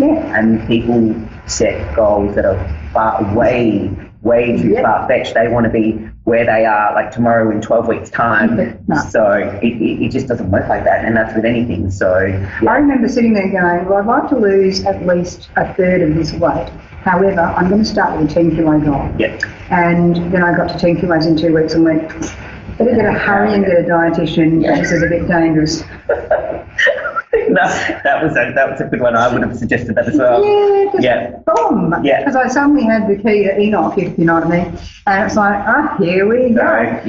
Oh, hang on, no, that's a bit scary. So it is. It's just about getting the right balance with that. Absolutely, 100%. Yes, so you need to. Sometimes when people lose weight and you're looking after yourself, not everyone around you is going to celebrate that. Absolutely not. And the thing is that as you become stronger physically, you become stronger mentally and emotionally to be able to go, all right, well, do I need you in my life? That's right, exactly, absolutely. And that's very common, very, very common. You know, generally, you know, I see that a lot, and, you know, I do see that a lot when I do the competition preparation. You know, a lot of people are like, wow, like, you look amazing, you know, and that is for obviously competition preparation in a short amount of time, but definitely, but the stronger you know, the more changes you get in the body, the more you are able to handle different types of compliments that come towards you. And, you know, instead of being, that's right. And, you know, instead of, you know, someone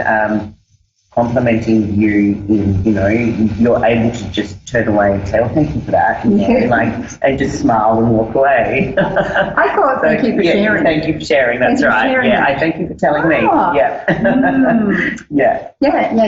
Absolutely. I use coded language with that one. We sort of got through, I think, and it's kind of hilarious when we have that discussion. But it's really, I think, a fantastic achievement. So you're going off to Los Angeles in April. I am, which I'm looking forward to. Now, you've got sessions here for people, and you're training people. Absolutely, I am. So people are looking at buying a trainer. Yes, I've got myself and 2 lovely girls. Most definitely, we will look after you. We do run sessions with females in groups of 4 as well. So we do group sessions, one-on-one, train with a girlfriend. So we're very accommodating, we're very open, we're very approachable, we're open to all different people. And it creates a safe place. Absolutely, definitely. That's really nice. I'm really looking forward to that. So if people if you've got a website? I do. I have a website. It's www.cdgfit.com.au. Yes, so you'll be able to find you there. Absolutely. And you'll be able to find her at the World Bodybuilding Championships as well. And pro now. So how many of your people have you had become champions? I know, as you can see, I've got a whole board, and that's not even half of them. So these are some of the girls that I've trained for competitions. So I've got 1, 2, I think I've put about 35 to 40 girls on stage. There you go. And I have had, I'm going to say, 95% place in the top 5. Fantastic. Thank you so much for joining us today. Thank you so much. Thank you for having me. We'll catch you next time on Soulstar Radio. In the meantime, we're going to love your media. There's more shows on A1R Psychic Radio and Moonstruck TV the rest of this evening in America and this afternoon in Australia. We'll catch you later. Bye.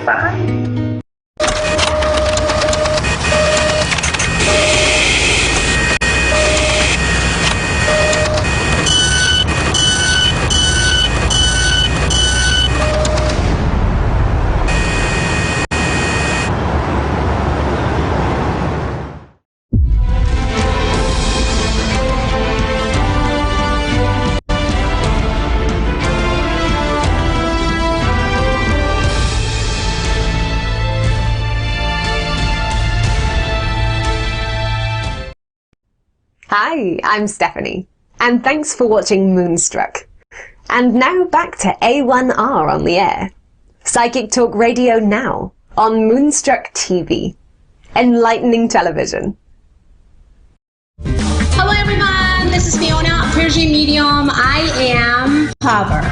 And I have a guest in my studio today, and this is a surprise for all of you guys. Here we go.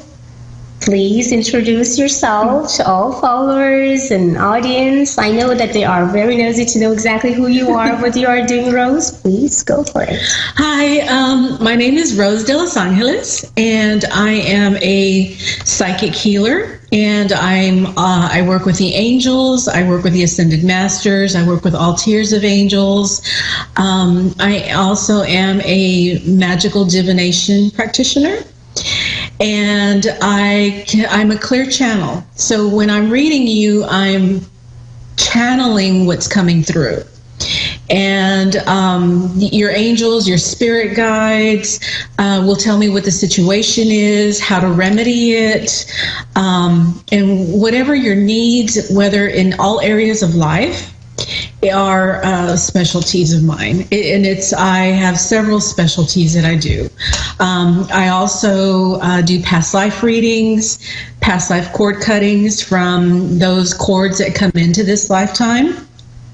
I also do ancestral work for everything that's been handed down you from generation to generation to generation, even from where your ancestry first began. It's like I know how to clear all that out. Karmic work, that's another specialty. I'm also a medicine woman, and so I know my herbs, my oils very well, my stones, and as a holistic practitioner, I'm also guided to tell you what herbs, what stones, what oils you need to use, vitamins, and I also heal the chakras, clear the chakras, balance the chakras, because those are very important to body, mind, and spirit, your auric fields, your energy fields. There's a whole list, of services that I can provide for you. And also, I do offer bundles that will, because sometimes people do have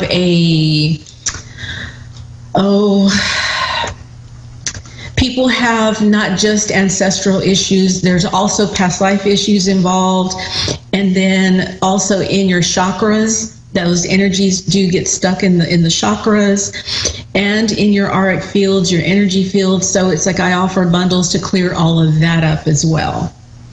So that's me in a nutshell. Oh, and one more thing, because I am a magical practitioner, I do know how to hold space for a person to help their, whatever it is that they're working on that they can't get to come to fruition. If there's any blocks involved or anything, it's like I know how to hold that space and also help them to bring those their heart's desires to fruition. And I also know how to do curse unraveling. And all of my work is through the angels. It's all through spirit. And I've always had guaranteed results.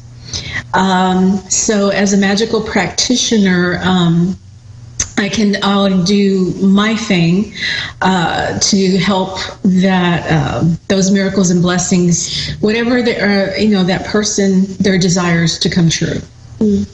Rose, I have to tell to my audience the way that I found Rose. It was I had a communication with some cancer patient, which was my patient, or better say my client, for almost 3 years. I'm trying to kind of like find a real healer, or a healer that could just really make everything right for that person. So I try to talk to many of those people that I knew, try to communicate with my master in Europe, and trying to kind of like get some guidance from my spirit to see exactly if I can find the right person, because I did everything what I could do to try to heal this person, and it was very good. It was almost 50 to 55% done, but I needed to have someone to help me to get another 50% done. So, and thank God a miracle happened. The night that I connect to Rose, I just been kind of completely desperate. I didn't know exactly what to do and how to do. I just talked to her and just said, well, I need you, Rose, and I need you to come to California. I wanted to invite you to California because the person in question is here, and I wanted you to do something for that person. And thank God, and again, thank God. After almost 20 days of hard worker and everything that she did to that patient, and thank God, after the result that came back from the doctor, everything being very nice and clear, as now this person or the cancer is kind of almost 75% gone from his body. So all I can say, thank you. And thank God for every single gift and healing power that you have, that God gave it to me and you, and make us to be powerful to trying to help people. We are here for you guys. And I promise, if any of you guys have any problem with any sort of disease, anything that you guys need healing, it shouldn't be necessary with your body. It has to be with your mental too. It could be a lot of emotional scars that we're holding inside. Anything that you can talk to anybody, you feel that it's just like bugging you, triggering you for so long, please email me, persianmedium@gmail.com, and go to persianmedium.com, and you guys can connect directly through me with Rose. So now back to studio, and I have a caller. Let me see. Hello, honey. How are you doing? Can you hear me? Yes, ma'am. I can hear you. Hi, my dear. How are you doing? How's it going, Morgan? What's going on? What's happening, hon? Give me your date of birth, sweetheart, first before I start your reading, and I would love to introduce Rose as well. So she's also talking to angels. Any kind of communication with angels that you would love to have tonight? Anything that we want you to do with the Pentagon? We're both here to assist you. Here we go. I don't know how much detail I'm supposed to give, basically, but all I need to know, sweetheart, is about your date of birth to open your Pentagon right now. And then Rose going to also communicate with actually her angel and see exactly what the angel says and has as a messages for you. And we will assist you the best as we can. Go ahead, please. You would like the date of birth of my child that I lost? Yeah, you can have. Yes, please. It would be 12/13 of 2016. Oh, gosh. Okay. How old? Oh, my gosh. I'm so sorry for the lost baby. Oh, Can I have the name of the baby? Thank you. I appreciate your condolences. The thing is, I wasn't sure how much reading you could do, being he was stillborn, you know what I mean? So I don't know if he can communicate in or not, you know? That's okay. It doesn't matter if the baby born or not. The moment that you can receive the answer as you are pregnant, that means that you have a life in your body, and that means that there is identity and DNA in this baby. So that means that the baby actually counts as a baby when you getting your news as that you are pregnant. So don't worry about that. So Rose, can you please communicate with Angel? As we know, there was even the little baby never born, and I know that there is tons of beautiful angels around this baby right now. They're trying to protect and loving. So please just guide us and say exactly how you feel and sense with those angels right now around. Can I have the name that you had it in your mind, or do you know about the gender of the baby though, and how far you were or when you lost the baby? I was 20 weeks exactly when I lost him, and his name was Owen. Oh boy. Okay. What I'm seeing is that Owen it's like when you lost Owen, I saw the angels come down and I saw the angels take Owen's spirit directly home. You know, it was no limbo, no lingering. It's Owen went directly home. And he is not alone. He is surrounded by angels. He is indeed surrounded with your family members that have crossed over as well. So he's not alone. And what I'm receiving is Owen was meant to be in your body, to be with you for the time that he was, to give you the love that you needed, that you were not alone. And it's for the time that he was with you, he did fill a void. You know, it's like you're seeing the pregnancy as a whole entire loss, of course, as a mother would, but he did feel a void in your life. He was meant to be with you for the time that he was in your belly. And he knows it's like I can hear his voice, and he knows that you did love him. He did. He, to this day, it's like he is part of you. He is still with you. He knows exactly what you have been going through. And it's like he is saying, it's like in his little voice, I hear him saying, he knows that you are still mourning, that you are mourning that loss, you're mourning his death. But what he wants for you and what the angels want for you is to find comfort and to find peace. To find that it was not, that this pregnancy was not in vain, that it was not all for nothing.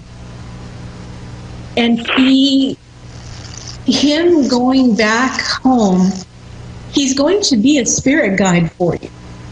It's not over. It's like you're still connected. And if you need Owen for anything, even though he is as small as he is going to grow. His spirit is, and it's not going to take him long because he's in the spirit world for him to grow and to be going back to an adult spirit. And if you ever need him for anything at all, he will come. He will come, and he wants me to tell you, he can hear you. He can hear you. When you talk feel free to talk to him and keep talking to him because he can hear you. He can see you. He knows exactly what's going on every minute of the day with you. And being on the other side, being home, they know exactly what's going on. And he can feel you. He can sense you. He can hear you. So don't hold back from talking to him and asking for help, because that is what he is going to be, is your spirit guide from the other side. That does make me feel better knowing that he does hear me. And you know, he's not just there not knowing what's going on. I'm glad he knows who I am. That's helpful. You really helped a lot. I appreciate that.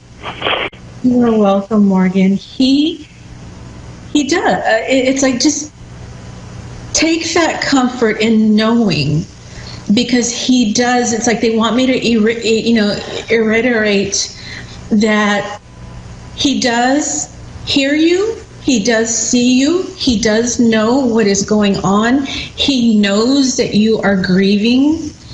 And he wants you to, again, take comfort and find that peace and let yourself be at peace, because you've done nothing wrong. You've done nothing wrong. You know, he was in the womb for the time that he was supposed to be.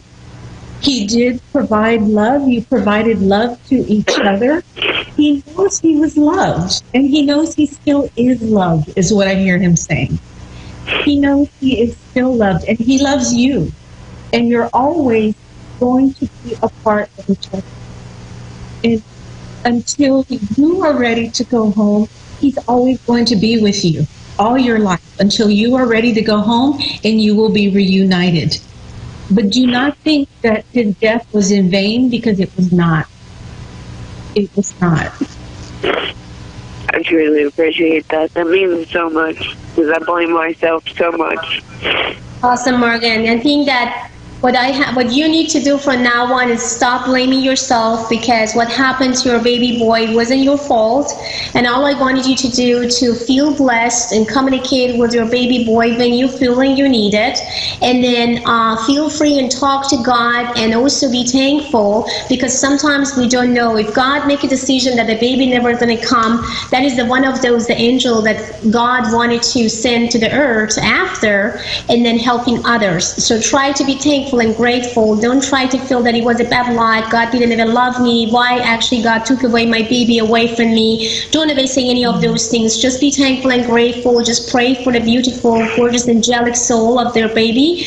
And I wish you the best, my love. I have another caller that's waiting. Unfortunately, I have to say goodbye to you, Morgan. Thank you so much. For more information, you guys, about me and about Rose, you can go to PersianMedium.com or PersianMedium@gmail.com. Thank you so much, Morgan. Have a great one, and bye. Much love and blessings. Awesome. So back to studio, and now I have Shelly from Vancouver. How are you doing, Shelly? Hello, Shelly. Hi, hello. I am fine. It's so awesome to be hearing your voice and be connected to you. I've been watching your shows for the longest time, but I've never kind of connected. So much love. Thank you. I love you. Thank you so much. And I was so excited when I got a message, and I'm so happy to be talking. I just have two questions. One is that I'm in the middle of, actually not middle, I've just changed my career from what I have been doing. I've been just going through a rough time, and now I've changed it into this new career, and I just need to know that if it's okay for me to pursue this. And then my second question is about my dad, who passed away, and it just comes into my dreams a lot, even though I don't think about him at all.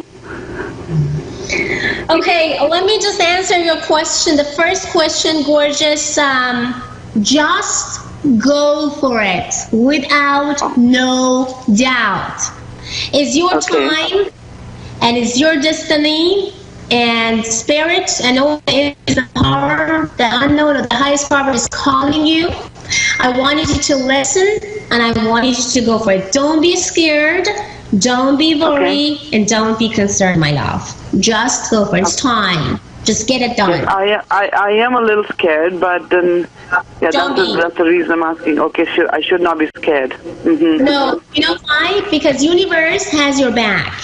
Because the power actually has your back, and that's what I can see. There is a tons of things that having your back right now. I see also the Archangel Michael having your back as well. So that's why you are completely protected, and you do not need to be concerned. That means that everything is going to be exactly as you wish and you desire for. So that's what I wanted you to go for it without any doubt. Just get up, stand up, and go for the desire that you had for a long time. It's time for you to make it happen. And I know you can, because I do believe in you with the energies that you are sending to me right now. There is nothing that could stop you to succeed. Wow, thank you so much. That's so awesome to hear that. And also my dad, that I don't even think too much. He's passed in 2002, but I have constant recurring dreams about him, and I just don't understand that. Why? Now I have my angel Rose in the studio, and Angel, please, Rose, communicate with her dad and see if you can find any messages for this beautiful lady. Go ahead, please. Okay, first thing I'm receiving is the reason why you're having these dreams is because your connection with your father is very strong. And he's coming to you in the dream state to give you messages and to stay in communication with you. And there's times where you're not understanding the dreams. Yeah. And it's kind of like the angels are telling me, write down the dreams, journal them, keep them in a journal. And there's a reason why you're not understanding is because you will later. Like for example, if he's trying to tell you, he's giving you messages of things that are to come, messages that you even in your subconscious mind, there's some things that you don't understand, and so he's coming to you in the dreams to not only just to explain, but kind of like show you the way, if that makes sense. Yeah, I know, because the confusion is that they're not very pleasant dreams, and they're upsetting. Those dreams are upsetting. I think there is one reason behind it, and I know Rose is going to agree with me on this as well, because you've been very nervous and very tense in the past couple months. And I think that when you are so close to someone that passed away, he tried to communicate with you by kind of like being a little bit nervous and upset, to making you to wake up, to kind of like, it's kind of like a 1111 call, 1111 awareness. Wake up, stop it, you should not do it now, you are in the wrong path, just change your path, believe in yourself, be more positive, go for it, you know? So the kind of upset, or when we kind of like meet our parents or some of the very dear people that passed away in the past, that doesn't mean that if they are upset actually in that dream, that doesn't mean that they are upset of us, or they are not in a good place, or maybe they are having kind of difficult time. It's not that. It's about you. They're sending a message to you to kind of sense yourself more, observe a little bit of these energies, and feel like what to do to try to change these energies. That means that if you want to make me happy, do something that you can make me happy. You definitely did something for your dad when he was alive. Maybe because when I actually talking about your dad right now, or feel about him, I feel the backyard, I feel a lime tree, I feel the planting, I feel doing something, giving life to something. This is exactly what I wanted you to do from now on, because he is trying to give you that message as well. Okay, so it's all about change and jump. Change and jump. That is exactly what you are into that path right now, because he wants to change something, he wants to challenge something, but you don't know how to do. You are scared to do that. That's what exactly your dad wanted to say. I'm kind of upset, I'm kind of not happy because I feel that you are not believing yourself enough. It's exactly like 1111 as a number. Awareness, wake up, go for it. It's time, get it done. Okay, makes sense. Yeah, so that was it, and then I could have so many more questions, but this is pretty awesome. We still have time, so it's not plenty of time, but we still have almost 3 minutes, so go for it, gorgeous, go for it. Okay, so my next question is, I am a spiritual person, but how do I enhance my energy and keep it in a high vibration all the time, even though sometimes I do get surrounded by lots and lots of negativity? I try to kind of stay in my bubble, which then I think is I'm building my walls and I'm not expanding. So how do I go about that? Okay, you have 1 minute. Do you have something, Rose? Say 1 minute.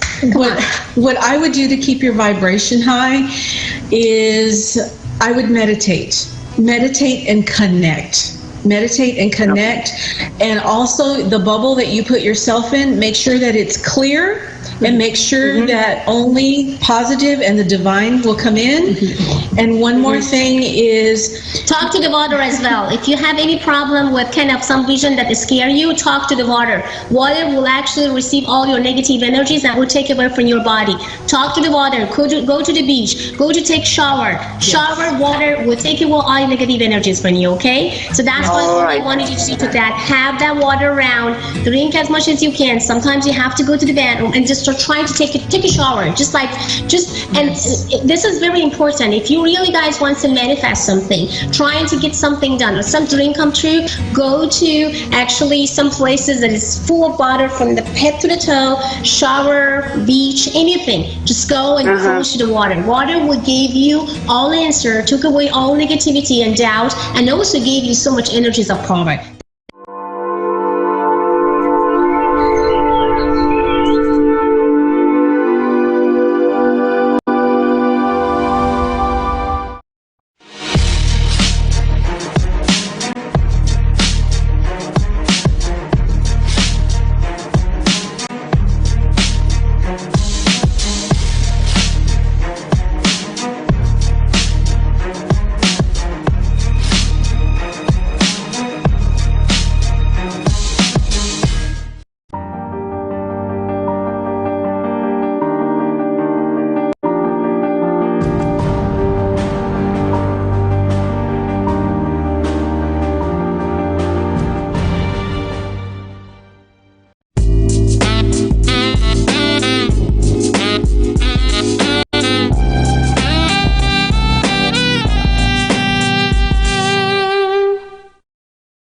Hello and welcome to A1R Psychic Radio and Moonstruck TV. I think we're going to have a wonderful show. We're going to have two callers that are going to call in, which are going to be wonderful. And now I thought what we could talk about today, before we have our callers come in, is what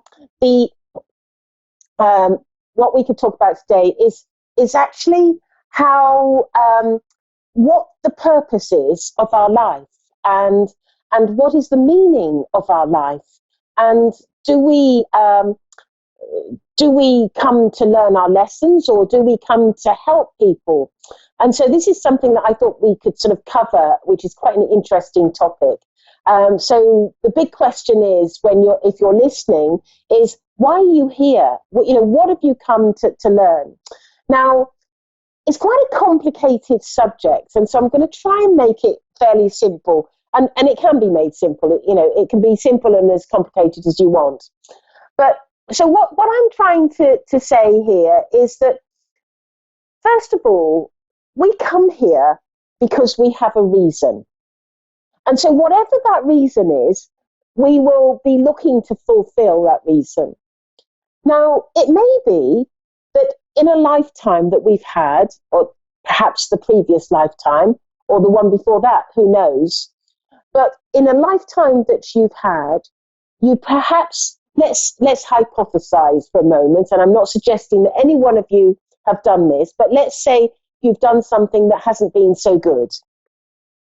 And it may be that you need to come back to this lifetime to perhaps learn the error of your ways, so that your soul understands and knows what you've done and how you can put things right. Let's say that it may be that you've come to help somebody who's going to have a challenging, difficult life, because we can't do things on our own. The other thing is, let's say that we've come to this lifetime because we need to learn something about sickness, or we need to learn to help people and be healing. And so we may be a doctor or a nutritionist or a medicinal, something in medicinal in some way. But whoever we are and whatever we're doing, we're not alone on this earth plane, because in addition to us coming to perhaps help other people and to give to other people, we are also looking to help people. So we're helping people, but there are people in the spirit world that are going to be helping us, because ultimately they don't want us to fail. They want us to succeed. So they will do everything they possibly can to steer us in the right direction and help us in whatever we have to do and whatever we're learning on this path. And so I think that's quite sort of interesting, sort of why we've come. And sometimes we can have numerous people helping us in the spirit world, depending on what we're doing. And sometimes we might just have one or two. But the point is that we will always have people in the spirit world helping us. Now, some of them will be people from our soul group or higher evolved souls, or some of them may be actually family and relatives that will be helping us and guiding us, because they have that love link. They have that love that they want to share with us, and they want to help us in whatever way we can. So that's sort of like a little interesting fact that I was thinking about, and I've been thinking about that for a couple of weeks actually. But let's move on to the callers, and I believe we have Nikki in Cumberland, Maryland, USA. Are you there, Nikki? Yes, I am. Hello. Hello, Nikki. And how are you today? I'm doing good. How are you? Not bad, not bad. I'm here and it's fairly sunny, fairly. I am a medium. Now, what that means is I'm able to do one of two things. I can either connect to the spirit world and connect to a loved one that you've lost, or I'm able to give you guidance in some way with regards to your life. Is there a particular way that you'd like me to work? Well, I mean, I have been feeling like there's somebody that needs to contact me or somebody I need to speak to. And that's kind of why I reached out to you guys. I've been trying to meditate and whatnot, but I am having issues with figuring out what it is that I feel like is pulling me or drawing me to get answers. Okay, so what you're saying is that you are drawn to the idea that somebody wishes to talk to you, and from the spirit world. Is that what you're referring to? Yes. Oh, okay. Right. Well, the first thing that I'm getting is grandmother.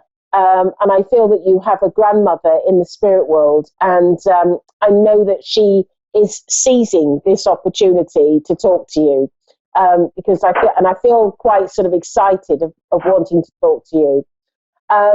But she's making me feel as though there has been I feel like there's been some new additions to the family since she's passed to the spirit world, and I'm being drawn to sort of young children that have been born, and I feel like she's referring to children that are around you. Would that make sense to you? Yeah. Yeah, that does. And she's saying to me that I get the feeling that one of your children has one of your children. Are they still at school? Because I'm feeling at school age. Does that make sense to you? Yeah. Because I feel like one of your children is actually having some difficulty in school. Would you be aware of that? I don't think so. I do have a child. He is in pre-K. So I don't really see how we could, just learning, just getting into it. So I don't see why, you know what I mean, on that. Right. Okay. But, yeah. Because what I'm getting from your grandmother is that okay, I feel like there is something to do with where he's going to school that doesn't sit well with him. And I'm not saying that he necessarily is unhappy, but I just get the feeling that there is something to do with where the environment that he is in is not working for him in the way that it could do. And I get the feeling that your son almost needs some sort of more stimulating environment than where he's at. And I'm being shown like I just get the feeling that children aren't always being nice, or I'm just getting, and I'm assuming that you don't know anything about this. Is that correct? Oh, no. Yeah, I guess. Yes.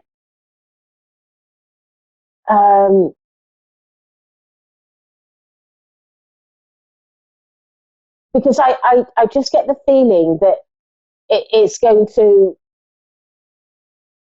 grow into something that what I would suggest to you is just watch out for it then, because I get the feeling that something is not quite right with this environment. And, you know, psychics and mediums do get things wrong. So don't be sort of live your life in an alarm situation, because I could genuinely have this wrong. But it's a sense that I'm getting that he, I just get the feeling that there is a struggle there, and I feel that maybe it's yet to come out, but I can feel that there is something that is not quite right with that environment, and it's almost like I feel like I need to urge you to pay some close attention to this, because something may come up. But as I said earlier, you know, mediums do get things wrong. All of us do. There isn't one medium on the planet that won't make a mistake. So I don't want you to feel too alarmed. But just remember what I've said, and just keep an eye out for things, because I do feel that there is something there. I'm also being shown that you have a little bit of a sixth sense yourself. Would you understand that? Yes, I feel a lot of things. Like, I work in a hospital, and when I go into a room, like, I know there's somebody there, or like when I'm at home, I know someone's there. Like, I hear footsteps. Like, I always sense that there's something there when there is something there. Yeah, and I'm being told that there is a guide that is stepping forward and wants to work with you, because I'm being told that this guide that's going to work with you is a healing guide, and I get the feeling that you've got healing hands, and I'm being urged to sort of press that upon you, that you have got a healing ability.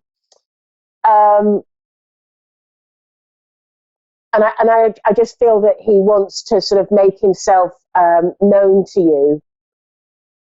I'm just seeing. Have you been aware of any sort of spirit that has sort of been around you, or a specific person? I've seen things like that could be a guy. Like, I have seen a silhouette of a man. Right. And sometimes I'll see out of the corner of my eye somebody looking at me, but then they move, and so it's always like a silhouette. It's never like featured. Yeah. And the thing is with when you see, that's known as objective clairvoyance, and when you see them, you'll only ever see them in your corner of your eye. The moment you look at them directly, poof, they're gone. You can never see it. It's always going to be in the peripheral of your vision. Because I just get that strong feeling that there is a guide that is alerting themselves to you, and I feel that this is a healing guide. But I also feel that you could communicate as well with spirit. But I feel that the the course that they want you to go on is more of a healing nature, with hands-on healing. And I keep on, and all the time that I've been seeing, and I keep on seeing a medicine man, so a North American indigenous person here, that I'm seeing, and he, because he keeps on showing me this wheel, like, and he's telling me it's a medicine wheel, and I'm not familiar with their culture too much, so I don't know what this wheel is, but he's showing me a wheel, and he's telling me it's a medicine wheel that they would have used, and I get the feeling that he is wanting to connect with you and work with you strongly. My advice would be to go to either a spiritualist church or once you go to a spiritualist church, you can sort of connect with people that may help you with training and developing and opening up. But there are big sort of places like Lilydale, Cassadaga, as well, that have always got things going on and courses. There's lots of English mediums that come over to the United States that teach as well. I don't know about the American people that teach sort of as well, but I have got a friend that teaches healing, and his name is Steve Herman. So he may be, a good person to consider. But I just get that feeling that the reason why they're nudging you is twofold. One is your little boy, and two is that you're a healer. Okay. Okay. Well, Nikki, thank you very much for calling in, and I hope that's helped. And I do have. Okay, thank you very much. Thank you. Thank you. Okay, bye-bye. So we have another caller coming in, and that is Rochelle in Wigan, Lancashire. Hello, Rochelle. Are you there? Hiya. Oh, hi, Rochelle. So you're from England. That's nice to hear a British voice. So I am a medium, and I can connect to loved ones, or I can connect to give you guidance. Is there a particular way that you would like me to work? No, just whatever you've got would do. Whatever I've got. Yeah, guidance and maybe a loved one. Okay. Have you got nail varnish on your nails? No. Do you sometimes put nail varnish on your nails? I've not worn nail varnish for quite a while. Oh, okay. So I'm just seeing nail varnish on nails. So I'm just linking in with you.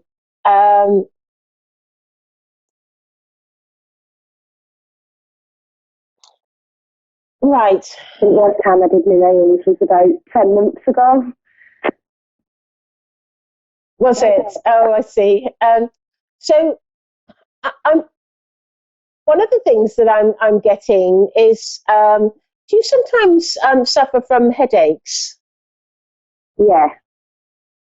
Because I'm being told that this is something that you suffer from, and I do sometimes suffer from headache. Yeah. And I'm also being told that you are sometimes dehydrated, that you don't always drink enough fluids. Would that make sense to you? And here you are on air confessing. No, that wouldn't make sense to me because I have been making sure I'm a lot hydrated recently. Yeah, but up until recently, were you dehydrated? Do you think a little bit? Because about 11 months ago, maybe. Yeah, because I'm being told that you did go through a period of dehydration, and it sort of didn't help. But also, I'm I'm being shown that you are slightly now. I'm going to stress this is for entertainment purposes, okay? Because what I'm about to tell you, I don't want, I need to be careful. So for entertainment purposes. But what I'm sensing with you is you are slightly deficient on essential fatty acids as well. So that's the on omega-3. So that's you get that from oily fish or from nuts and seeds. Right. So I don't know if you ever eat those sort of foods, but I'm just sensing that you are slightly deficient on that. I do try and get enough tuna and fish down me recently, yeah. And the other thing is that do you ever have any sort of white flecks in your nails as well? Sometimes, yeah. Because I'm being shown that there is a slight deficiency in zinc as well. That sort of the minerals and the omega-3s are slightly on the low level, and also I'm being told again that there it's almost like you need to be really strict with hydration, because whilst you've been drinking more, your hydration levels are still fairly on the could do with being more. Right. And I'm also being and I feel that and I keep on being shown your hair. Is your hair sort of slightly dry in places, or not the right condition that you'd like? No. Because I'm just getting that sense of the mineral balance and the is slightly on the low side. Right. But I'm also sensing with you that you've also been thinking about doing something different with your either moving or changing jobs or something like that. Would that make sense to you? I moved about 5 weeks ago. Right. And have you been thinking about changing a job as well? No, I haven't got a career at the moment. Okay, because I'm being shown something about the possibility of getting work, or there's going to be some changes in your life, and I just get that feeling that you're going to be. I don't feel like it's going to be something of a big career, but I just get that feeling of doing something, and I don't know what it is. So I just get that. So look out for that. I think that may be coming for you. And I also feel with you that you're. I get that feeling that there's a little bit of restlessness as well with you, sort of that you are looking to. It's almost like you're sort of. I can't put my finger on it, but it's just restlessness and not knowing and sort of which way to turn and what to do and how to do things. And I can just feel that with you. And what I'm being told about that is that you're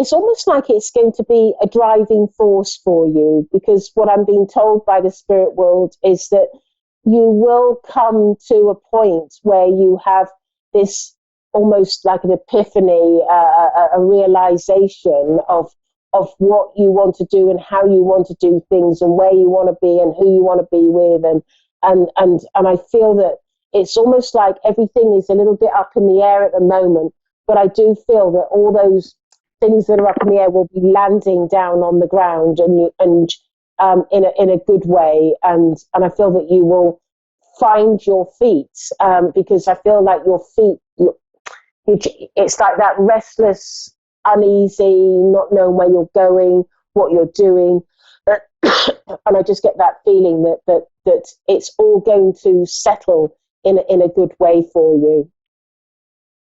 Would that make sense to you? Sorry about that. Yeah, the restfulness and stuff makes sense. Yeah. And I have got a quite difficult time ahead of me in the next probably 6 to 12 months. Yeah. But I just get that feeling that I just feel that restlessness is you're going to come out the other side, and I just get that feeling that and I'm being told you're going to be better off as well. You're going to, walk forward in a more positive light and in a more positive way. And I just feel that it's a sort of like it's like a blip in your world, in your life, and I feel that you're going to be stronger for it as well, because I feel that you're going to, that there's a part of you that is sort of almost like you're rising up, and you're not wanting to be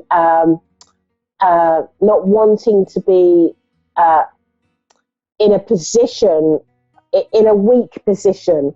I feel like you're rising up, and that strength is rising up.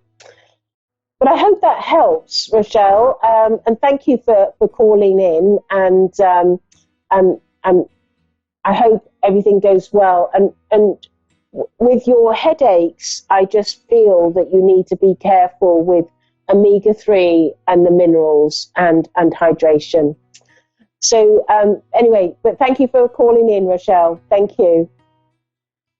It's okay, thank you. Do you know if there's anything from a spirit loved one? Who were you looking to connect with? Like a father figure to me till I was 7, and then he passed away. I've only got 50 seconds left of the show, so I can get something very short for you.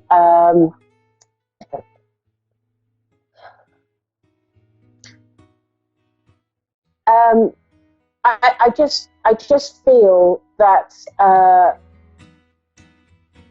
I can sense somebody around, and I feel that when he passed, there was a real sense of feeling like there's a real sort of weakness, and the skin has gone pale as well, as I'm just been shown. But all I can say at this point, I've only got a few seconds left, is he's in the spirit world, and he's just suddenly shown to me, he's just waving his hand, and he's just like blowing you a kiss and just saying, I love you.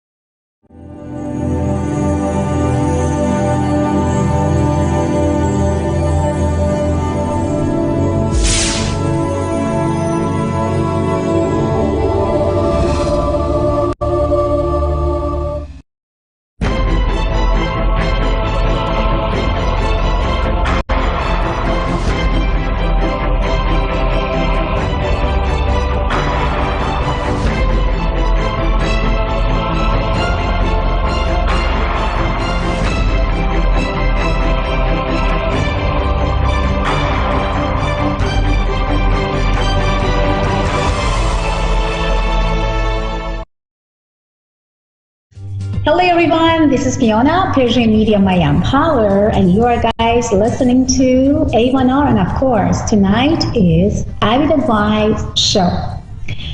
I received a lot of calls and also emails that how Avid Advice work and what we can do to get connected with you.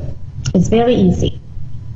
You sign up and you became as a client member, and then starting call or chat as you wish. Our psychics or medium, they are certificate, and they are very qualified, and they have a lot of beautiful, good experience. So, and they are always around 24 hours and 7 days to give you guys the best service as you guys wish. So let's say a couple of you guys asked me like, okay, when I call, how long I should wait that my call, connect to you immediately. So let's say that you're calling right away and just put the credit card on. You are choosing how many hours, how many minutes you want to call and communicate, and then directly call button or chat button. You connect directly to your advisor. It's easy, simple, and I know that many of you guys that can't really come to California and see me face to face would love to continue and talk to me on the phone. So then I am available on avidadvice.com. And I had some questions in regard feelings, healings, and how we should combine those things together. Healings means that you heal something that not really making you to feel yourself anymore. When you're starting to feel that I need some healing, or I need that someone talk to me, connect with me, or work in my body, because somewhere in my body is not really feeling good. I have pain. I'm in pain, emotionally, physically. That means that your body and your mind gave you the signal to say, I need healings.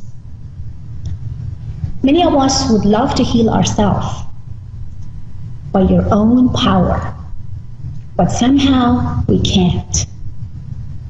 So that's why you need someone else to try to talk to you, communicate with you, touch you, and using some power of energies to heal you. So feel good, connect with yourself, and make things happen. So if you guys need any healings, face-to-face meeting, please email me at persianmedium@gmail.com. And I would love to see you guys and see what I can do to remove all emotional pain, physical pain, and any pain that you would love to have healing from. So back to studio, and you are guys listening to Avid Advice Show, and I have Tamika. Hello, Tamika. How are you doing from Michigan? How are you, darling? I'm good. Awesome, honey. Okay, Tamika, give me your date of birth, my love, and then tell me what you have in your beautiful mind, what you want to know of your moment, and let me just look up and see exactly what I can do for you. Go ahead, sweetie. Okay. July 15th, 1987. Okay. Okay, tell me about your feelings, your type, and your question right away, because your pentagon is just became so open right now. Go ahead, sweetie. Okay, I just wondering about my marriage to find the right person. I couldn't barely hear you. Can you say it again? Okay, I was wondering if I married the right person. Okay, you want to find the right person. So let me tell you about a couple of things that I can see in here. The first things that I can see, Tamika, is that you've been confused in the past a couple 6 months, or better say 9 months, because it's telling me about less than a year. And you don't know exactly where to go because I see that you've been around people who wasn't really the right people.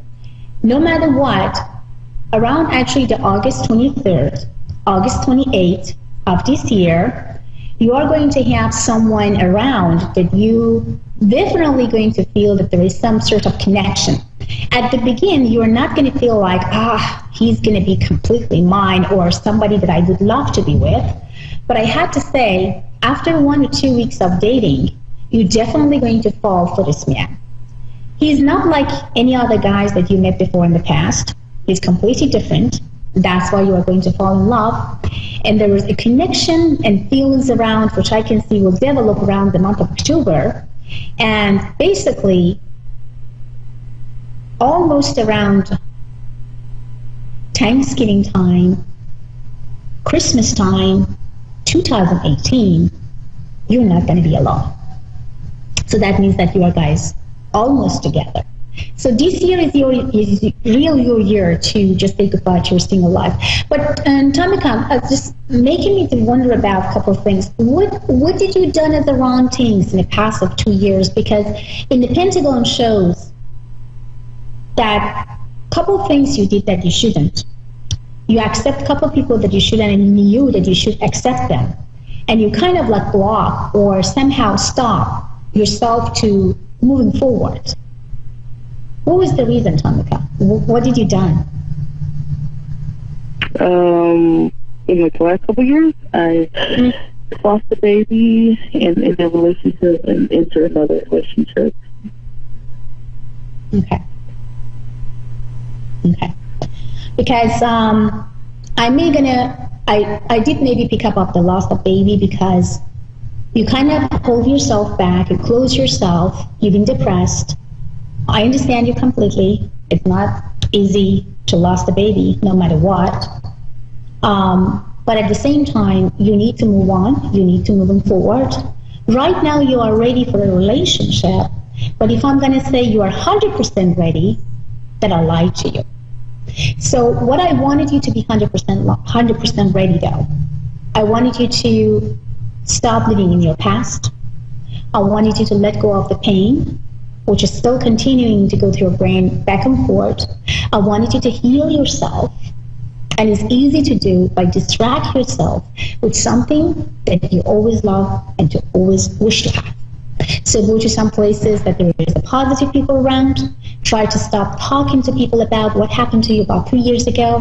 And if you see some pregnant woman, if you see some family, like a husband and wife, a little baby, whatever is going to make you to feel uncomfortable and sad, I want you to move on and just not communicate and talk. That's what I wanted to completely stop. Direct yourself and connect yourself with 2 years ago.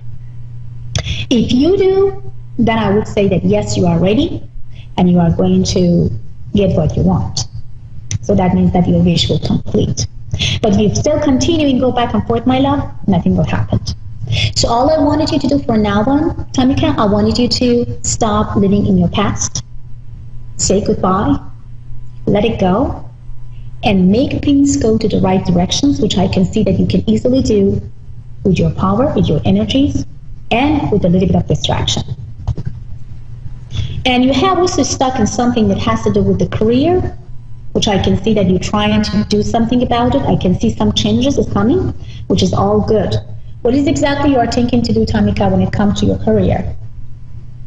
It's happened lately. I'm finishing school. Okay. Can you get closer or not closer to the microphone because I can barely hear you. I just finishing school. Okay. You want to change your school? Yeah. Okay. Let me see.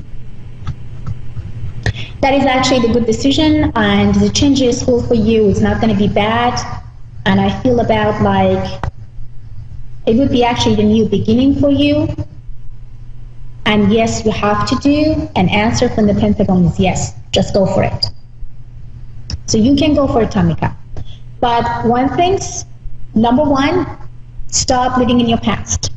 Number two, stop thinking about what happened to you when it comes to the loss of the baby.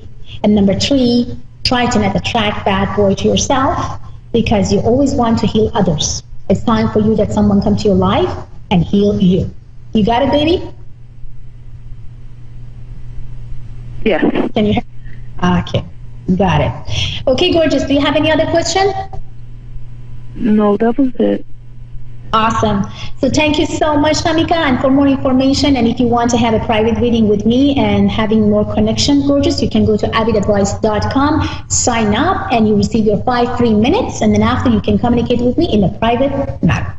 So back to studio, your guys listening to Avid Advice Show, and I have Georgina from Sydney, Australia. How are you doing? I'm not too bad, Fiona. Awesome. How are you, gorgeous? Sorry? How are you doing, my love? How's it going? What time is it in Australia? I'm not too bad. Yeah, not too bad. Weather's good here. Okay, good. Okay, sweetheart, give me your date of birth first, and then tell me what you have in your beautiful mind and what I can do for you. Go ahead. Okay, 26/12/68.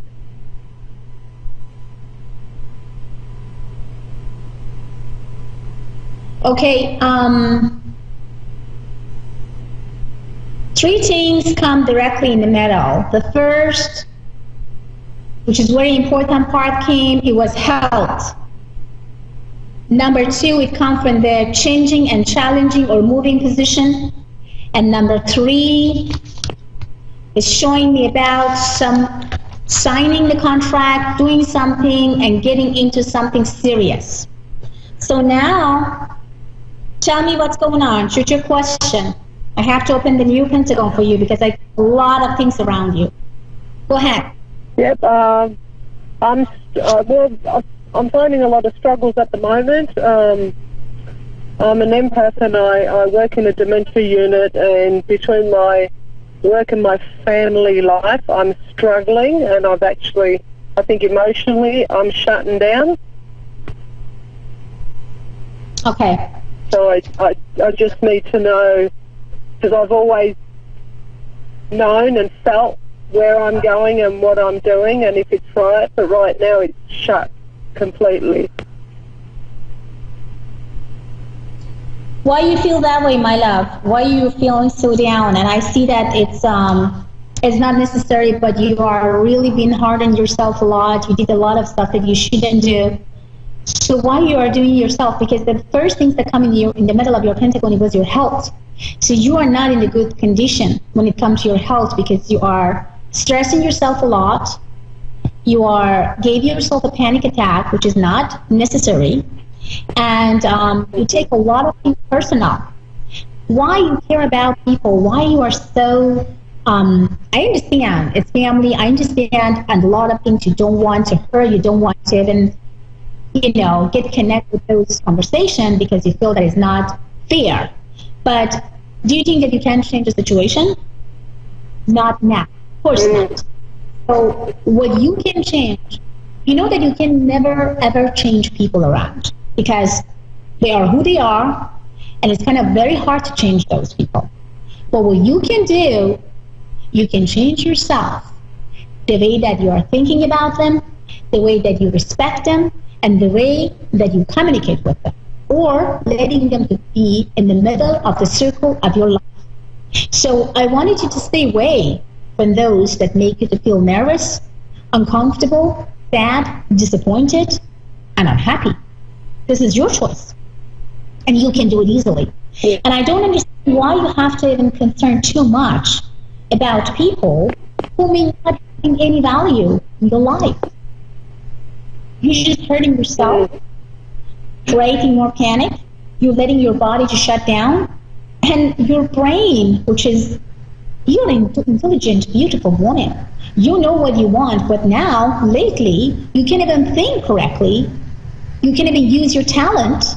You don't know even what you want because you're completely lost just because of those couple of people that may not really important. And you gave them so much value. You're just giving them so much value right now with me and you talking. Stop giving them so much value because they are If you got hurt one time from someone and you feel that this person is just continuing, just move on. As I said, you can never, ever change people because it's very hard. Get used to be that position. And as you know, I always says about the giver personality and receiver personality. Many people, it's just, having a receiver personality. And it's not just because they want to hurt you, you're just used to it. Then move on. Find someone that actually can be, in your position. So that's why I feel like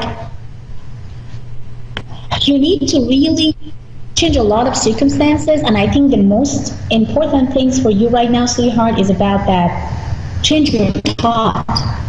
The way that you see and feel things, the way that you connect with those people, I want you to change it. I want you to challenge yourself. Let it go. Now, I want to ask you something, and I want you to tell me exactly what's bothering you. Right now, at the moment that you are talking to me, what is exactly bothering you? What is exactly making you feel stressful, anxious, uncomfortable, and sad? Just right now. Go ahead. Probably I can't move on from the past. I just can't let go of a certain probably person, emotionally, not physically, to move on and see better light with my now partner. Okay. What this person caused you emotionally that you feel that inside you is still bleeding and you can't move on?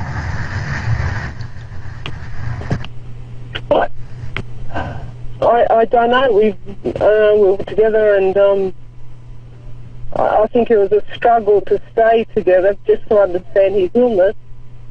And I just haven't let go, because we're still friends. I keep friends with everyone. And there's just something about this one that I just can't let go. We're still friends, but I just can't. And I'm trying very hard, and I feel that that's blocking me to allow any new love in. So let me ask you the question. Why you want to be friends with someone that you feel that you got hurt for? Why you want to choose to still kind of like be a friend and have a conversation and communication? I don't know. That's my issue now. I don't know at the moment. Everything's in turmoil in my head, in my stomach. Well, because you stop there, because you feel, because I can even feel and sense you psychically that you have a guilty feelings, and you feel that you have to be around this person no matter what, and you letting this person use and abuse you more than you could think and imagine, as you still continuing and this person is still continuing to use you. So I wanted you to cut the cord, because you don't need to explain anything to that specific person. You don't need to be around someone that you got hurt already. If something happened to you in the past, and because you did not have any knowledge and you didn't know about that person, well, okay, you got lesson. But if you continue and it happened to you in second time and third times, then you can't see that it's just, I don't know what's happening. It's your fault. So right now, if you continue with this specific person, you're not going to go anywhere. You're just going to hurt yourself more. And remember, the first things on the Pentagon that I opened, just the first words actually that come, it was health. So if you continue this way, your health is not going to hang in there. So you are going to have problem. That's why I wanted to stop feeling guilty. Stop blaming yourself. And that person, it sounds to be, have a master of narcissistic personality to come after you, to trying to hurt you and say goodbye, and again come back and manipulate you, and then say goodbye, and then again come back and manipulate you and say goodbye. So let it go. You can't do anything with the narcissist person. No.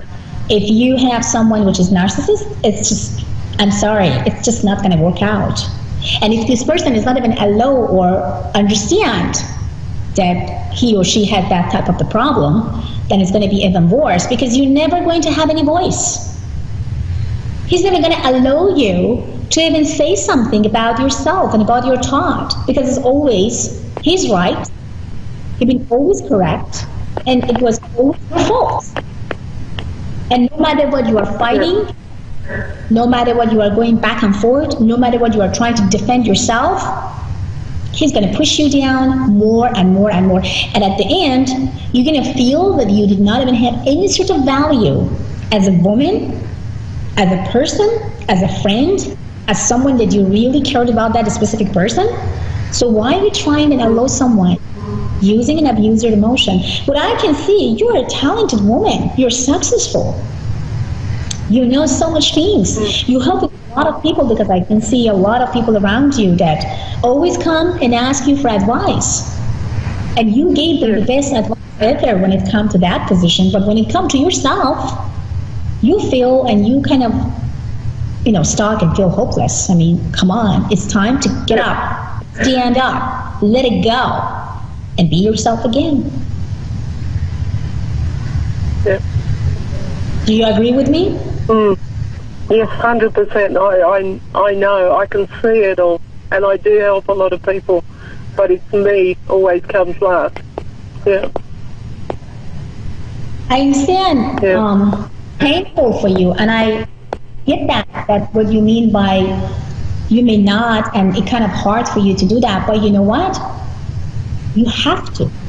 Sometimes we need to cut the cord, because if you are not that, you are going to lose yourself. So all I wanted you to do for tonight, write it down on a little piece of paper and says, from tonight, I'm not going to allow anyone, that specific person, hurting me, using me, and disvaluing. Because it sounds like this man knows exactly what to do to make you feel guilty, put you in the blame situation, and it's always going to be, come to me, say sorry, and then maybe I will go back to you. You have to break the pattern. And unfortunately, he's not going to change, because he has that problem, and he never ever accepts his problem.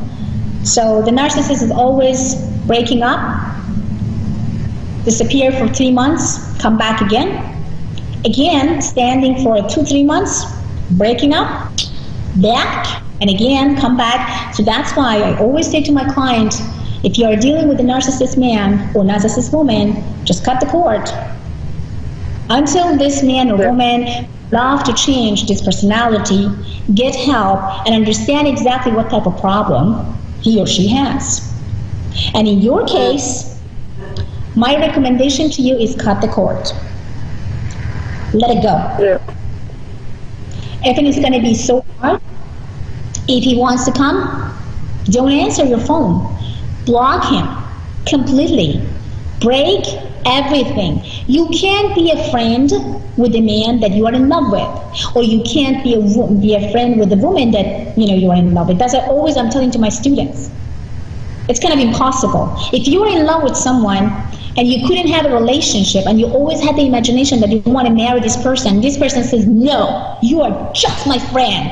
Remember that. I'm this, I'm that. So you can't ever feel comfortable with a man or woman that wants to just be your friend, but would love to use and abuse you when she or he wants. So what I wanted you, don't be around a person that you are absolutely fall for, but this person has no feelings and no clue and not knowing exactly what he or she wants. So get out, my love. I have 90 seconds. So for more information, gorgeous, you can go to abbyadvice.com, sign up, have your 5 free minutes, and you can directly call me if you want to have a private reading. And thank you so much for all my audience. Have a great one, and see you next week. Bye-bye.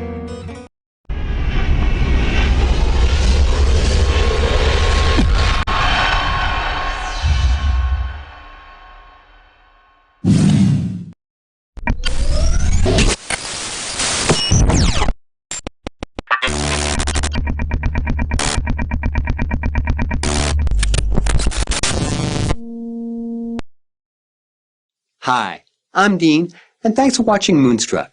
And now back to A1R on the air. Psychic Talk Radio, now on Moonstruck TV, enlightening television.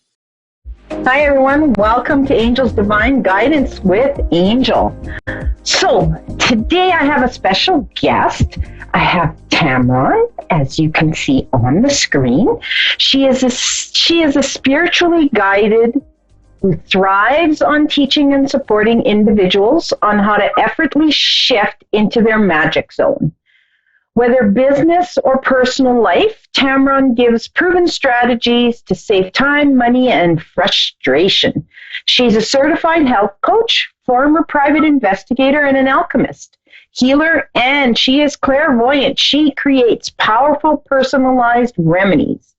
Tamron is the founder of Tamron's Place, a retreat for spiritual growth that offers life-changing courses, personalized consultations, and customized retreats. And she is a wonderful, wonderful lady. I have sat by her through the Galaxy Psychic Fairs, and I can't tell you how she rocks this world, girls. So, let's get right into the questions, girly. What's the difference between being an empath versus being compassionate? Well, thank you, Angel, and thank you for the intro. I would love to share this information with your listeners because I feel that there are so many people out there today that don't realize how sensitive they actually are. So I want to clarify for everybody listening today that an empath is someone who feels the energy of everything, of other people, situations, walking into a room, and they don't understand that it's not necessarily their energy that they're feeling. So a compassionate person is someone who understands that they can feel and sense what's happening for other people, yet it does not affect them. So there's a difference there. So when you can learn how to shield yourself and to understand what somebody else is and what's actually yours, you will have so much less anxiety. And I feel like that is a big epidemic right now in our world. Oh, very much so. Okay, so just for our viewers out there, how can we manage the intensely sensitive energy that's going on right now? Because I know I'm being hit left, right, and center with this retrograde. So how can we use the full moon and take advantage for it to be more beneficial in today's world and the chaos that we put up with on a day-to-day basis? That's a great question, Angel. And we have the full moon energy coming up early next week, Monday or Tuesday, depending on when that is. And right now we are in the midst of Mercury retrograde. So it's like magnified to 100 times. And this is why a lot of people are feeling so intense. This week, a lot of people are having meltdowns and crying a lot. That's why you're getting the calls, people needing readings, and the phone's ringing on my end too. So I want yeah. Right? So for women especially, the moon represents, in ancient Vedic astrology, the moon represents our subconscious and it represents our feelings. However, it comes out at night, right? We feel that energy of the moon. So at times like this, when it's Mercury retrograde and the full moon coming up next week, a lot of people don't sleep, they feel restless, and they have extreme anxiety. And some people get depressed too. It just depends on their personality. So when the moon is illuminated, when the moon is full, that is when we feel it the most.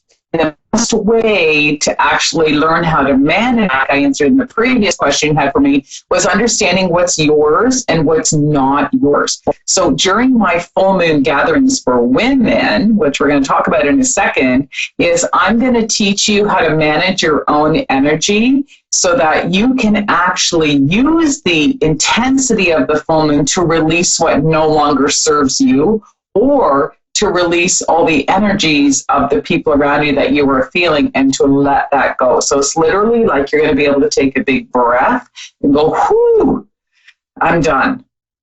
Okay, so does this also affect in people's dreams? Like, I know there's been a lot of wicked dreams going around, and that's one of the things that people tell us. It tells me on phone calls that we have wicked dreams, we're having anxiety attacks, panic attacks, we want to jump out of our skin. Does that all play with the full moon in retrograde? Absolutely. So when we're having these intense dreams, especially around the full moon, usually what that represents is that our subconscious, so something deep within us, needs to come to the surface. So that's why we feel it the most in our dreams.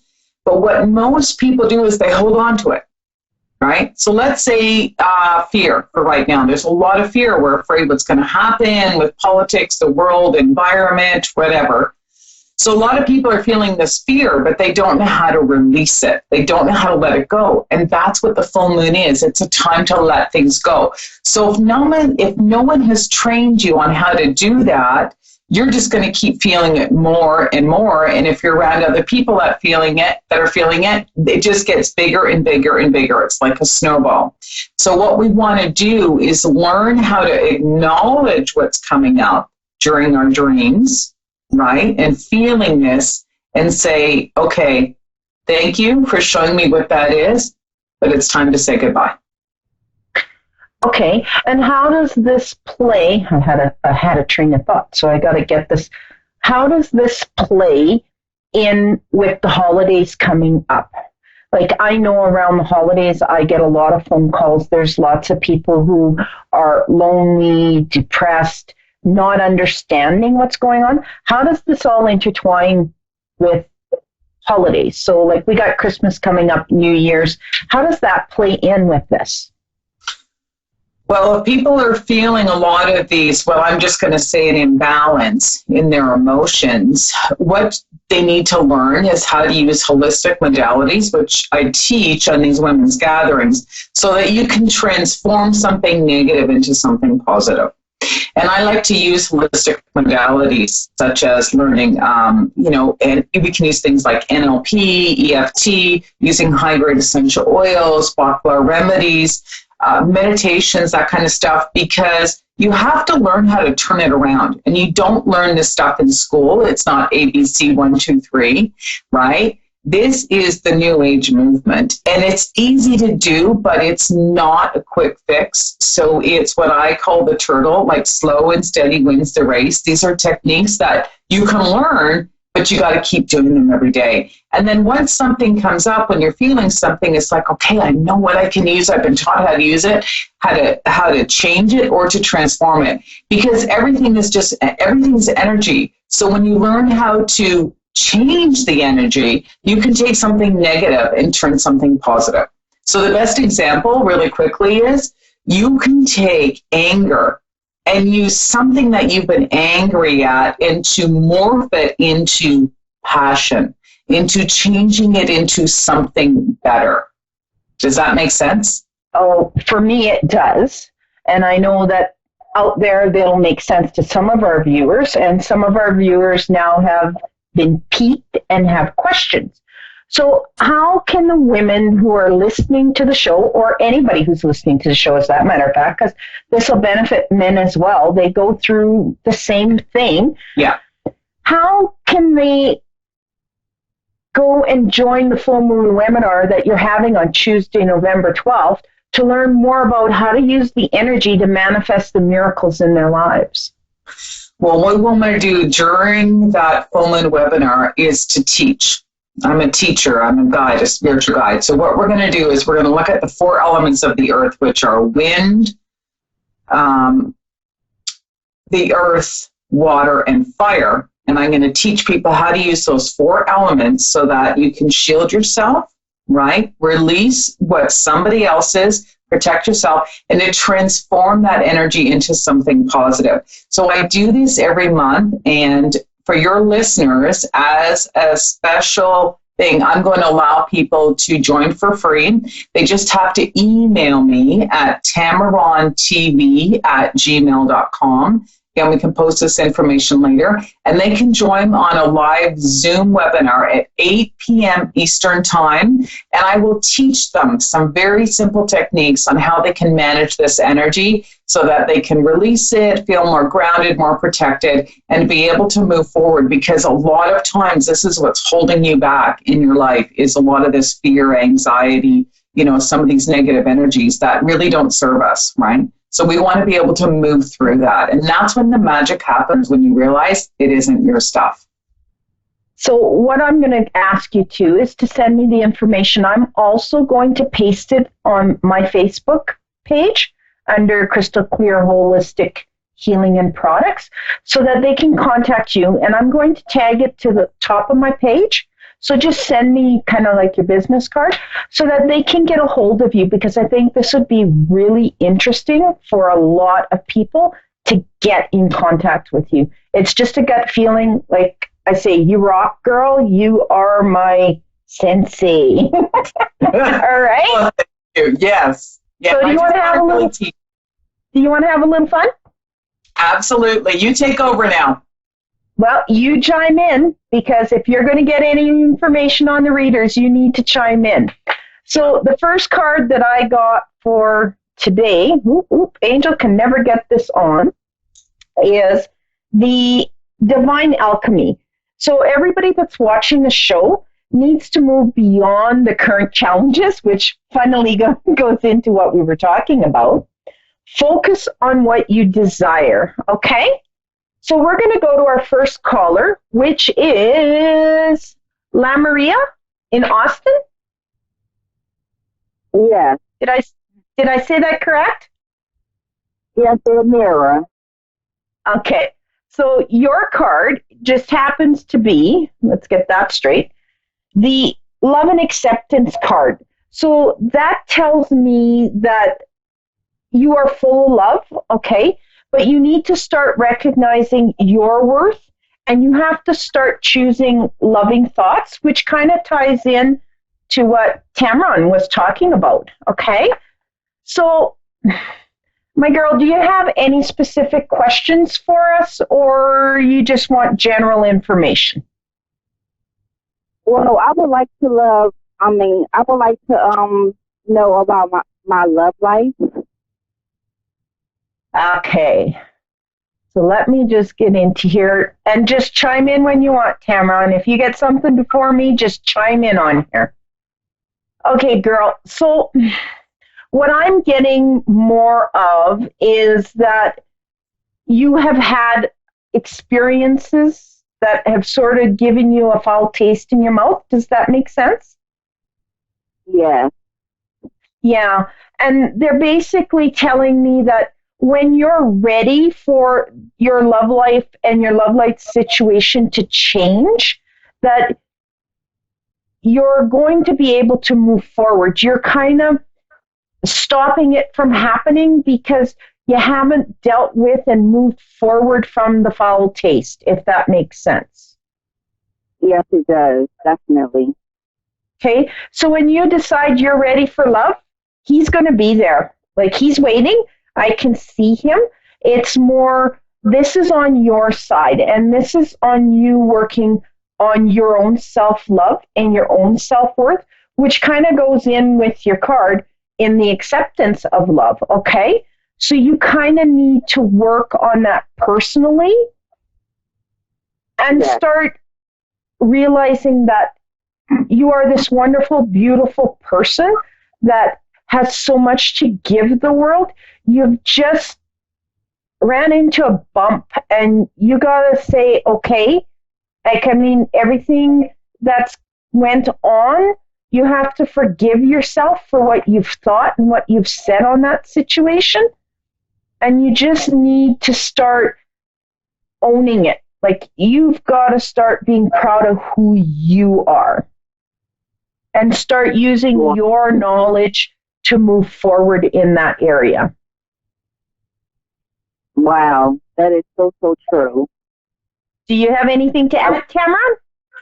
Sure, I can add personal experience and exactly what I'm feeling intuitively as well. You hit the nail on the head, or the hammer on the nail there when you said you have to forgive yourself. And I'll just share that forgiveness doesn't necessarily mean that you did anything wrong. So when we have experiences in the past with other people that left a foul taste in our mouth, it's a wonderful opportunity for us, for anyone, to look at those experiences and to have great gratitude for going through that, because it's pushing you to go deeper within yourself, to find that love within yourself, because it's a magnet. Everything, the law of attraction is equal. So rather than trying to go out and find someone who will love you, when you take time to reflect and look at all the beautiful things that you love and accept about yourself, that's when that other person is going to come into your life. Like Angel is saying, he's there. It's the work we need to do on ourselves. And it's a beautiful process to do. And so when you radiate and you feel good about yourself, people will notice that rather than us waiting to be noticed. We need to do the exact opposite, if that makes sense. Yes, it does make sense. Like you hit the nail on the coffin. Because I do have to work on myself, and, start trying new things. It's just that, Yes. Sometimes I don't know who to trust. Trust yourself, my girl. You have to learn to trust yourself before you can trust anybody else. And that's a valuable lesson that I had to learn with going through my first marriage, and how I was just knocked down and everything beaten out of me. I had to learn to trust myself. Once I learned to trust myself, it was a lot easier to start trusting other people. Because when things go wrong in our life, we tend to blame ourselves, as Cameron was saying, and it's not necessarily our fault. And that's where we have to learn to start that relationship between ourselves again, and understanding who we are and taking our power back, and then trusting ourselves to the fullest. And you will get there. Now, they're also telling me that you're wondering about money. Is that correct? Yes. Well, that's coming, my girl. That's totally, totally coming. Okay?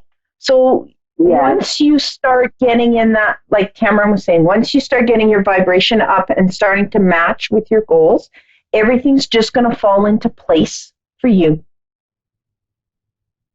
Wow. Do you see me getting married? Well, that's up to you. Again, that totally comes up to you. If you're saying you want to get married and you're saying it, you put it out in the universe works to give that to you through law of attraction.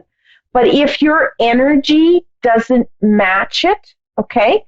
So if you, let's just say, put out there you want to get married, but then you're sitting here and you're going, do I really want to get married? Do I want to put up with that again? Your vibration isn't matching it. So then it won't come, okay? It's just going to kind of sit there and percolate out in the universe going, hey, I'm here, I'm ready, I'm waiting for you. What do you want me to do? But if you're not vibrationally being specific and saying, this is what I want, it's just going to not come, if that makes sense. Yes, it does. And I'm actually not in a rush. I just would like to know. I never know what the future holds. Oh, it's coming. That's totally up to you. You can grab anything you want that you've put out in the universe. You just have to trust yourself and know that you can create anything. And what Tamron's doing with the full moon, that's part of her teaching us how to grab on to everything that we want. And it kind of fits in with Abraham Hicks, with staying on your disc and everything being in the vortex and just being able to grab it. If that, am I right, Cameron? Yeah, absolutely. It's free to your listeners. So if she'd like to follow up, then she's more than happy to join us next Tuesday night. And it'll really help you in following through in starting to manifest and create everything you want. People really don't realize how much the full moon and energies affect us. And being empathic, we really take on, like Tamara was saying, we take on a lot of other people's garbage that we shouldn't really take on. Yeah. Does that make sense to you? All Yes, right. it does. So you have a great weekend, okay? You too. Thank you so much. I appreciate it. All right. So you can reach me at crystalclear101.com, or you can email me at cosmicearthangel@outlook.com, or you can just go to my Facebook, which is Crystal Clear 101 Holistic Healing, not hearing, healing and products. Okay, I'm tongue-tied. See, the energy's got me flying here, Tamara. So how can they get a hold of you, Tamara? They can go to my business Facebook page under Tamaron's Place, and that's spelled TAMMERONS, and then just Place. They can send me a message or email me at tamarontv@gmail.com. Thank you for allowing me to be a guest on your showing. No, thank you for coming on, and I hope we're going to do this again because I totally enjoyed it, and you rocked it out, girl. So Thanks they can't blame me.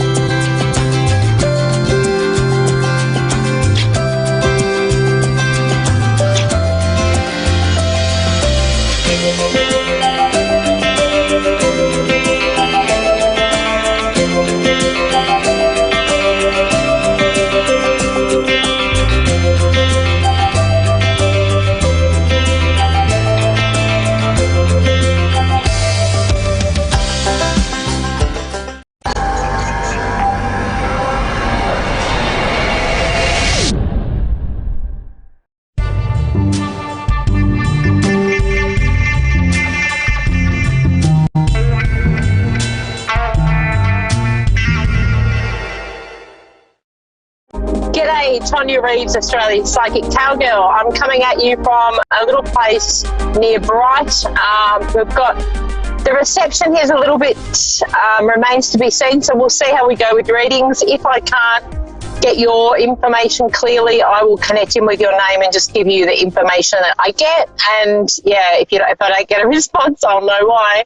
So anyway, we are up here today. There's a big rod run this weekend in Bright, so we've got heaps of classic cars. There'll be cars everywhere. I'll get a lot of footage that I'll share on my page of some amazing cars.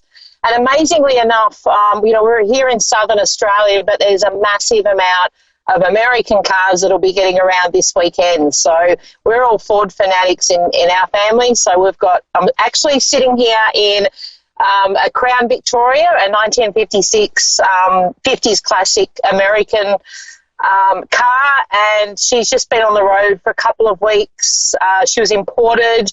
I'm pretty sure it's a Californian car, but I might be wrong there. But yeah, I think I'm pretty sure it was California. So yeah, we're pretty rapt to be able to have these amazing cars over here. And as Aussies, we love the American classic cars, and yeah, we don't have any problems driving on with the steering wheel on the other side of the fence. For us, it's quite interesting. It's a little bit different to what we used to, but yeah, it's a bit of fun. And I often sit there and I'm sitting like I am now on the passenger side, and sometimes I'll go to put my foot down, you know, if my partner's driving, and I'm like, oh, I'm going to brake, you know, because you're just mentally in that side of the car that you're so used to driving with. So, yeah, that's a bit of fun.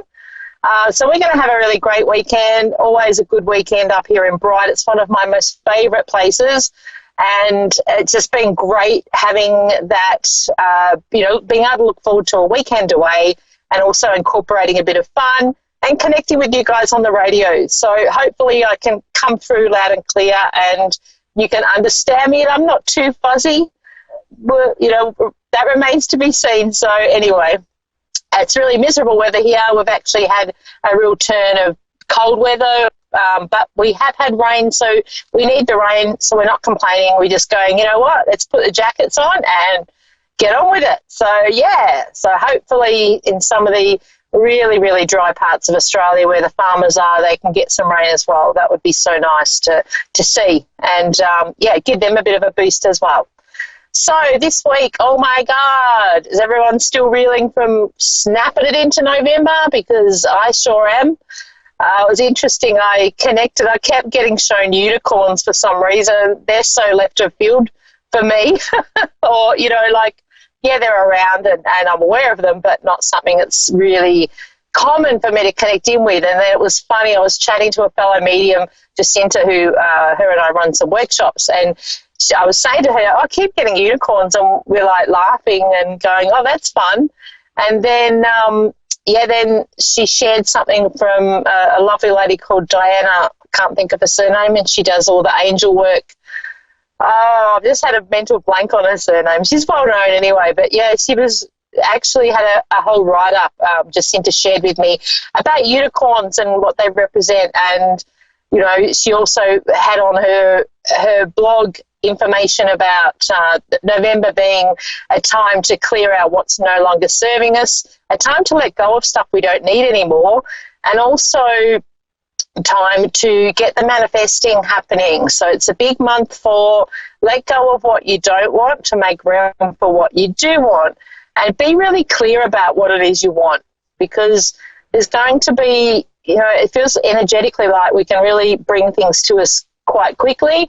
But in saying that, I've had a few people contact me with trying to bring things, you know, into their, I suppose, into their universe, and we're feeling a bit frantic with it, so we have to let it go. So if you're really willing something and taking all your time obsessing about it, let it go. Put it out to the universe and say, yep, that's what I expect and that's what I want, but I'm going to let it go and I'm going to allow you to deliver it as it needs to be delivered. So don't forget that. We need to let it go. The more desperate energy we put to something, you know, the more we push it away from us. So it's good to be aware of that. Okay, I'm going to go on to my first caller, Denise in the Bronx, New York. Denise, how are you? I'm fine, and you? Good. Can you hear me all right? Yeah. Yeah. Cool. I was sleeping. I was sleeping. I'm getting ready to go to work. All right, so we're going to do a snapping reading for you prior to you heading off to work. Is that the idea? Yeah. Cool. All right. So, Denise is, actually, it's funny, most of my callers that ring in here are quite spiritual, but you have that around you in droves. So I just wanted to acknowledge that and say you're really good at manifesting things, and you get visions of things. You actually get shown a lot of things prior to them happening, and it's really great because it kind of, you get when I say forewarned or shown, the things that are presented to you are relevant to you in the future. So it's really great you get the insights. Make sure you stop and take note of them. There's something around at the moment where you've come to a fork in the road and there's decisions that need to be made. And I just want to say, because they're showing me, it's like, tell her to listen, tell her to take notice. You've had a few things that have almost been like hiccups that have come up. Like, so it's almost like you're traveling along the road and you've had things coming at you left of centre. They are there to slow you down and make you look at things differently. Okay. All right. Because there's something about you have to slow down to speed up. And it's like, as frustrating as that is, because I feel like I want to say Denise is not patient like the rest of us. We want it yesterday. Right. Yeah, you're right. We don't want to wait, but what they're showing me is that we just need to take a deep breath and almost like consolidate, because what you're feeling is coming to you, but it's going to be in a different way. So it's almost like you might be thinking, I need to do this, that, and something else, and it's going to happen, but it's like they're showing me just take a deep breath and trust, because you're going to be shown and it will be presented to you slightly different to what you're thinking. So that's why you're being held up. Okay. All right. All right. Yeah. That's good. Okay. And there's also an offer around work for you. So there's something around an offer for work. So be open to that. And I want you to say yes to that. Yes. Yep. Okay? Yeah. So don't be scared. Don't be scared. And there's also, quickly, I know you've got to go, so I won't keep you, but there's also a baby or a child coming around. So I don't know whether you already know about this, but I feel like we're having there's a little girl around somewhere that fits for you. Okay. A little girl. Yeah. Okay. All right. So, yeah, just look out. Let me know. I love to hear, all right? So take care. All right, thank you. Have a great day at work, and I will talk to you later. Thank you. Okay, thank you. Bye-bye. Bye. All right, I'm going on to my second caller, Gidget in Washington, Michigan. Gidget, how are you? Good, how are you? I hope you really good, thanks. Oh, you've got a really sweet voice.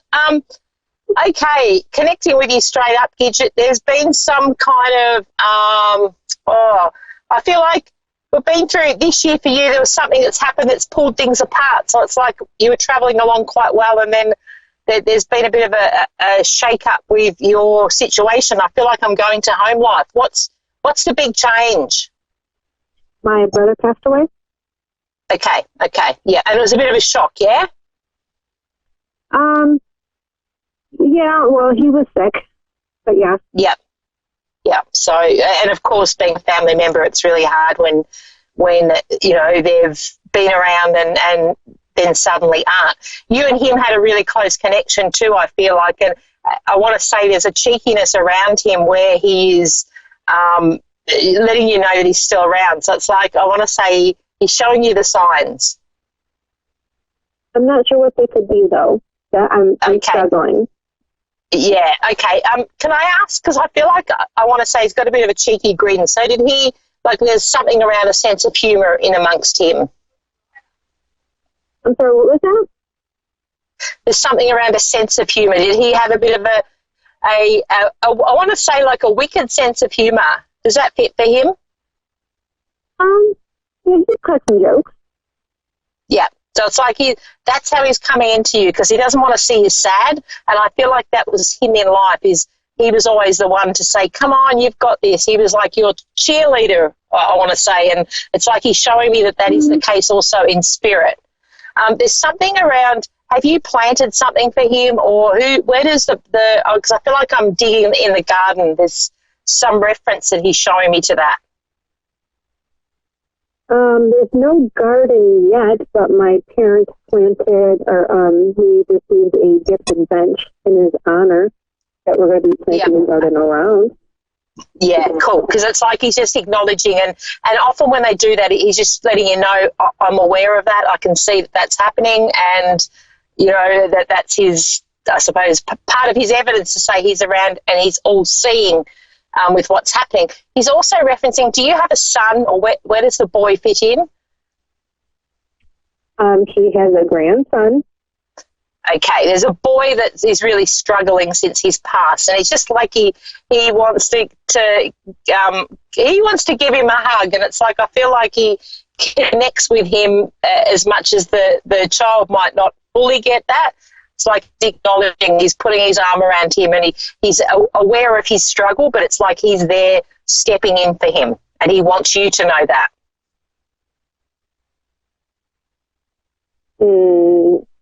Okay. All right. He's also showing me this. The age range of the boy?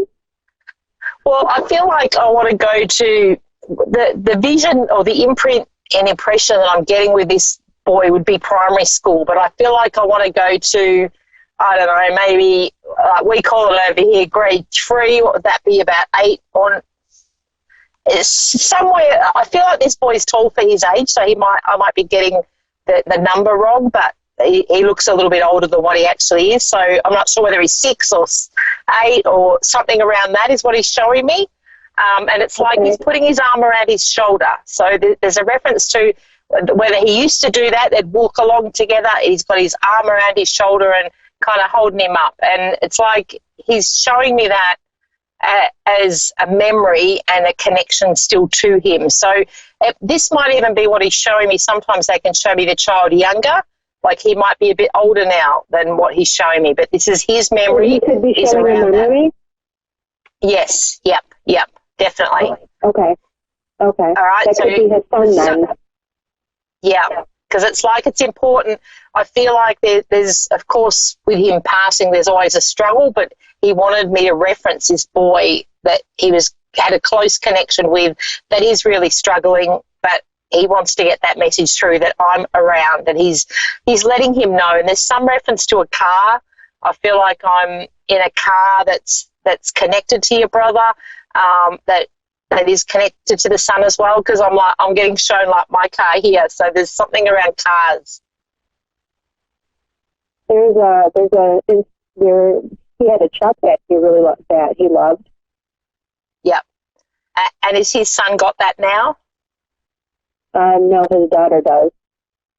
Okay. All right. Well, there's some reference to that. So it's almost like if they're feeling like that they can't connect to him, go and sit in the car. So go and sit in the truck. It's like, it's that, that feeling of him still being around. And sometimes when we go back to that the essence of who he was and bringing through back, the impressions of him, I should say.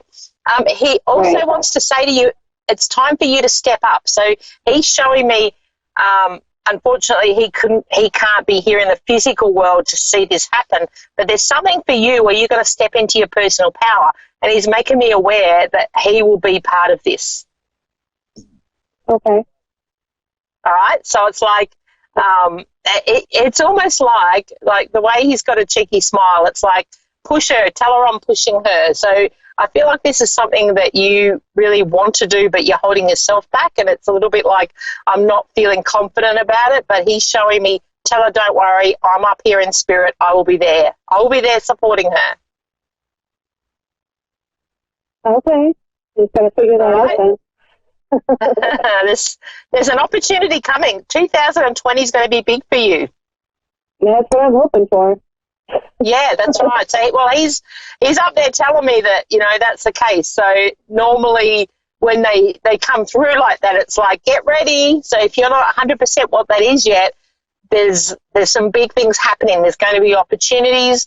And, I feel like for you, I'm changing direction, and I'm going to be doing what I've always wanted to do. So this is about your passion. This is about something that maybe you've weighed up and gone, I don't think I can do that because of X, Y, or Z. But it's like he's showing me that you will be successful at it, and he's up there to make things happen. Thank you. Okay, because you've got this. And I really feel like in what he's showing me is the only thing holding you back is your lack of belief in yourself. But he's showing me all that you have. You're quite talented. You just don't realize it. I'll agree with that. I just don't know what I'm talented about. Yeah. Well, for you, you've got a few things up your sleeve. So I do have to say, what he's showing me is you've done a few different things, and it's you will be taking bits and pieces from what you've done and bringing it, into your next role. Now, there's something about being creative with this, because I feel like this, what he's showing me, I'm getting creative, and I'm creating things. So I feel like that's the direction that you're going to be going into. Okay. Interesting. What is around moving too? Is there something around location, or because I feel like he's showing me somebody's moving. Is that you moving? I am not moving. His daughter's moving into their house with his widow. Yeah. Okay. So you're definitely not moving that, because I feel like I want to go to you. Where am I moving? Yeah, I think that something's going to come up and you're going to make a decision to move. You said someone. This is like, yeah, you're going to be changing things up. This is part of with you stepping into your personal power. So are you single at the moment, can I ask? I am, yes. Okay, all right, yeah. So, and where does the connection, there's something around, he's showing me, so you're in a long-term relationship and that like recently separated or over the last 12 months is something around the two of you not really, it's like he's showing me you didn't quite fit. It's been 3 years since I've been with someone. Okay, so it's been a while, so it's longer than that. Well, it's like there's somebody else that's going to step up for you that's going to be quite different to your ex or when you're in your last long-term relationship, and it's almost like this opportunity. Yeah, you've learnt your lesson there, because that's gone. But it's like this part of you stepping into doing what you want to do will also bring that to you. So it's like, I've got new opportunities. I do see you moving next year. I feel like you're going to make a decision and go, you know what, I'm going to move and change things up, and it's going to be for the good. And it's quite surprising. It's like an opportunity is going to come around, and you will be like, yeah, I'm doing this for me. So it's like it's time for you, and because it is about that for you next year. It's time for you to step up into what you need to be doing, and I'm not going to be influenced by everyone else, which is a common thing that as humans we do that, but for you it's like it's now or never. I'm a bit done with just existing, and I'm ready to take that. It's almost like for you, you're going to be taking the leap of faith. Okay. All right, so just start to get that in your mind and have that realization that there's going to be big changes, and I'm going to be comfortable with that. And I know that I'm well guided, because it's like you will be. It's quite an exciting time coming up, and you're meeting the man. This man stepping in is loyal. He's got all the qualities that you would require in somebody, and it's like you will look back and go, I don't know, I wasted my time with the others, but for whatever reason, the timing had to come with this one that will be stepping in. So it's like he's been through his stuff, you've been through yours, and then we come together, and it's a great union. And he is going to be like your best friend as well as your partner. It's great. Beautiful. Yeah. So sometimes we get a little bit disheartened, or we lack that belief in that happening. But I want to say to you, just connect with that feeling of and I'm not telling you something you don't know, because there's something around you've had this feeling deep down is what Spirit is showing me, and it's just believing it and going, okay, I'm not sure how the universe is going to deliver it, but they are going to deliver exactly what it is you want. So for me, I would be writing down the traits you want in this new man, the qualities and things that you would look for, and yeah, exactly. And the same with this work. And I almost feel like when sometimes we don't know what we want to do, all we need to put down is some affirmations saying, I love what I do, I make great money doing what I love, I'm in because I feel like for you too, this is really flexible what you're going to go into. And it's like I've got more time, and, it's a flexible time schedule, so I can fit things in that I want to be doing. Okay. So how do you see my financial future? Well, that's where this will step up. So it's like there's something around, just as you've said that, what's the debt that's being paid out? Well, there's something being paid out at the moment. Paying down my mortgage? Yeah, it's like there's something that's going to be, it's almost like I want to, well, it's like, yeah, it's like you're paying off something, right, that might feel like it's going to take forever, but they're showing me it's going to be quicker than you think. So, you know, sometimes we think, oh, my God, I've got to pay this massive amount. It's like, don't worry about it. It will become easier and you'll pay it off quicker than you think. Okay. So it's going to be fantastic 2020. Yeah, definitely. Big changes for you. And, you know, I feel like just the fact that your brother's there in spirit to help guide you, and he wants to bring you all that you deserve. And he had a lot of faith in you, and, you know, he still does. And that's why he stepped in for the reading today to go, right, let's you know, let's open up you to the realm of possibility of exactly what you can bring to the table here, because it's great. You know, you've got the potential there. You don't have to do anything. We just have to step into it. Okay. All right. So please trust that. But I definitely see, and I'm just questioning a little bit more about where you're moving. And I want to say I'm moving closer to, now, my geography when it comes to America is really bad, so please forgive me, but I'm moving to where there's a body of water. I'm on a coast. I feel like I'm heading where there's water around, and I feel like I'm going to waves more so than a still body of water. But okay, you are not the first person to tell me that. Oh, good. So be open to that. And again, sometimes just looking around at what's available in that area for work and all that kind of thing, and what that does, it just speaks to the universe and to say, I'm ready for a bit of a change here. And I feel like for you, the water component is where you connect. So you connect, for you, it's like if I'm by the water, I'm like, oh, I'm so peaceful. I'm like, I can breathe. So yes. I feel like, so it's like, why not live near there, and then you can do that every day, because that's what I feel like will be important for you. It's like, cool. That's beautiful.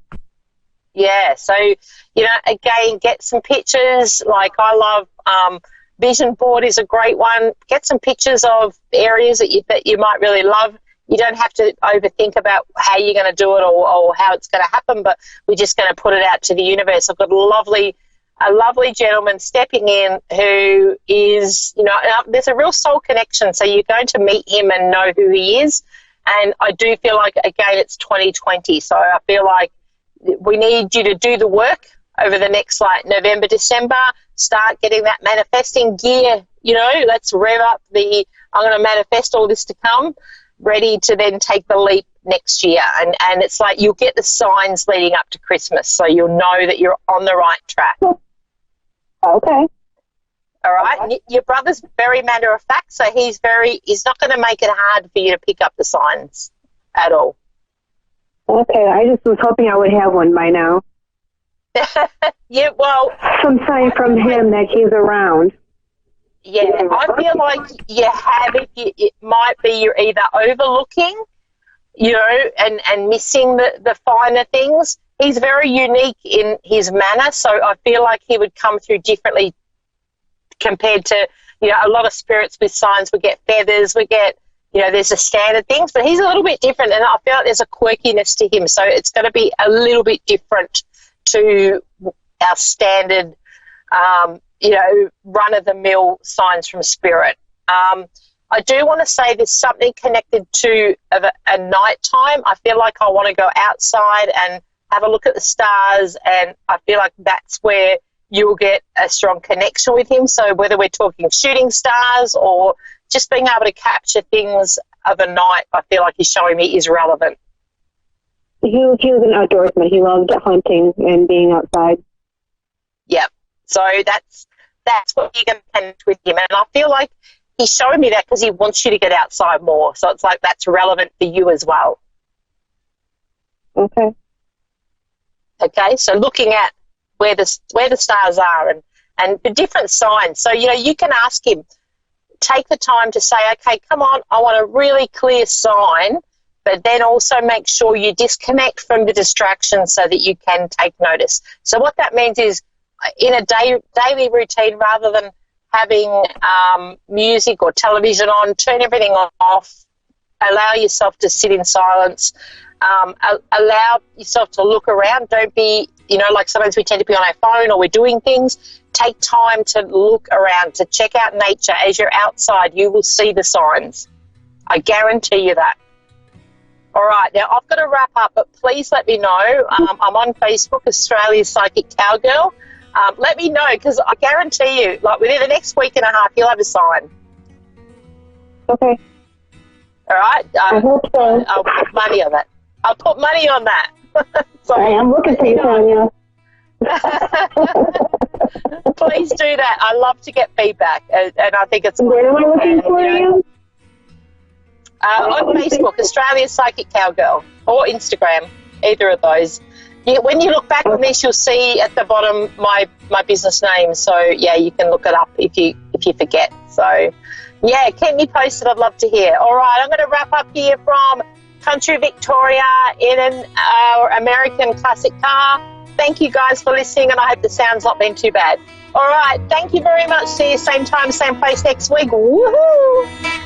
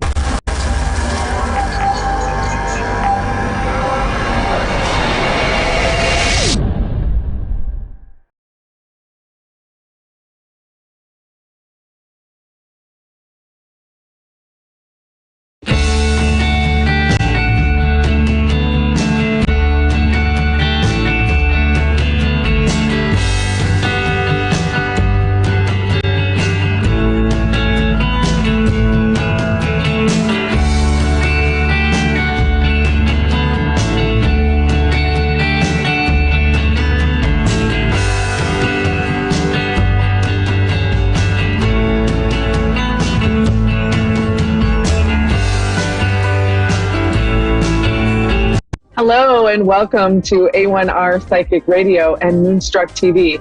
You are listening to the High Frequency channel, and I am Rebecca Urich, your Dream Builder coach and life mastery consultant. And you are tuning in for transformation. And I am excited to announce that I have partnered up with a financial firm that has a mission to eradicate financial illiteracy. And they want everybody to have more education with money. So one of my biggest struggles as a coach is finding people that are able to pay for coaching. Money is the biggest problem. It's the biggest obstacle for people. So they aren't able to get the help that they need and to live that life that they would love to live because they have financial struggles. And so I am thrilled to be partnering with a firm that has a mission that wants to educate people in finances and in money. And it's really interesting. I'm really excited to be sharing this and to become a financial coach, really, is what's happening. I'm in the middle of training right now, and it is crazy, and everything is changing. My mindset is changing. The information that I'm learning is amazing, and it is truly information that everybody needs to hear. So the question is, do the rich have more money, or do they have more education? And while some of you might say both might be true, but they have more education. They know what they're doing with their money. They know where to put the money to make the most money, right? So I am loving that I am actually bringing the secrets to why the wealthy continue to get wealthy while the poor continue to get poor. I am bringing to the middle class or whoever wants to learn how to set themselves up so they don't have to worry about retirement, that their heart rate and anxiety is not going up and down with the market, so that they can rest assured I actually have a debt stacker where I can tell people exactly the date they will be out of debt and exactly if they, what they put in, how much they will be able to retire on. And it is amazing. It is absolutely beautiful, absolutely amazing. I'm super excited to be a part of this and to really help people where it counts. And the best thing about this are my services. My educational services are at no cost to you. So if you're interested in hearing more, please reach out. You can go to Rebecca Urich at RebeccaUrich.com and go to contact and send me some information and let me know that you're interested in learning more and interested in learning to exit the matrix, the money matrix, and stop having anxiety as you're watching the market go up and down. Or maybe you don't have any money in the market. Maybe you don't even have any money to necessarily put away for retirement. Maybe you're working paycheck to paycheck. What I teach people how to do is to make more money and save more money. So it doesn't matter where you are on the spectrum. You could also have tons of money in the market or in retirement, and you could still learn more. And like I said, my services are at no cost to you. And I would love to, I feel like this is going to really help people. Like I said, the biggest concern that people have is money. They are worried about, they don't even have any money in case they hit a deer, or it's kind of what we do here in Michigan, right? And to have just even something extra in case something comes up. And so that'll take somebody out if they have to pay $2,500 to have their car fixed, right? So I teach people how to make more money and save more money. And it is super exciting. It is super fun. Again, please feel free to either, lots of ways to connect with me. You can go to the highfrequencychannel.com, RebeccaUrich.com, contact me through my website. Let me know, hey, I want your services, your financial coaching services. I will happily set up some time with you. We can go over there's a couple different options for you. We can start and get you going. Gosh, I watched one of my clients as she was looking at when she was going to retire and how much she was going to retire with, and how much her boys were going to be covered. And I was like, oh my gosh, like I can't even believe. She was so relieved. I was so relieved. It takes a huge weight off of people's shoulders to have an idea, to know when they're going to retire. And here's the thing, most financial firms charge at least $500 to $2,500 for services that I'll be providing at no charge to you. So I'm happy to begin helping. I'm happy to serve you. I'm happy to share this information. And it's not even tricks that the wealthy are doing. It's just that we just don't know what they're doing with their money. And it's a little bit different than what you would think. But it's not about the law of attraction. It's not about mindset. It's not about any of that. It is literally factual. It is literally so easy. So please feel free to contact me. Like I said, again, RebeccaUrich.com, highfrequencychannel.com.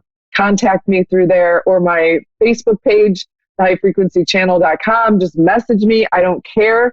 Let's set up some time to go over and to learn. The first step is to go through the educational process so that you have this fabulous information, right? And then we can go from there. We can do an assessment, which is complimentary. So all of them. I'm excited. And there's more to come because I am just getting started with this. So I'm very excited I feel as though what I'm doing, and I think I said this before, is I'm helping people exit the matrix. I'm helping people become deprogrammed by the way that we're naturally programmed to be and to have money and our feelings toward money and how money works. And so I feel really blessed to be with a company that wants to educate people on finances and money. And like I said, I will help you make money and I will help you save money. And with that said, I was thinking about how this just dropped into my lap and how grateful I was at the time. I'm grateful now, but at that moment, it was the craziest moment. And I contacted a friend. I was standing in my kitchen and I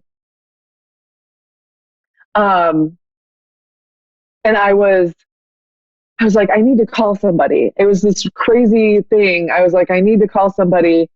And I go, okay, my sister, who I would normally call, or my mom. My sister was putting her kids on the bus, and my mom was, probably getting ready for work in the morning. And I'm like, oh, I'm going to call this other friend. And then we started talking about this, and that's how I got into it. It is life-changing information. So I'm going to keep coming on and keep giving you information. I'll probably do more shows about it because I feel really strongly about the information that I'll be sharing and that it is absolutely life-changing. So please feel free to reach out to me, RebeccaUrick.com or the highfrequencychannel.com. A little secret, the High Frequency Channel actually just goes right to RebeccaUrick.com. So either way, you can hit the contact button in the navigation bar and send me a message telling me that you want some financial coaching, and we can set up some beautiful time to spend together and to learn some amazing things. So I'm going to wait patiently for your call. And in the meantime, I am going to take my first caller. We've got Ava in Colorado. Yes. Hi, Ava. How are you? Doing wonderful. Good. My name is Rebecca Urick, and I'm a Dream Builder coach. I'm also a life mastery consultant. I'm claircognizant and clairsentient, and I do oracle cards. What would you like? I source the infinite. Excuse me. What would you like from me today? What is clairsentient? Clairsentient is feeling.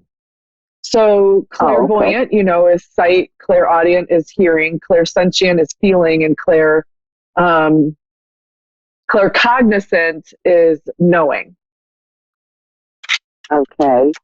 What are you? Well, let's go with what am I? Yeah. Very intuitive. I'm sorry, say that again. Intuitive? Very, very intuitive. Nice. I love it. What would you like to, you want a general reading or you have something specific? Let's go with the general reading. All right. Sounds like a good plan.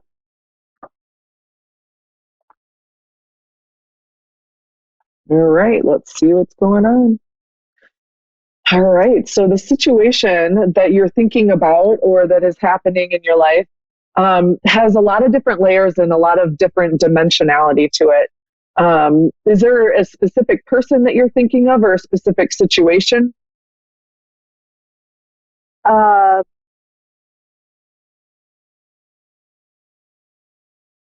Specific I can't even speak. Situation. Okay. All right. Okay. So what I'm getting from that is that, first of all, easy does it. So be really kind to yourself, be easy on yourself. Do you have a self-care program? Not really. Okay. So what I recommend is that, make sure you do things like even just looking out the window and watching the birds play, or going for a walk in nature, or taking a bath, or doing something to make you feel good. Something in nature. Okay. And to be kind to yourself. Are you a little hard on yourself? Yes, I am. Okay. So we want to start really looking at maybe some of that negative self-talk and making sure that we shift that to something more positive. And so we do that by just noticing what we're noticing. And sometimes I'll just pause in the middle of my day and go, what was I just thinking? Where's my energy going? And then I'll go, okay, all right. And then I'll shift it to something more positive. So our higher self is always looking forward, never back. So a lot of times people think our past makes us who we are now. And there's a certain element to, yes, that is true. But I like to say, most of us are stuck. Most of us are broke. Most of us are, disappointed with our lives in some way, shape, or form. I mean, not in all ways, but so it's time to let go of some of that past stuff and to really move forward into what you would love to do. So by being kind and changing that inner voice, that not necessarily the small, still voice, so the intuition, but your voice that you talk to yourself with, and really make that super strong and powerful and positive. And then it's saying that you've got some fun things happening. What's the situation? Can you tell me? My living situation. Is that what the situation is? I basically take care of everybody else's dogs, and which I do love doing. And I'm do artwork. Good. I'm very creative in things. I love it. So, and of course, I play with numbers. Okay. That's fun. Yeah, it is. I love playing with numbers. I love doing the art. I love doing the dogs. My issues on being hard on myself is there's not enough of me. Okay. What does that mean?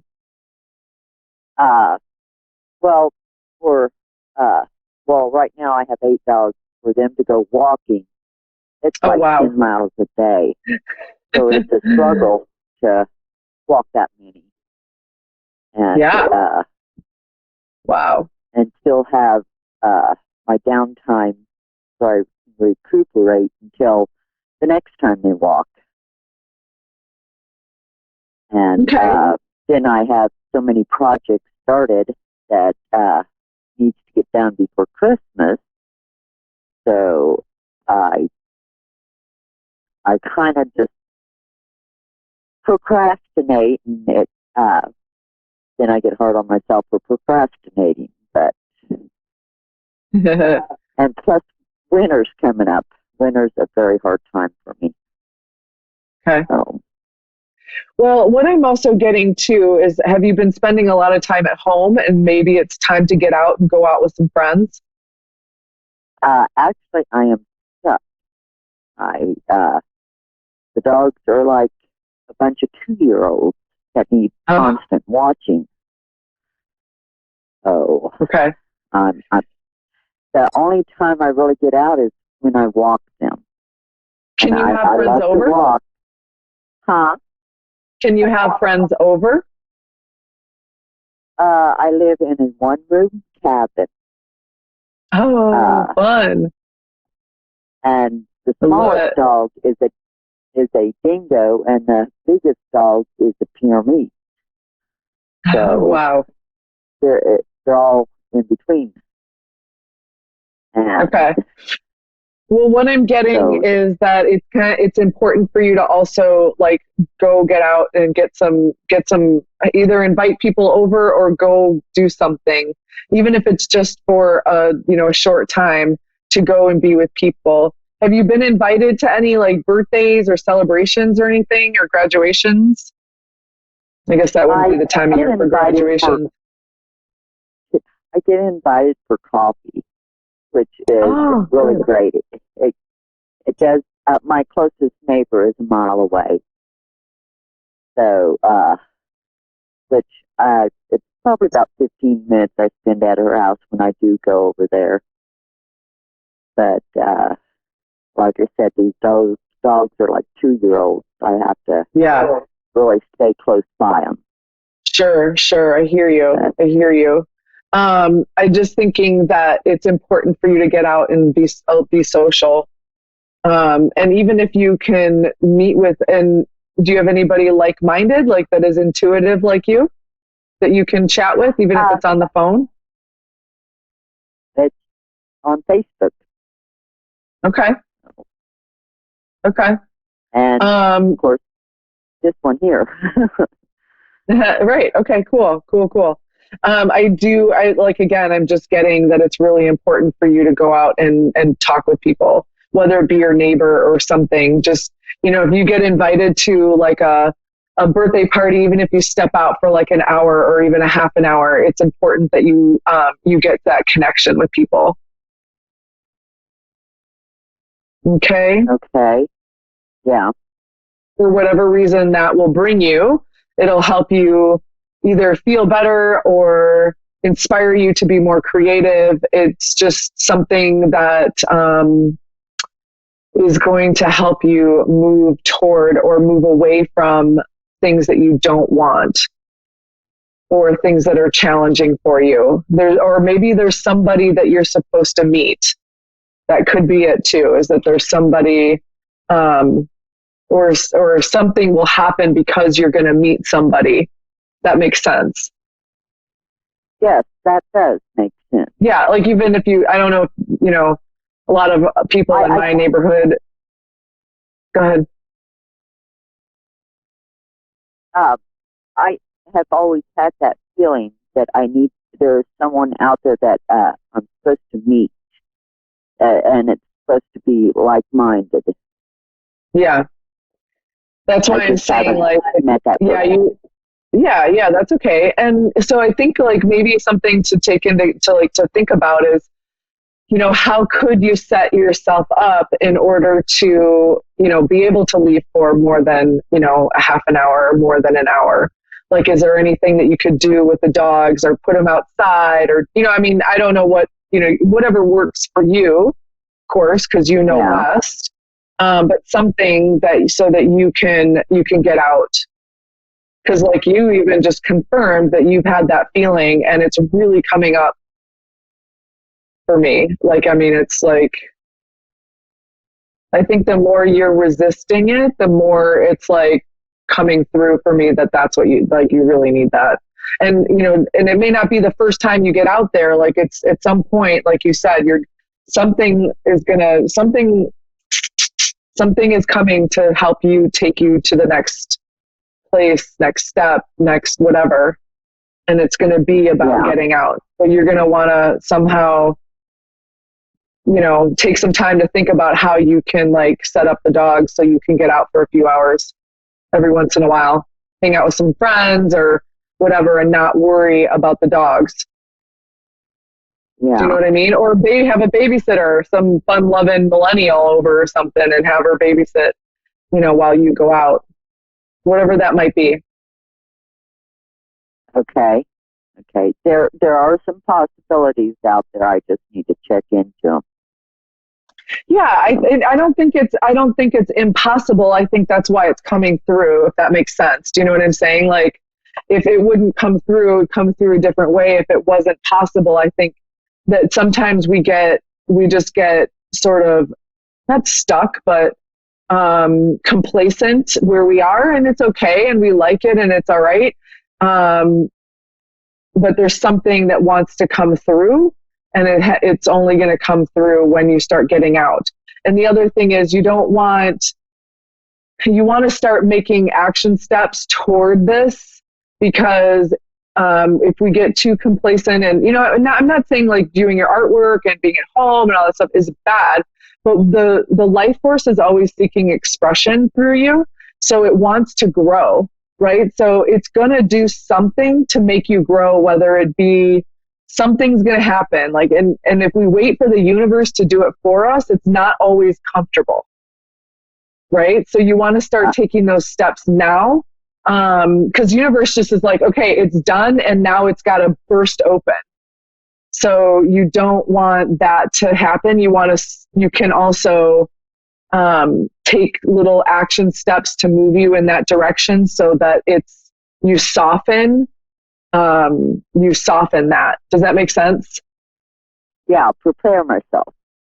Prepare, yeah, or I mean, just ease. It's like the pot, like the top of the pot on the boiling water, and it's like you're like holding it down, right? So we've got to like lift it up and let it air out a little bit and start doing something to move in that direction. Otherwise, I mean, the pot won't blow up, but do you know what I'm saying? It's just the pressure starts to build, and then something is going to have to happen in order for that to be relieved. And like I said, this is what's happening with the world right now, is they're awakening, but because we're so stuck in our programming and all that stuff, that people are having to have a divorce or an accident or an illness or something that wakes them up to, a bigger world. And so but the other way of doing it is taking little action steps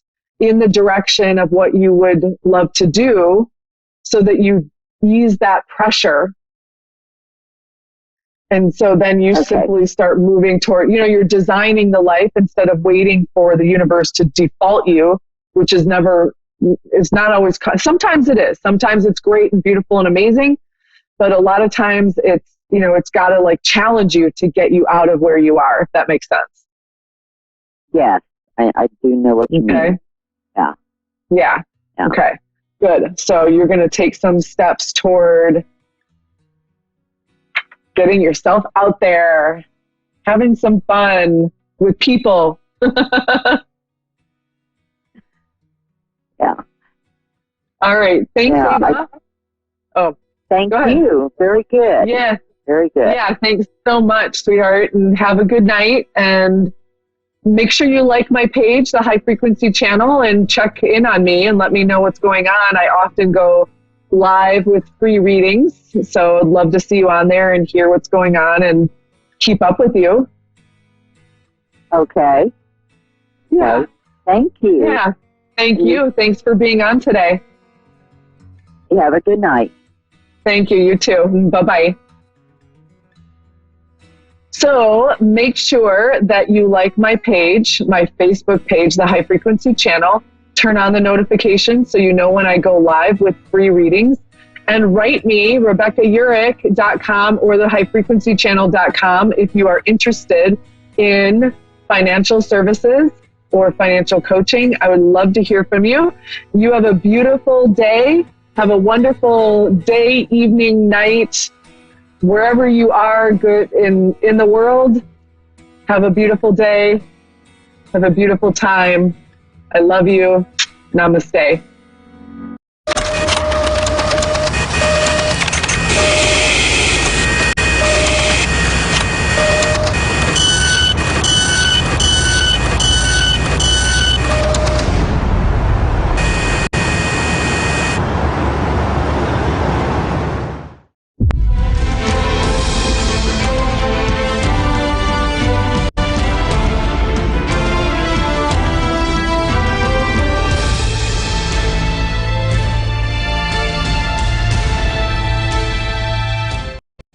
Hi, I'm Faye, and thanks for watching Moonstruck. And now, back to A1R on the air, Psychic Talk Radio, now on Moonstruck TV, enlightening television. Hello fans, Hello, callers, and hello, students. This is Fiona, Persian medium. I am Power. Another night, another amazing time, and of course, A1R Radio Network. So, before I take any callers, would love to share a couple of my experience when it comes to I don't know if I can. I don't think so. You can. I wouldn't suggest you to go for that. Oh, my experience is about that when I tried, really, I couldn't succeed, so maybe you shouldn't. So there's tons of insecurities, limitations, and also a little bit of, I don't know what to do, and can you please help me where I am and what kind of career I should change or found or whatever. So I want to tell you one thing. This is actually my own experience. I wanted you to not listening to anyone. Of course, you should listen to people with experiences and telling you exactly what to do or not to do when it comes to risk and investment and other stuff. But when it comes to you want to change and challenge yourself, and because your neighbor, because your parents, because your sister, because your brother, because your coworker, because your competitions couldn't make it, then maybe I can't do it either. So try to remove that type of feelings and philosophy that because others couldn't, that maybe I can't either. All I wanted you to do is like try it, believe it. And it also depends on how much you want that things will be the way as you want and the way as you wish. If you wish big, if you actually offer yourself a best ever timing of life to make yourself the happiest and the greatest and the wealthiest and the healthiest, then you are going to invest on your will. The willpower, the energy that you are going to spend, the feeling that how far you can go is all up to you. No one can tell you what to do or not to do. The only person can approve and tell you if you are going to and you can is you. I wanted you to believe in yourself. I wanted you to trust yourself. I wanted you to be brave and take opportunities, even when you feel or felt that others told it's not going to happen. So, the most amazing time in my life was when people told me I can't, and I proved that I can. So I know you're going to enjoy that timing as well, when people telling you, you can't, don't even go there, and then you show that you can, and you can, of course, go there and be the one that you want.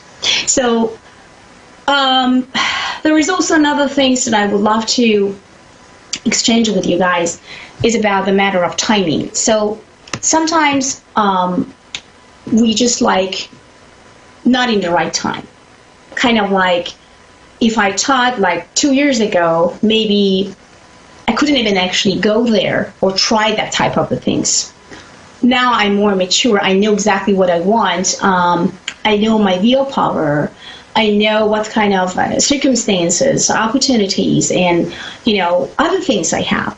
So it depends on what you want and how you want and how badly you want, and also timing. You can get what you want. So as I always say to my students and also to my clients, there is no impossibility. There is no impossible. Everything is possible. So we do not have any village of impossibility. We have a village of possibilities. So everything is possible.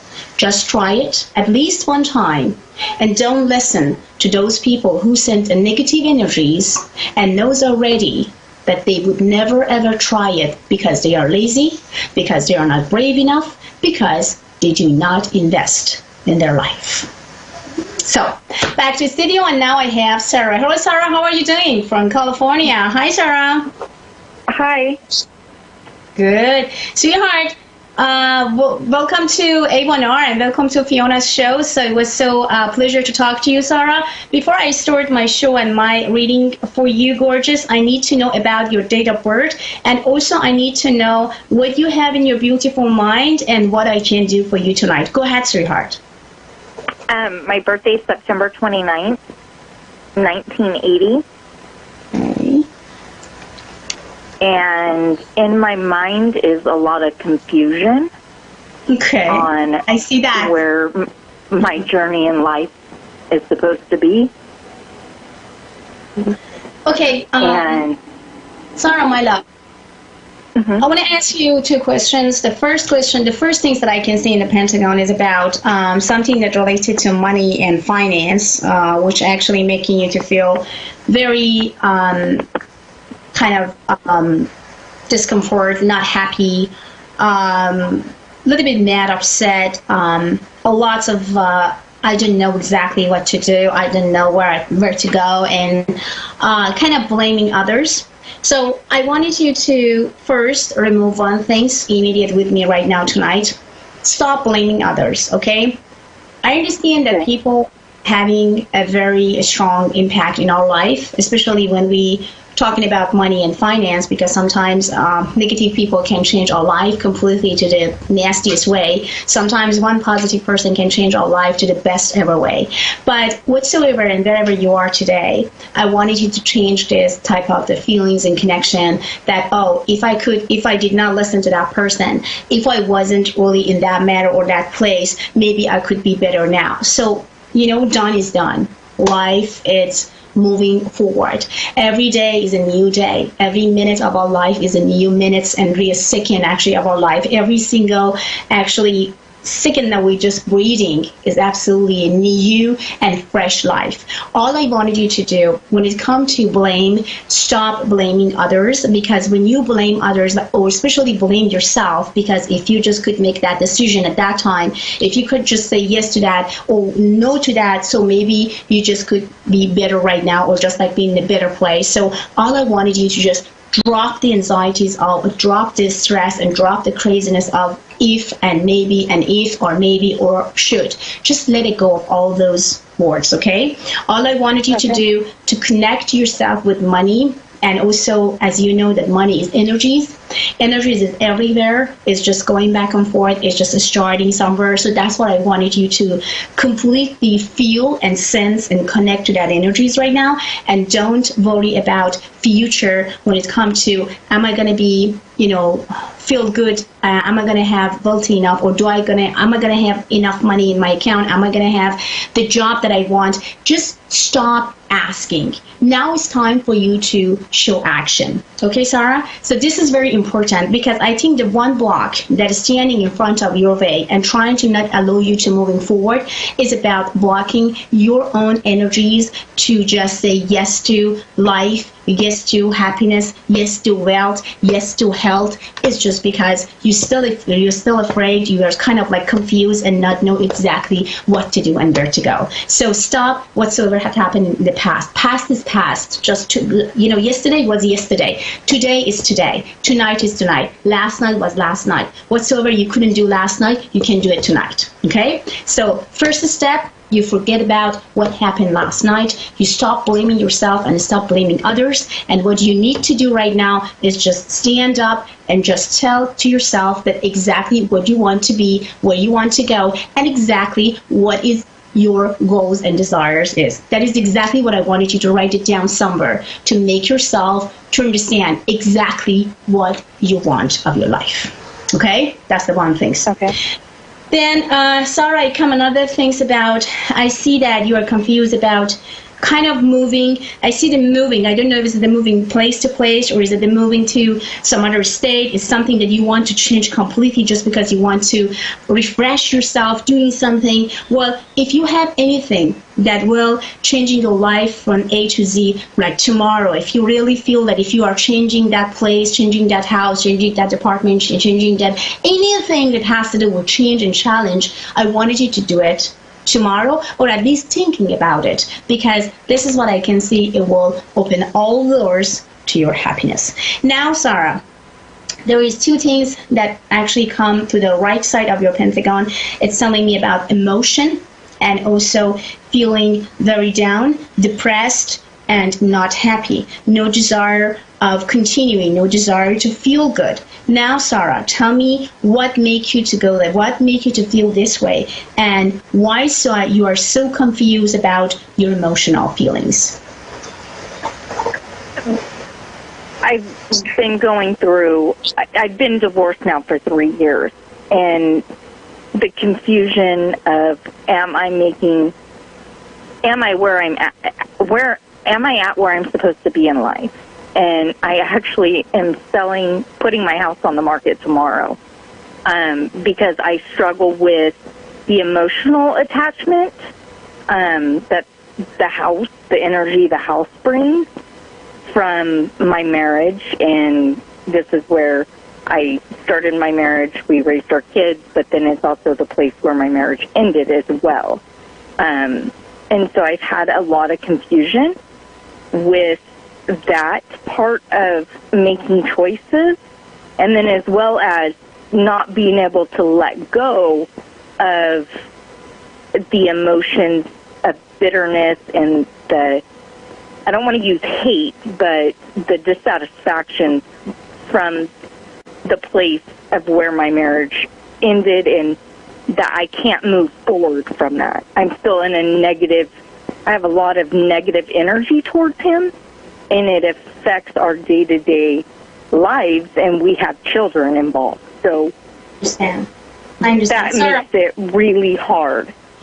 Sarah, I understand that. I understand you completely, baby, and I understand that is not something, I mean, when people says, oh my God, don't worry about that, everything is going to be all right, hon. And, you should not be worried about it. You're going to forget about it. So it's just not going to happen for one night. And I have to tell you, whatsoever had happened in between you both and what he did to you that making you to feel that hateful and, down in every areas of your life right now, maybe is not really forgivable, but at the same time, what you need to do, maybe it's kind of not time for you to forgive him right now, especially even your guys have children, it doesn't matter, but you have to get over it. And sometimes we get over things with time. We can't get over just like that. We can't just, especially when you are too emotional, when you actually give away 100% of your life and your heart, when you try to do everything that goes from your power to make this man be the happiest and the healthiest and the wealthiest and the whatsoever in the earth, and instead that you get something back, you just like gain some nasty feelings and kind of like destroy your even own insecurities, or better say confident and everything. I understand you completely, Sarah. That's why my recommendation to you is stop and then thinking about that I have to forgive him, I have to move on, I have to let it go, because you can't forgive someone that you hate so much. You need time. Time will make you to feel that you can moving forward. Maybe sometimes you need about 6 months or 1 year. Maybe you need another 3 years. Maybe you need the 4 years. The only things that you should not forget is about that you are the mom, and you have to be a mom. Your role as a mom will never change, okay? Your name is mom. So as a mom, you will do everything what goes from your power to benefit your children, okay? No matter what. But you still can hate the man that you've been together. You still can hate the man that you have children with. That's perfectly fine.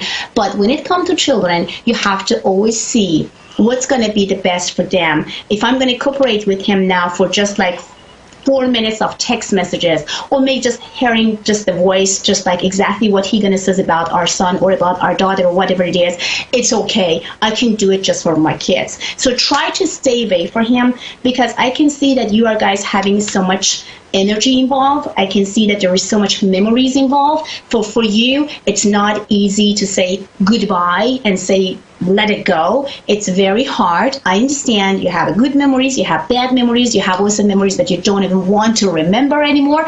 But now it's time for you to just let time came in the middle of you and him and all the pain that he caused you to let you moving forward to your own life. Okay, so don't force yourself that I have to forgive him, I have to forget, I have to let it go, because when you force yourself and then you are not happy with that force, when you are not ready with that force, instead that you feel relief, you get stress, you get an interest, you get an anxiety, and it's going to more hate came actually to your mind and your body. So all you need to do is just stop telling yourself that you have to do it because of that. All you need to just force yourself about it is about your children and your name is mom, and that's it. Anything that related to him, about him, kind of, creating around him, whatsoever has to do with him, just you need to let it go. Just don't think about it. Don't force yourself and just stay calm the way that you are, Sarah. And I wanted you to sell this house. Remember when I told you any change and challenge that I see and I feel for you, moving forward, moving from the place to other places, it's good for you, okay? Even you feel that you have lots of, emotional attachment, but let go of those emotional attachment, because the one thing that you remember, tomorrow is a new day. Next week is going to be the new week. Next month is going to be the new month. And next year is going to be the new year. And how do you know that you're not going to be in the place that somehow you just say, thank God that you gave me these opportunities to let go of this man of my life, because now I found the real one. Now I'm the happiest mom and happiest woman in the earth, because now I know exactly who I am with today and what I can do for my life. I know that right now it's kind of impossible for you to just even think about it, that am I going to be happy again? Am I going to trust any man again? Am I going to be, the woman that I want? Yes, my answer to you, both emotionally, psychically, and whatsoever we can name on, Sarah, is about yes, you can. Yes, you are going to see the man that you want to be with. Yes, you are going to be proud about your, actually, whatsoever you are choosing between. So that's why I'm telling you. All I wanted you to do, Sarah, first, don't force yourself to forgive him and move on. Just let it go. When we're talking about him and whatsoever you are guys having in between you and him, just try to feel that he never exists and he died for you and is gone, okay? The only person that you are thinking is your children, or persons is your children, and you are the mom, and that's it. You need to get rid of every single memories that you have together with your children and others. That's all I wanted you to do. Let go of your past. Let go of your feelings. Let go of things that making you to feel miserable. Not about him, about you. I'm talking about you. I'm not talking about him. Now, and every single minute that you are thinking about what he did to you, just distract yourself. If you're just listening to your heart again and feel about oh my God, my heart bleeding when I just feel and sense exactly what he said to me, what he did to me, what I did, you can change anything. You can go back. That's why you need to moving forward just for yourself, not for him, and you do need to forgive him right now, but with time, you are going to heal and forgive. That's why my recommendation to you is you are focusing on yourself first. You are thinking about yourself first. You're well begin, Sarah. You need to change and challenge yourself to the new position of life. You are going to jump from the old circle to the new circle. Then close your eyes, jump, and says, now I am jumping because I want to have a better life. I want to feel healthier. I want to actually receive respect. I don't want to be just a giver because I'm getting tired to be just a giver. I need to do everything what goes from my power to tell everybody I am worth it enough to be a woman in somebody's life that could just tell me every single morning and say I love you for who you are and I respect you for who you are, not someone that trying to, with the narcissistic and crazy personality, make me to feel down. So indeed, I wanted you to do it for tonight, and I wanted you to stay away from all the confusion that you have tonight. My advice is get rid of all your past, everything and anything. It will, like one spoon that you just remind yourself about him. Anything that reminds you about him, I wanted you to get rid of it. Okay? So don't be attached by the house. Don't feel that you have to stay. Just let it go. It's time for you to heal. And you are not going to heal if you still stay with those memories. The beauty of memories of things is about your children. That they burn there, they just like grow then and all this stuff. Other than that, I wanted you to not remind yourself about anything. That's all I wanted you to do, Sarah. Do you think that you are able to do? Yes, it took me 3 years, but I finally made the choice to have the agent come tomorrow to list the house for sale. Awesome. I promise you, Sarah, when you're selling the house, kind of like you just signing and just say goodbye to that. I promise you, the day that you are signing, the day that you are just taking all your stuff out, you are going to feel so much relief that you can't even imagine. That's why. Don't let any type of attachment, emotional attachment, stop you to succeed. Stop you to be the one that you always wanted to be. Don't let those attachments making us or making you to feel down and worried about future, because your future is shining together with your kids. Without him, not with him. You should be happy that you really get rid of this man from your life. I don't know how you could deal with the narcissist man. I don't even understand how you could even deal with it. But I have to say congratulations, because you did great.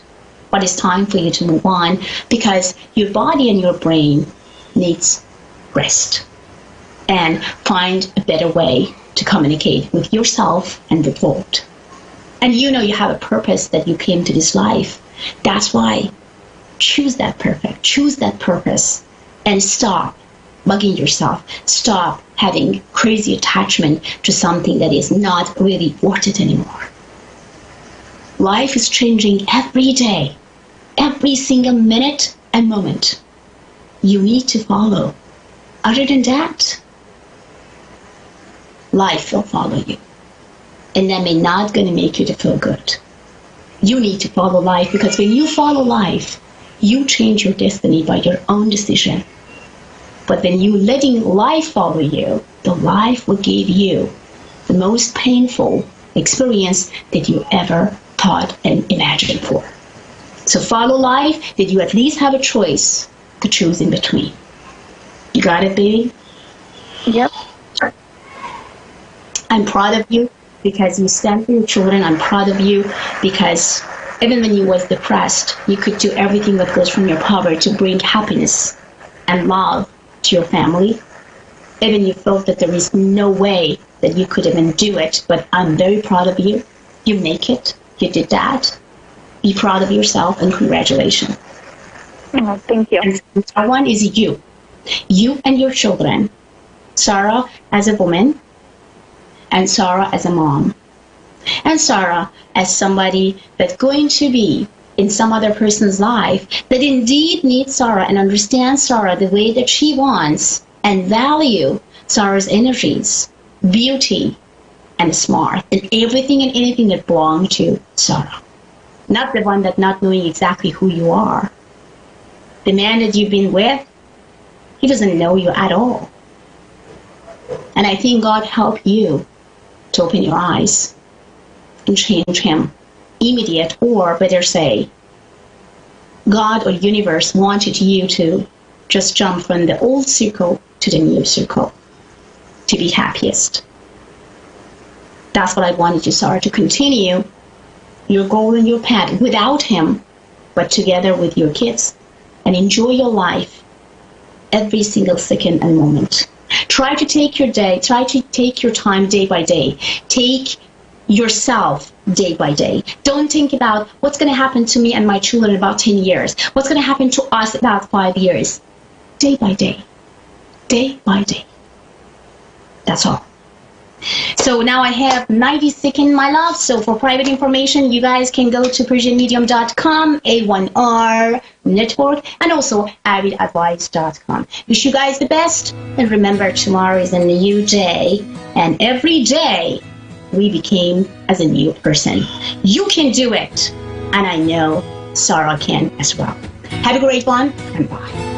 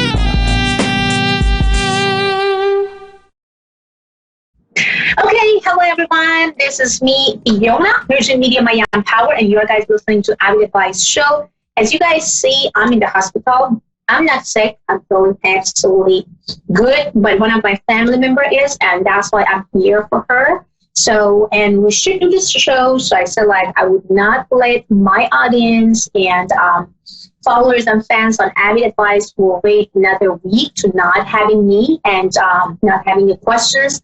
As you guys know, I'm charging $35 per minute. So I know for many of you guys, $35 per minute is a lot of money. So that's why I would love to say I will be there for you guys, and no matter what, especially right now at the moment, even in the hospital, because I'm receiving a lot of emails. You guys DM me on my Instagram, beg me for my regular show on A1R Radio Network, Avid Show, and Persian Medium Show. So that's why I feel like it doesn't matter what's going on. It doesn't matter where I am today. I will just listen to my audience, listen to my followers, fans, and I'm here.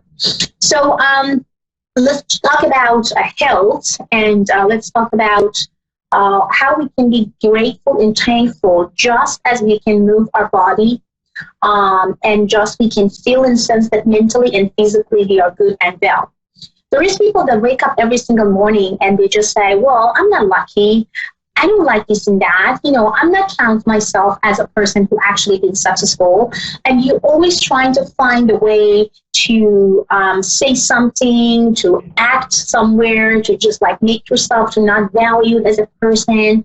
So if it's you, and if you are the person that always trying to say something negative and nasty about yourself, to yourself, and do the self-sabotage, I would say stop it right away. Number one, you're not going to feel good until you really understand about our value and what we have as a talent and what God gave us as a gift. Basically, when you are healthy, when you do not need to even go anywhere, to having a shot, to having a surgery, to doing all those things that actually need around it right now, then basically you are a lucky person. So you don't need to do anything and done anything, because I really feel and sense that everything happened for some reason. So basically, what I'm trying to say, I'm sorry, now the doctors and other people coming in the room as well, but you know, I'm in the radio show, so basically I'm going to be there for you guys. Sorry about that if I'm going to be interrupted by anyone, but you guys understand about my situation. So let's just go and back to you guys. I have Mikael from Sweden, Stockholm. Well, hello. How are you doing? Hello, I'm doing very good. Thank you for having me here. Of course, what more do? How is everything? So what's up here? Yes, exactly. So sorry. Actually, as you see, maybe actually you see my face right now. I'm actually in the hospital for some of my family members that have surgery. So basically, that's why I'm doing my show live. So that's why I'm actually in the middle of something, and sometimes the doctor coming and drop me. So I'm sorry about that. I will do my best to give you all the advice I can with my heart. Okay. Number one, give me your date of birth, and number two, where are you living in Sweden? Are you in Stockholm, Gothenburg? Where are you? I am in home, close to Gothenburg, actually. So very close to Gothenburg, or well, 1 hour from there. Oh, wow, I'm on the fantastic. west coast Is it cold? Is it cold there? Well, it's still a little bit cold there, like 2+ or something. Oh. Outside, so I know. Very Well, I live in Sweden, honey, almost in 20 years, like all my life. I raised in Sweden, so I know exactly what's going on.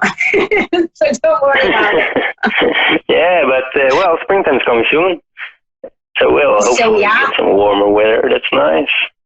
Yeah, exactly. I will be living here, but it's very beautiful. Yeah. Oh, fantastic. And did you been in California, or are you coming to California, to LA? California, I have never been there actually in America, but it would be very nice to be there. I just talked to somebody who has a friend in California actually, but yeah, we'll see. Maybe one day. I would recommend you. I would definitely recommend you to come to LA, to California. And if you ever come to California and LA, my practice is actually in Corona del Mar. And I always actually having time for people who come from the country of mine, which is my country. Actually, I counted as a Sweden, Stockholm, because I raised there. So, and people who come from actually Stockholm, Sweden, Gothenburg, people who come from Australia, Canada, London, they kind of prioritize all the time to see me face to face. So basically, if I come here, so please DM me and send me email to persianmedium@gmail.com, and I would love to see and talk to you about things. So now, back to you. You definitely have something in your mind that you would love to see, some burning questions that you are looking for hot burning answers.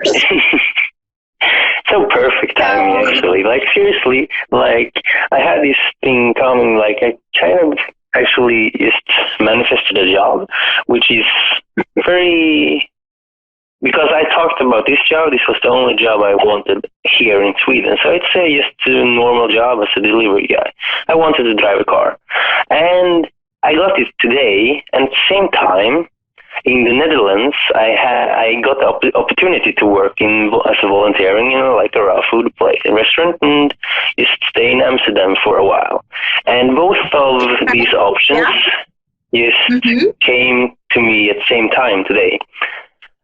And I would like to know if I should stay or should I go? It will be super fantastic, because the way that I feel and the way that I sense right now at the moment, you are in a change and challenge position. So basically, universe trying to bring opportunities to your door.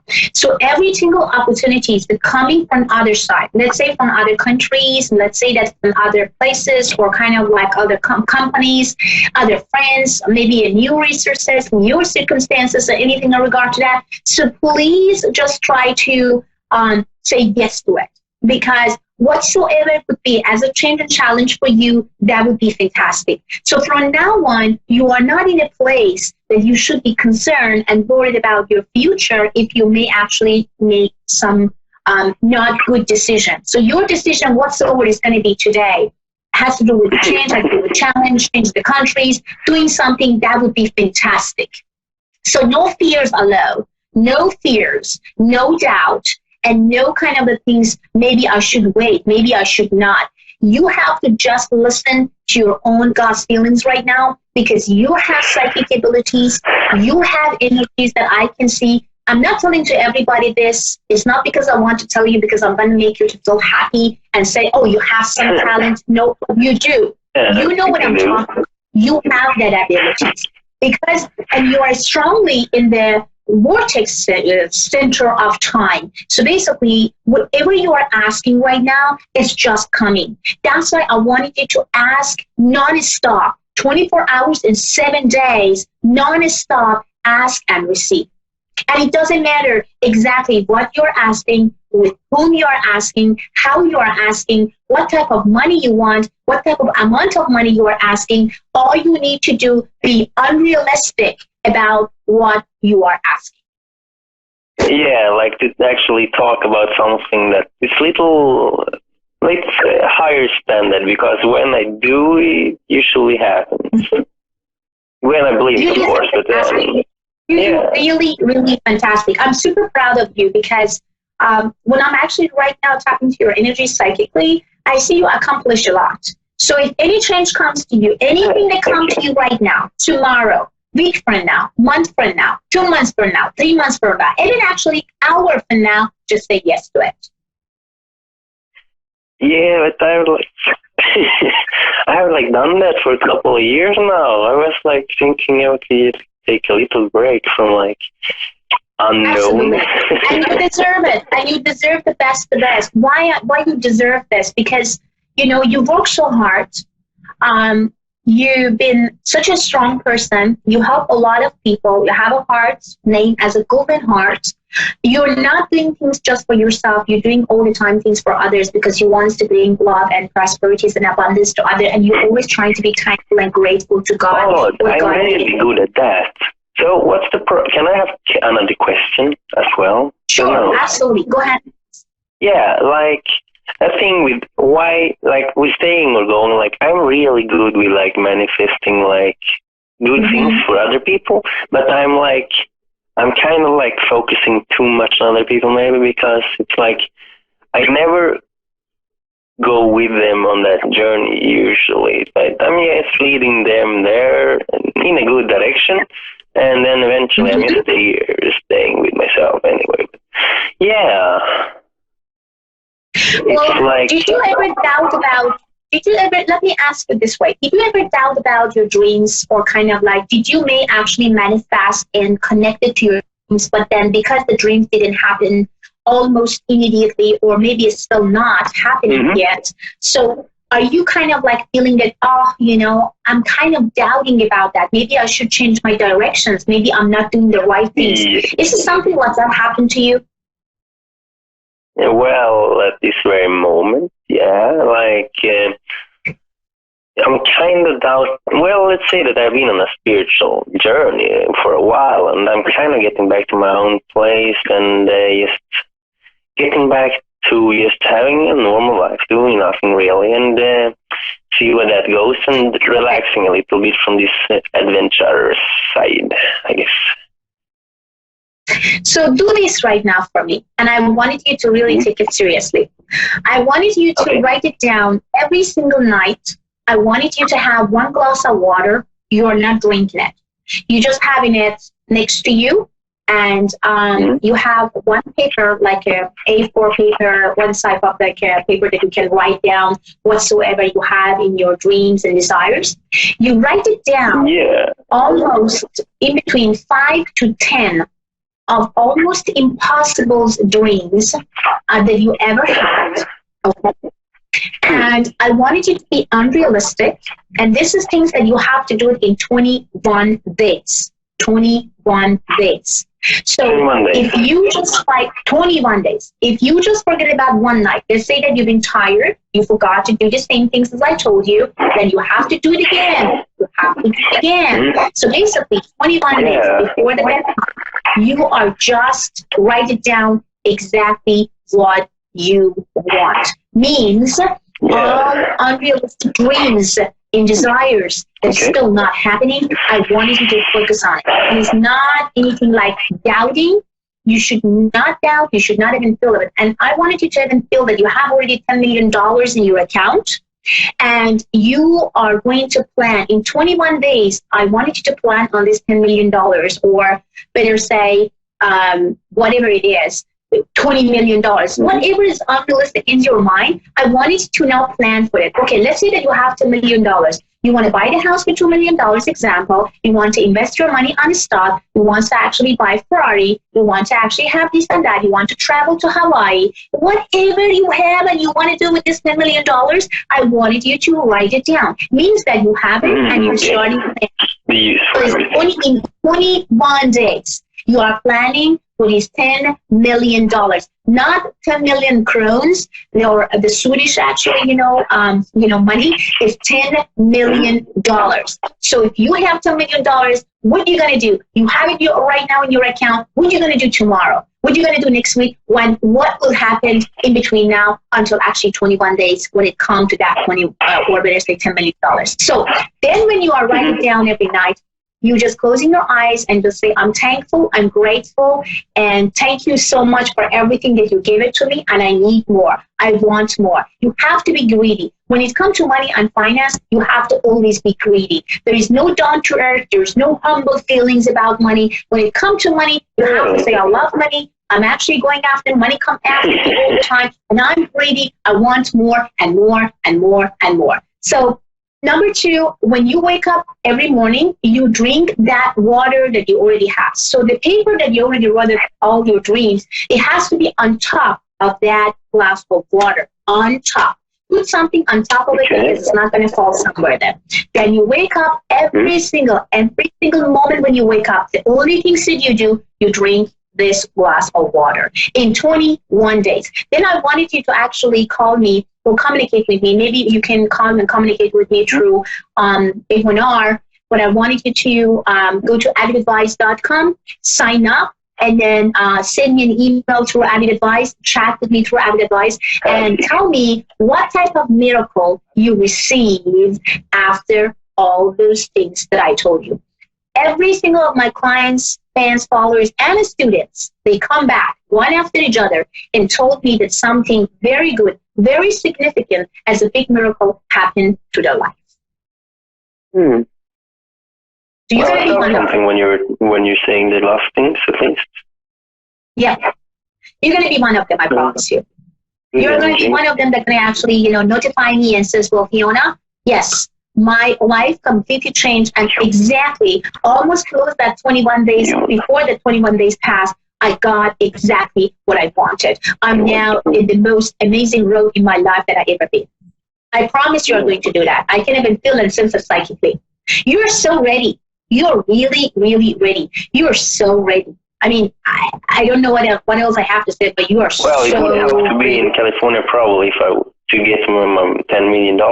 Definitely. And remember that. Even if it's not the money the place coming that's going to take you to get that money. So that means that all the resources around you will change. Circumstances will change. Positive people with money come around you. You're going to really watch and see, really, and have your popcorn and trying to really lay back and relax and see. You will see after 21 days how everything in between you, universe, in between you, new circumstances, in between you and your new friends who are actually going to take you to the next level, in between you and new companies, people around will change. Okay. I promise. I will This is definitely going to do happen this. non-stop. I promise you. Yeah, this is something that I promise. If you started, you just going to say, I just want to continue to just like have this. Let me ask you questions. Do you have children? Do you have family already? Not really anything that keeps me down like that. Or settled here. So, yeah. So that's a good thing, I guess, still. My problem is, though, that I have had, this happening, but my problem is that I'm kind of missing out, in the last end kind of thing. One time definitely 2 times I manifested some very easy money that was just in my hands, but I kind of lost the opportunity. Really? By not reading an email. Go for unrealistic manifestation. If you really want to get something, that is exactly what I always say to my students. You want to be millionaire, go around billionaire. So you want to be really wealthy and actually get something that don't manifest for $100,000 or $200,000. Manifest for at least $4, $5, $6 million. That's what you have to do. Okay. You have to just change the way that you are manifesting. You have to you have to really change the way that you are thinking, the way that you are feeling, and you never should ask when, how. It's not possible. I don't think so. Well, what are you talking about? Like after 21 days?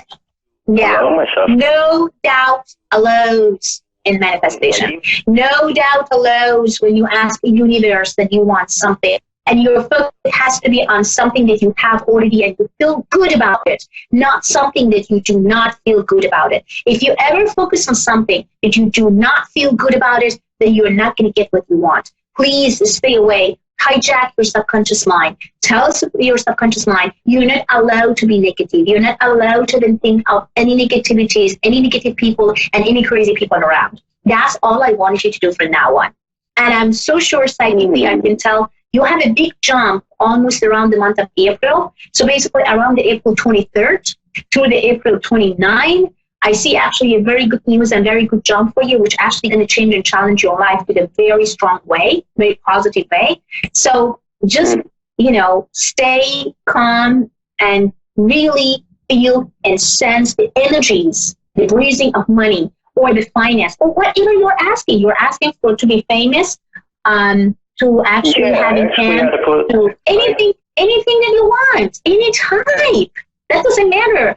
And get more happiness because you know that money can buy happiness. Happiness is happiness. It's come to you. But money can just buy comfort. But happiness is something that you have inside. And no one can take it away from you, with or without money. That's why if you bring more happiness to your life, I promise you, everything will manifest in the right directions. But the most important part, my love, you should not doubting about if it's coming or if it's not coming. Answer is yes, more than 100%, it will come. Yeah. It's in the choices, sometimes when the universe provides everything at once, every time the universe provides everything all at once, so that I have to choose, and it's so hard to choose there is options. I'm Exactly. afraid But of no, making the wrong choice, and then, well, I make the wrong. So we have just 90 seconds. I wish if I could just talk longer, but for more information about the Persian Medium, go to persianmedium.com, avidadvice.com, sign up, get your 5 free minutes, talk to me or any advisor that you want, and please call me back on Avid Advice and tell me exactly what's going on. Thank you so much for all love, help, DM, and emails and anything. I don't know. I'm actually really speechless. I'm thankful and grateful for every each of you. And thank you so much, A1R, to be you. And without you guys, I wouldn't even help tons of people around the world. Thank you. God bless you guys. I love you so much. And have a great one. And bye.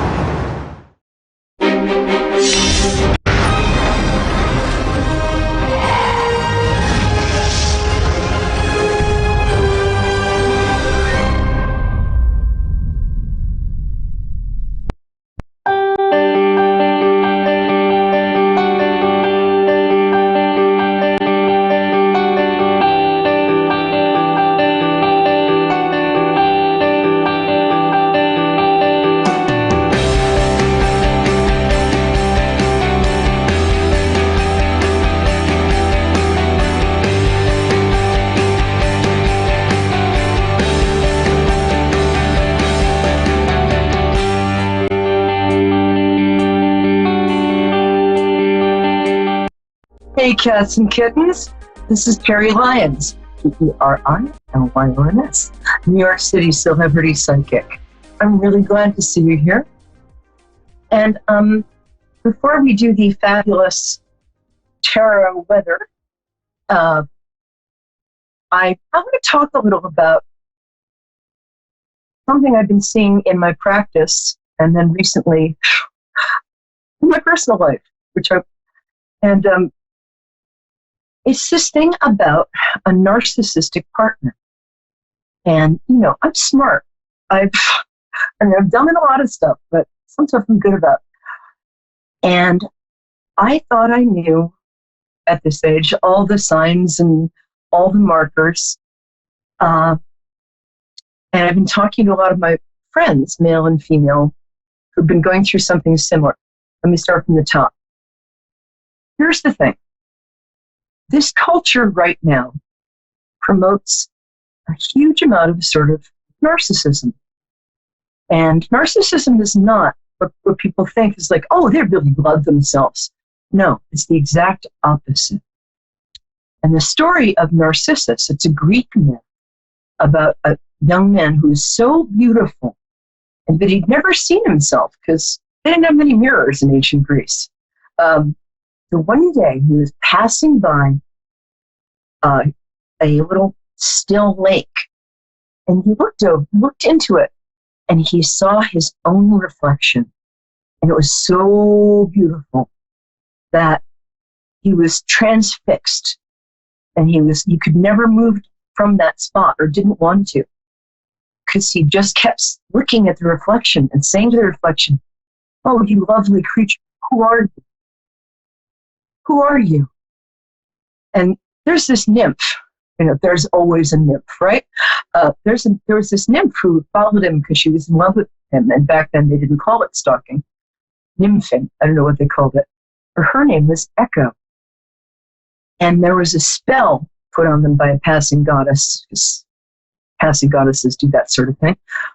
So for the rest of time, Narcissus was gazing into this little mirror lake, right? And at his own reflection, couldn't look away. And all he could say is, "Who are you?" And Echo would say, "Who are you?" He'd say, "You're so beautiful." And Echo would say, "You're so beautiful." Imagine after the first 100 years or so, this got tedious, but Greek myths they're not big in sequels. So the tragedy of this, symbolism of this, is that Narcissus doesn't know who he is. So he keeps gazing at his own reflection, at what the world tells him, because he doesn't have a true sense of self. So narcissists need what's called narcissistic supply, which is not like Purina Narcissism kibble. It's not like something you just go out and get them. It usually comes from, they need a partner. They don't like to be alone. And this is what they often do. They want what's called love bomb this partner. Being courted by a narcissist is so fabulous, although they usually don't pay. Narcissists will tell you that you understand them like nobody else has. They understand you. You have a special kind of beauty that he understands, which they tend to tell the women over 40, naming no names. And so that's a narcissist will love bomb, and you'll get a supply, and everything you do will be perfect, and you will walk on air. Here's the problem with walking on air. Watch an old cartoon with Wile E. Coyote on it, where he goes off the cliff, and he's walking on air for a while, and then suddenly he looks down. Boom! So there comes a moment, and hi, Amanda in Barriere. Be with me 5 minutes, okay? So there comes a moment. Sure, nice to see you. There comes a moment with narcissists where they get used to you being like that poor nymph Echo, where you're trying to always make them happy by complimenting them or by encouraging them, and then they get bored. And what happens is they've sort of squeezed up that supply. It's kind of, and the other thing is you usually have to walk in eggshells around them, because if you don't say how great they are, if you say, hey, you know what, you're not always listening to me, like, you don't ask me, they tend to get very angry. You're so insensitive. How could you do that? So then what happens over a month or 6 years, whatever, is the narcissist starts to devalue the partner. So the stuff that used to be really attractive and amusing, so the narcissist is suddenly totally criticizing you for. Your freedom, that's not freedom, that's just irresponsibility. Or your grace or your height, I find petite women, they're more interesting and attractive. Whatever. The thing that he's first love bombed you with is then going to be the thing he devalues you for. Especially when he thinks there's another source of narcissistic supply on the horizon, which might have more status or be younger, might even be a great job. And what he does or she does is she will just completely, you'll become a non-person. He or she will give you the silent treatment, like you're not even worth explaining things to. They'll also do something called gaslighting, which is where they just twist the truth and they tell you that something is true, and you're like, no, that's crazy. And sometimes you might even slap them because they're trying to provoke this response so they can say, look at you, I told you you're crazy and violent, I'm leaving. And usually when a narcissist leaves, it's like, that's it. Sometimes they won't take your clothes, they'll just vanish and you're dead to them. So I've been seeing a lot of this. I fell for it myself recently. I thought I was so smart. So just so you know, you might want to look up narcissists, and if you meet somebody who really love bombs you and says, I'll always be there for you, I'm going to marry you tomorrow, my dream woman, just step back and see what their actions say, and also see if they're interested in you after a certain point, or if they give you space to have your own emotions.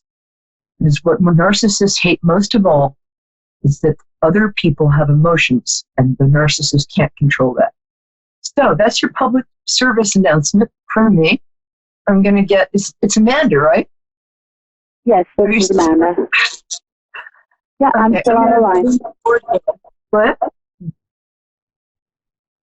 Nice to see you. Thanks for being so patient. And no problem. I hope you can hear me. My iPad just bit the dust. This is sort of a little replacement. Psychics and technology. Not so much. All right, darling. I can hear you well. What, babe? So tell me your birthday. That's how I connect to people. My birth date is March 23rd, 1987. Oh, cool. Aries. We love Aries in here. I'm a March baby too, but a little earlier. Okay. You're smart and well balanced, even when you don't think you are. You're shy and reserved. Yep, it's lovely. You have a nice kind of emotional elegance to you. So, what can I help you with today, babe? I was hoping for medium reading, connecting with my past son. Oh, I'm so sorry. Did he have a K name? A K in his name? Like, not Kevin, but something with a K? Or what was his first name? It was Cyrus. Cyrus was his first name. Cyrus. Oh, I'm sorry. I was seeing the C as close. Oh, God. And when did he pass? On October 23rd, 2018. I'm so sorry. I don't want to get too much into something that might be privacy, but I'm not getting the feeling it was an illness. I get the feeling it was either self-inflicted violence or some sort of crash. He's a little embarrassed about how he went, so he's not showing it to me. And you might be embarrassed because, or it has to do with the fact that he did have pneumonia, but he was in the bathtub and had a seizure and passed away. Had what? Pneumonia, but what? He was in the bathtub. Oh, I'm sorry. Okay. Oh, I'm so sorry. That's awful. I had my friend last year pass like that too.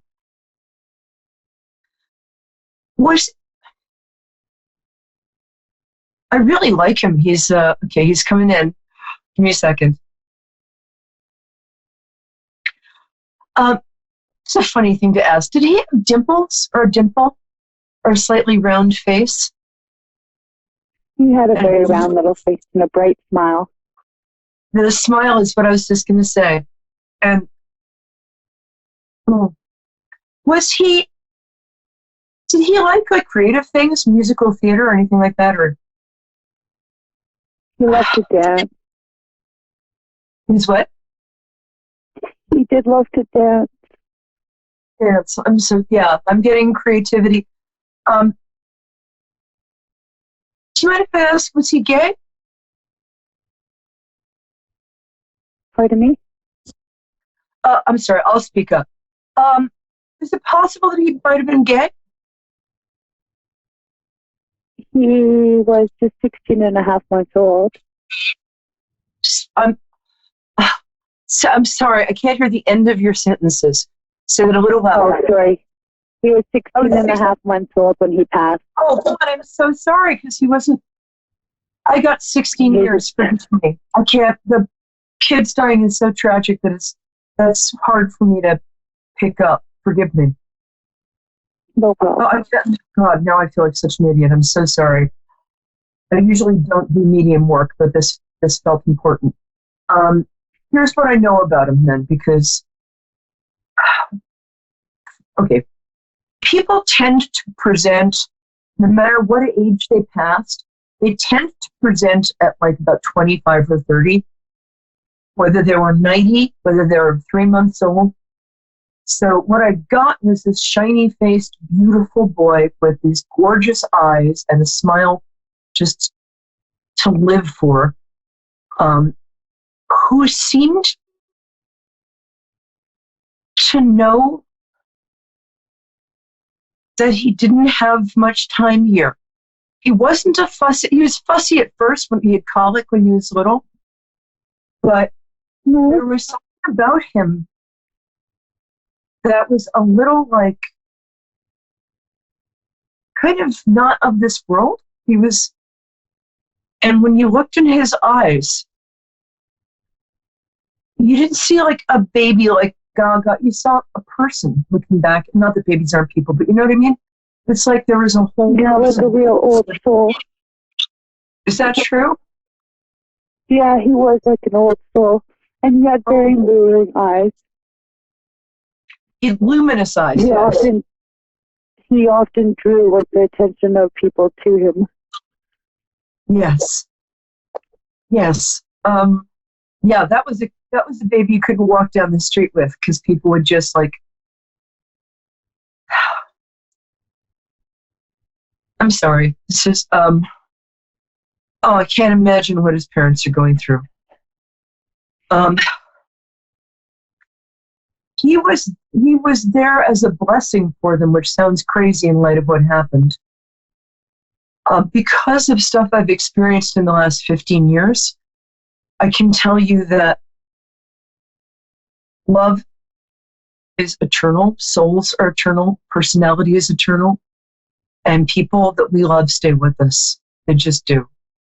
And there's some sort of almost karmic gift or blessing. He came down, he touched the earth, and he healed something in both of his parents. Either they got back together or somebody might have physically healed. I'm sorry, in his vicinity. During his time on Earth. Was that his grandmother? His grandmother for what? It feels like he was a very healing presence. So during his time on Earth, it feels like he was a conduit for healing energy. So people around him got either emotionally, spiritually, or physically healed. It feels to me like a female relative of his who had been quite ill actually got better for a while when he was around. Is that true? Was that his grandmother or great-grandmother? I don't know of anybody being in sickness. I am Cyrus's mom, and like his dad and I were having lots of hard times, and it was because of him that we stayed together. Maybe that's it. And like he was my light in the day. Yeah. To be able to want to keep on going on in life. It's kind of funny how your little thing that you were talking about just before we got on the line there, but his dad is a narcissist. Yeah, that's exactly. Oh, his dad is very much like the guy I was just specifically talking about. Very charming. Yeah. Utterly, I mean, just dead inside, and a real liar. I hope his mother is getting I know she is, because she's very lovable. Often narcissists attract very empathic people to them. Or, in my case, suckers. You can tell, if you want to tell his mother this for me, sorry.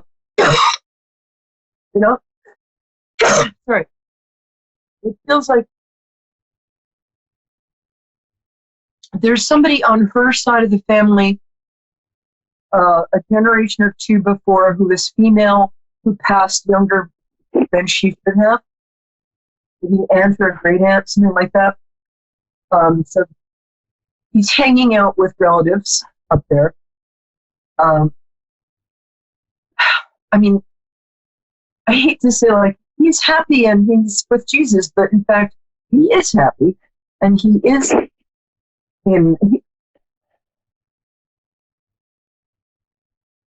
he is with an eternally loving, protective spirit that loves and knows him personally. He just is. And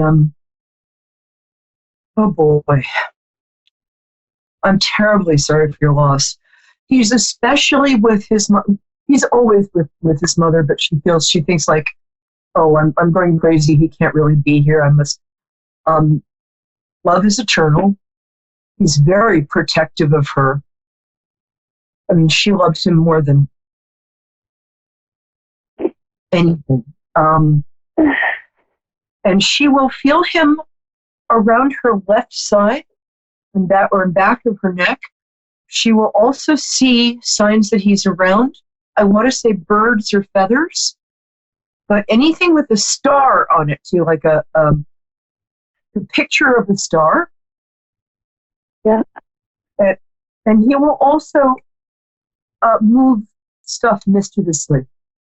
He had a stuffed toy, I think in the shape of a giraffe.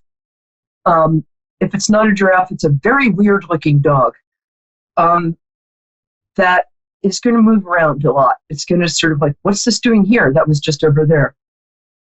He will do some small stuff, kind of mischievous little boy stuff to show her that he's there. And anytime she... The other thing is, whenever his mom sang to him, or put on the, God, listen, radio, there were a couple of songs that he just totally dug. So, any time she sings, he will be, I don't think I can do this, I'm sorry.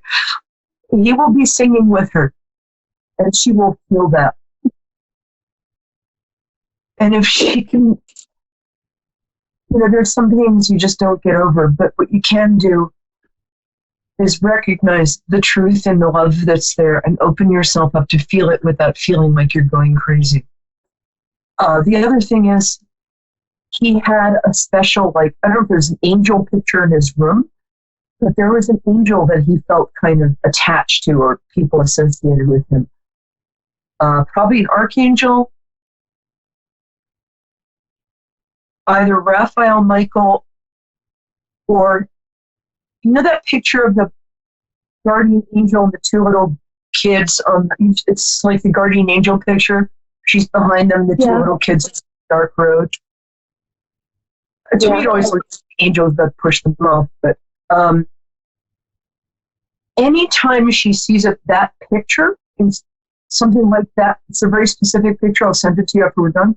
Or shoot, I'll post it on my Facebook thing. That's a sign. There are signs that she'll start to notice. I'm sorry to go on and on. It's just... I think that she does notice, and she has had a few different things that happen around the house that have made her feel connected to him. Like what? Like finding white feathers in unexpected places. There's some birds. Yeah. Yeah. And like light bulbs that aren't actually burnt out, they're just being twisted out a little bit. Yeah. Yeah. And I believe that because of him passing in the tub, there's puddles of water that are in unexpected places. Yeah.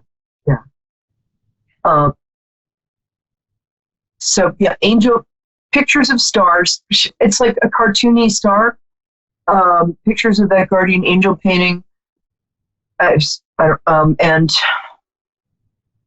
does she want to have another child? I mean, I'm not saying, she has another kid, it'd be all better.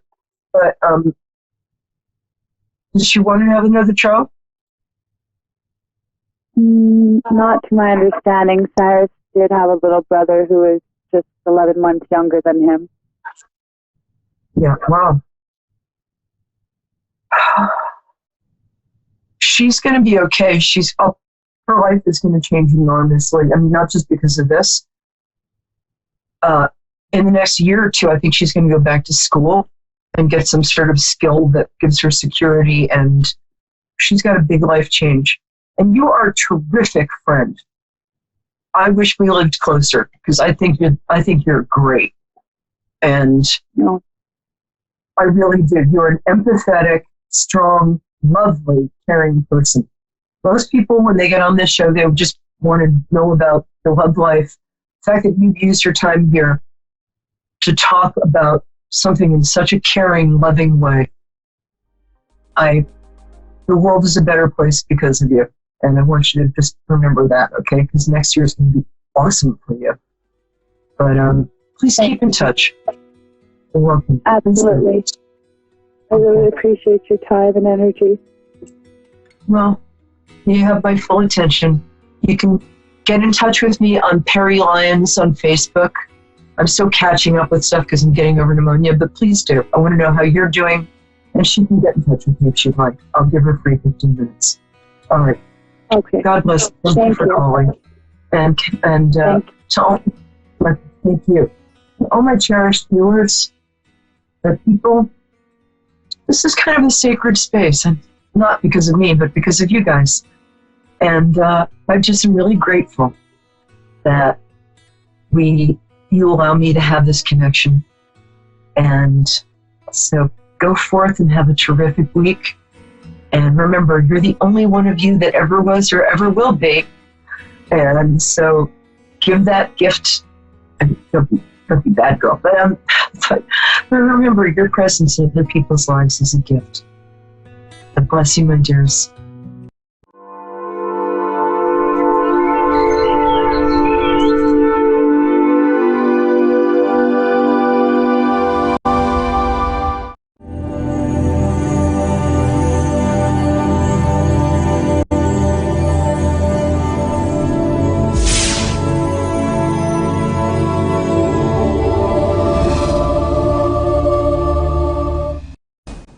Hi, I'm Kathy, and thanks for watching Moonstruck. And now, back to A1R on the air, Psychic Talk Radio, now on Moonstruck TV, enlightening television. Hi, good evening. I'm Anna Olson here on Insights into Consciousness. I'm your host tonight here on A1R Radio.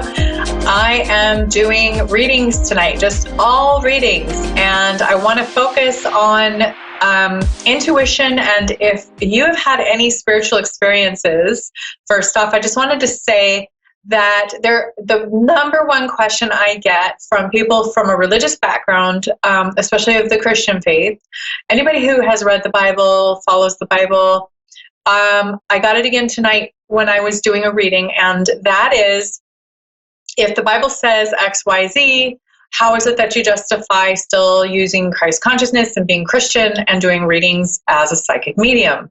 And the answer is very, very clear every single time. The answer is always that we all must use our discernment. We are all born with an innate, inherent discernment, which will tell us specifically what is good and what is bad. It is our job and our responsibility to be able to weed out good and bad people, whether it be at a church, and trust me, there are always good and evil people running and attending any religious place.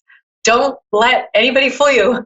The most, how can I say this? The people who harm the most and the people who do the most damage are the ones that are usually the most manipulative, and they take advantage of people. They appear nice. They're not your ugly pirate in the corner, okay? They are outwardly usually very manipulative, very graceful, charming. They look clean. They look amazing. They usually are very attractive.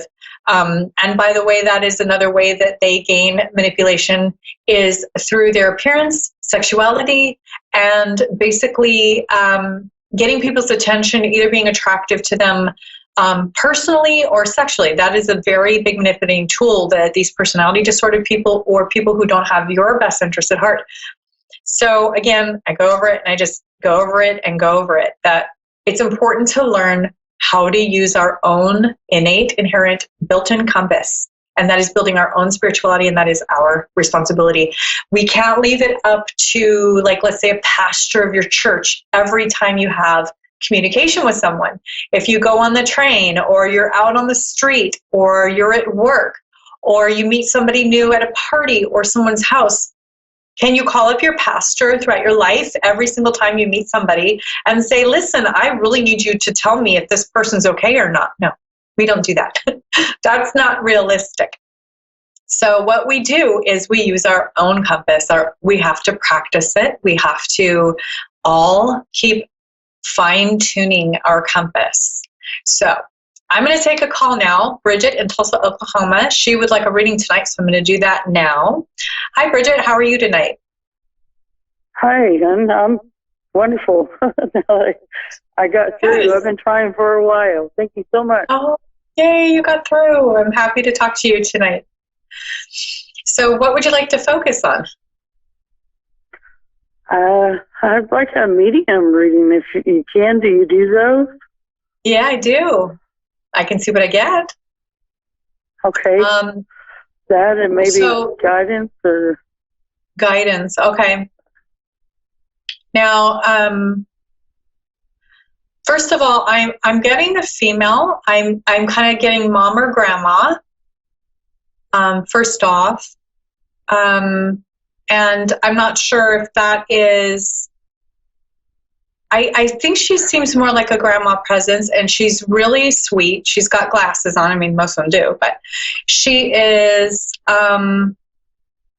See, if she feels to me more like a. I would say, first of all, let me get your feedback. Is this ringing a bell? Yeah, I have a couple of grandmas. I was pretty young when they passed. Okay, and so my mom's still living, so it's got to be my grandma. It has to be your grandma. So sometimes when we go in for a medium reading, the person who you were hoping to hear from doesn't always come through. If you would like me to focus on a specific person, you can, but the people who have the strongest presence and usually the strongest spiritual strength will kind of pop in real quick because they like to make contact. So I'm getting grandma, and she's just basically, the reason why they do that is because they want you to know they're still with you, that they do watch you, that they do have concerns for you, that they are there to guide you. And it's good for us to know that. We forget about them. We go through our lives and we just don't think about them. So if you would like for me to focus on somebody specific, I can do that. I'm guessing that this was somebody who passed. Can you? Do you need the name or? If I don't do as well with names for some reason, that's never been my strong point. But I basically will tell you who, and I mean, I'm also getting a male presence, and it would be a younger son or brother. I mean, like younger than grandma. My husband passed. That's who I'm trying to reach. Oh, so you're trying to get to your husband. Was this pretty recently? Yeah. Okay. Well, within the last 5 years. So, husband didn't come through very, very strongly. I'm getting more of like, okay, so was his mother passed? His mother? No. Your husband's mother? She's still with us? She's still here, yeah. Because I'm getting that the grandmother may have been his grandma, and that he's with her. So sometimes these things come in and they don't make perfect sense at first, and then as we go through, he does have his grandma that he was really close with her. She's passed. Mm-hmm. So that makes more sense now. Now I got son or brother. I think it's because he is her son. Does that make sense? Yeah.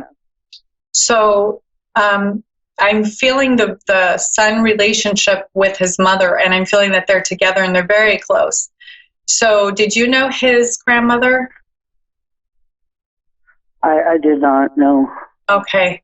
Because it's basically a feeling of my grandma has me now. She's, we're together, and she's also watching over you. It's like it's almost like she's mom to him. And maybe that's why I was getting mother too with his grandma, is just if she feels very, very mothering. Yeah, I think they had a relationship like that, but she was more of another figure to him. Okay.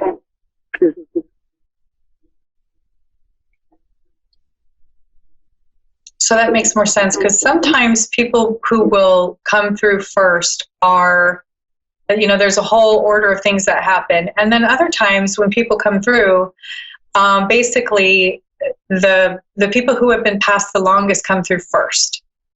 That tends to happen a lot. People who have passed more recently tend to not come through as strongly or as often.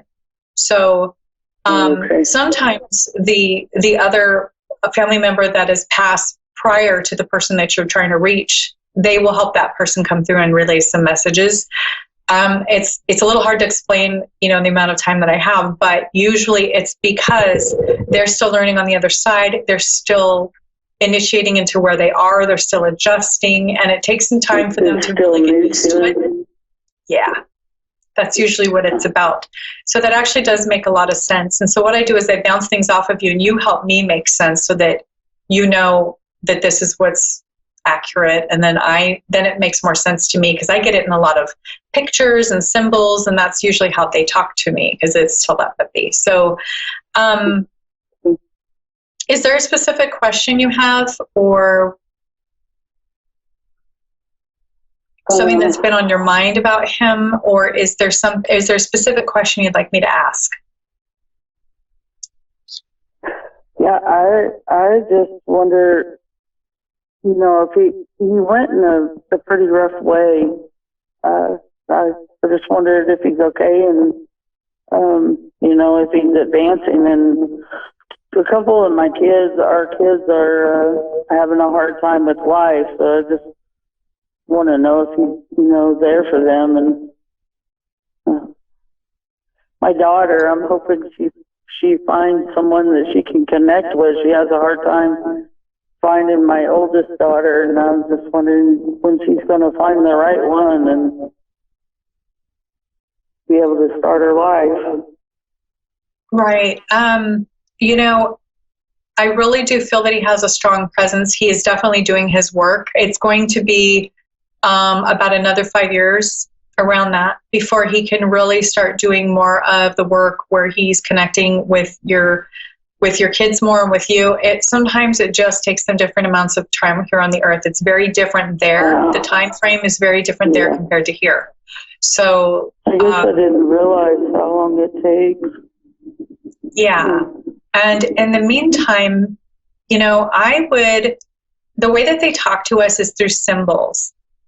And I'm getting almost like a family crest, or I'm not sure if it's like it looks almost like beer, or like something that you'd see on a really nice liqueur bottle or something. It's kind of like silver. It's kind of hard to explain, but I feel like he's coming through with a sign, a symbol, and I'm not exactly sure what it would be called. Is it almost like a family crest, or is there something that he liked? He was cremated, and me and our 4 children have silver crosses that we wear.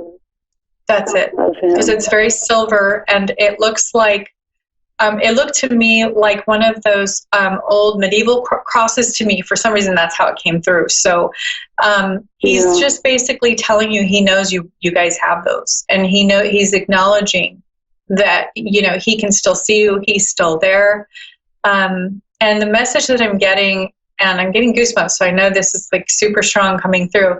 The message that I'm getting from him is that he wants you and the kids to know that life is meant to really test us, and that those trials, it's like he's saying, wow, I had it really hard sometimes in this life, here on the earth, and that he's saying, that's why he kind of went when he did, because it was like he was done and he didn't have a whole lot left in him. Yeah.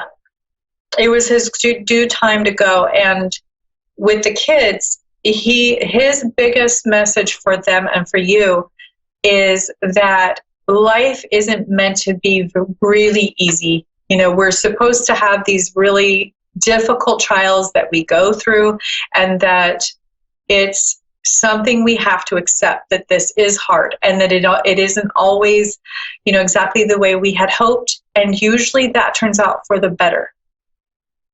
Yeah. These things are going to strengthen. Yeah, he had a super hard life, and I think me and the kids was probably the best thing that he had out of it. Mm-hmm. I would say that's correct. He's doing a lot of work over there. From a young age, I feel like he had gone through trials, and so there were just a few things that he was still playing catch up on with his spiritual growth. And what he's doing now is, with the time that he has in the spirit world, he's really utilizing his time and being given the opportunity through his guides, angels, and the higher ascended masters, the ascended masters that he works with, to develop and grow these skill sets spiritually. And that's really why he doesn't have a whole lot of earth time to be like bouncing back and forth, but he does want you to know that when you see those silver crosses, that he's with you. He is absolutely aware of you. He feels your emotion. He understands your sadness. And that's really like what I want to get across to you right now, is that he really acknowledges your sadness. And it feels very deep to me. I understand, how much he meant to you, feeling it. And he's acknowledging you for that. And he's saying, like, it's not, this life is very, very brief. And if you can just, try your best to look at all of the good things that he left you with and all of the good times that you guys had together, that you're going to be able to get through the grieving process easier. And he's saying, go ahead and talk to him. Like, when you're feeling lonely or whatever, he can hear you. You can talk to him in your mind. You can talk to him out loud, when nobody's there. It's, it's very personal, but he's listening and he's still there. You can talk to him. Yeah. I do talk to him, and I get frustrated with it. And my grieving has been hard. It's been off and on. I tried to learn, and I watch mediums and I watch all shows, and I'm trying to heal myself from it, but it's extremely hard. Well, he's with you. He understands. He feels everything you feel. He knows the depth of it. He's there. He not only can see. I don't want to make him sad. You're not making him sad. He is watching you go through this process of grief, and he knows. It's like what he was saying before. He knows how it hurts. He can feel what you feel now, and that's okay. He can handle it. He's okay. But he wants you to try to start remembering all the good things about him, because nobody wants to leave this earth with you feeling sad every time you think of them. They want you to feel happy every time you think of them. They want you to remember all the great things, all the good moments, and to remember those things. And go ahead and let that grief play through. That's important work to do, and that will strengthen you spiritually, and it will strengthen you in being able to build empathy and grow your empathy and earn it, and just really be able to help others who are maybe in the same situation. I'm sure that you've had a lot of people say some things that, after he passed, that didn't resonate very well with you. And so what it does is it teaches us what to say, how to support others, how to really support our clan, our community. It makes you a better person. And I'm just, what I would like you to kind of move away from is being lost in the sad part of it, because that can be a cycle that will continue if it's not processed with the grief properly. Yeah. And your children, they're going to work through it the way that they are going to. They're all going to do it differently. And your oldest daughter has her own way to grieve and to act out. I know she's probably acting out some. It's normal. Yeah. It's natural. This is all part of that process. So I want you to normalize what's happening right now. This is what people go through when they lose something. Try to breathe and get through it. Yeah, I understand. I've experienced grief, and I understand. Okay. Yeah. Thank you so much for calling in. If you'd like to continue, or you'd like to reach me again for more, you can always contact me. My website is AnnaOlsonIntuitive.com. And I'm on Facebook at Anna Olson Intuitive. And you can always reach out to me again. I'd love to do another reading for you, or for one of your kids. I'm always here to help. Sure. That's what I was wondering, because the more that I learn, it seems like my emotions are getting so strong with people, like when I'm around people more, or because I'm more of a shut-in. I like being alone, and I guess the more I learn and the more I try to connect, what is that? Is that just has to do with my spiritual growth? Yeah, that's normal. I mean, it's just as we age, when you reach certain ages in your chronological age, you are more ready for new spiritual growth and transition.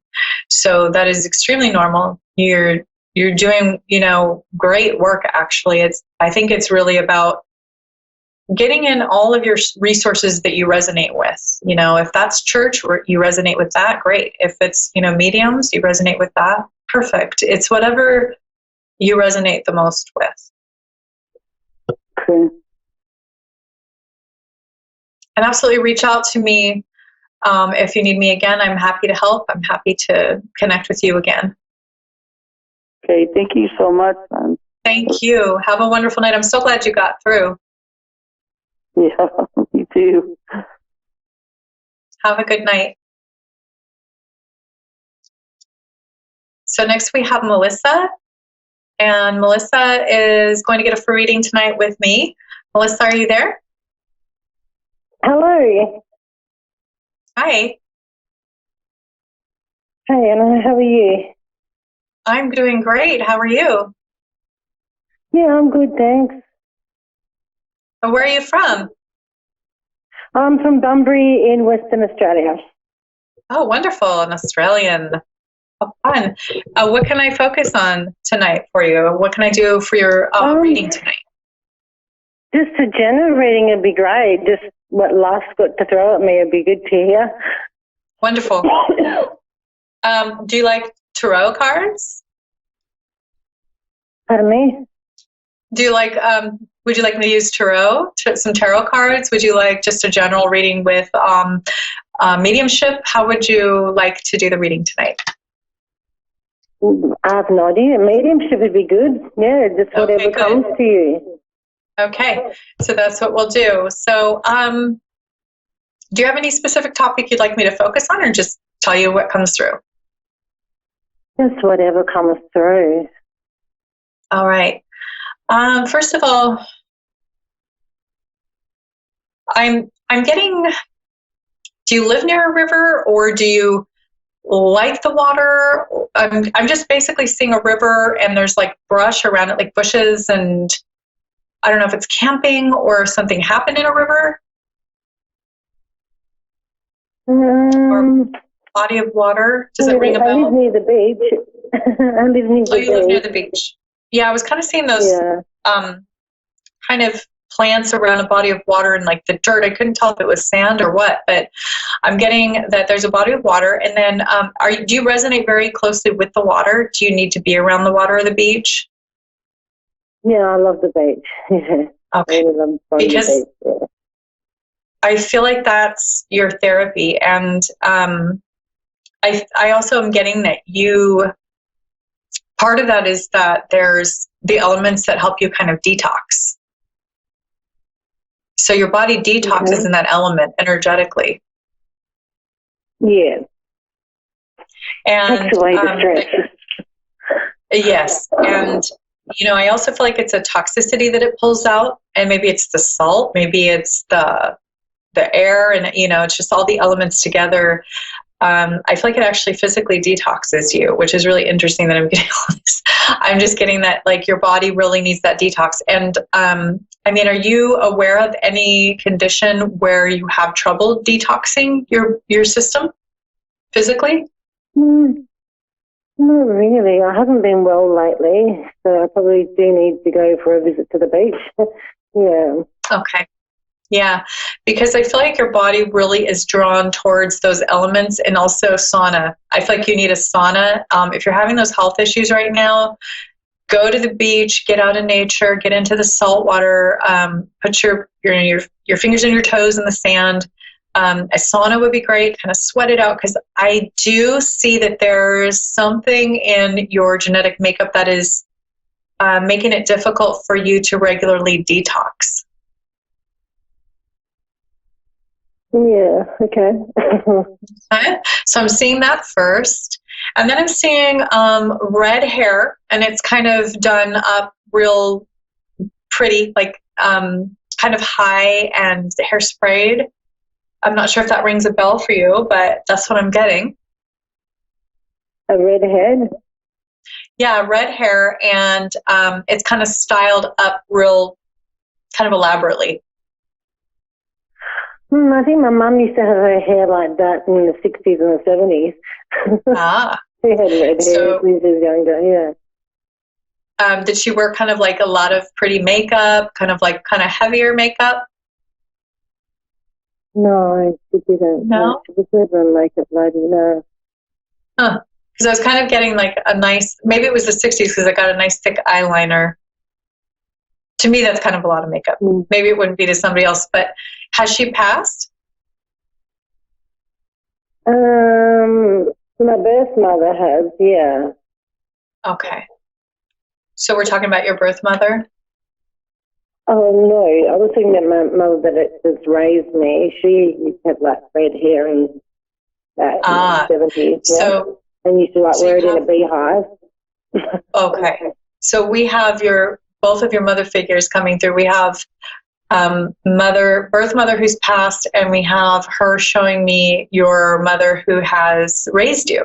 And I'm getting a lot of love coming through from your birth mother. Like I'm just feeling like there is a ton of love coming through. I only have 90 seconds left, but I want to just give you the message first that there's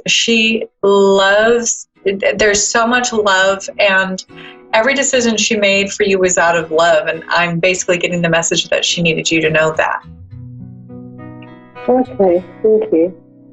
And I'm sorry, I'm running out of time right now. You can always reach me. Again, you can reach me on my website, AnnaOlsonIntuitive.com. And I am also on Facebook, Anna Olson Intuitive. And if you want to continue the reading later, or if you want any other services from me, absolutely give me a call or let me know. You can message me, email me, whatever you need to do.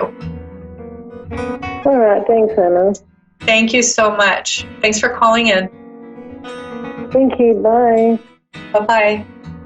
Well, I wish I really had more airtime with her because I was getting really intrigued by the mother figures coming through, and I love these adoptive situations. So I really like to delve into that more. But that's my time for tonight. Thank you so much for tuning in tonight, and I will see you next week here on A1R. I'm Anna Olson, your host of Insights into Consciousness. If you'd like to reach me, again, my website's AnnaOlsonIntuitive.com. Thanks so much and have a great night.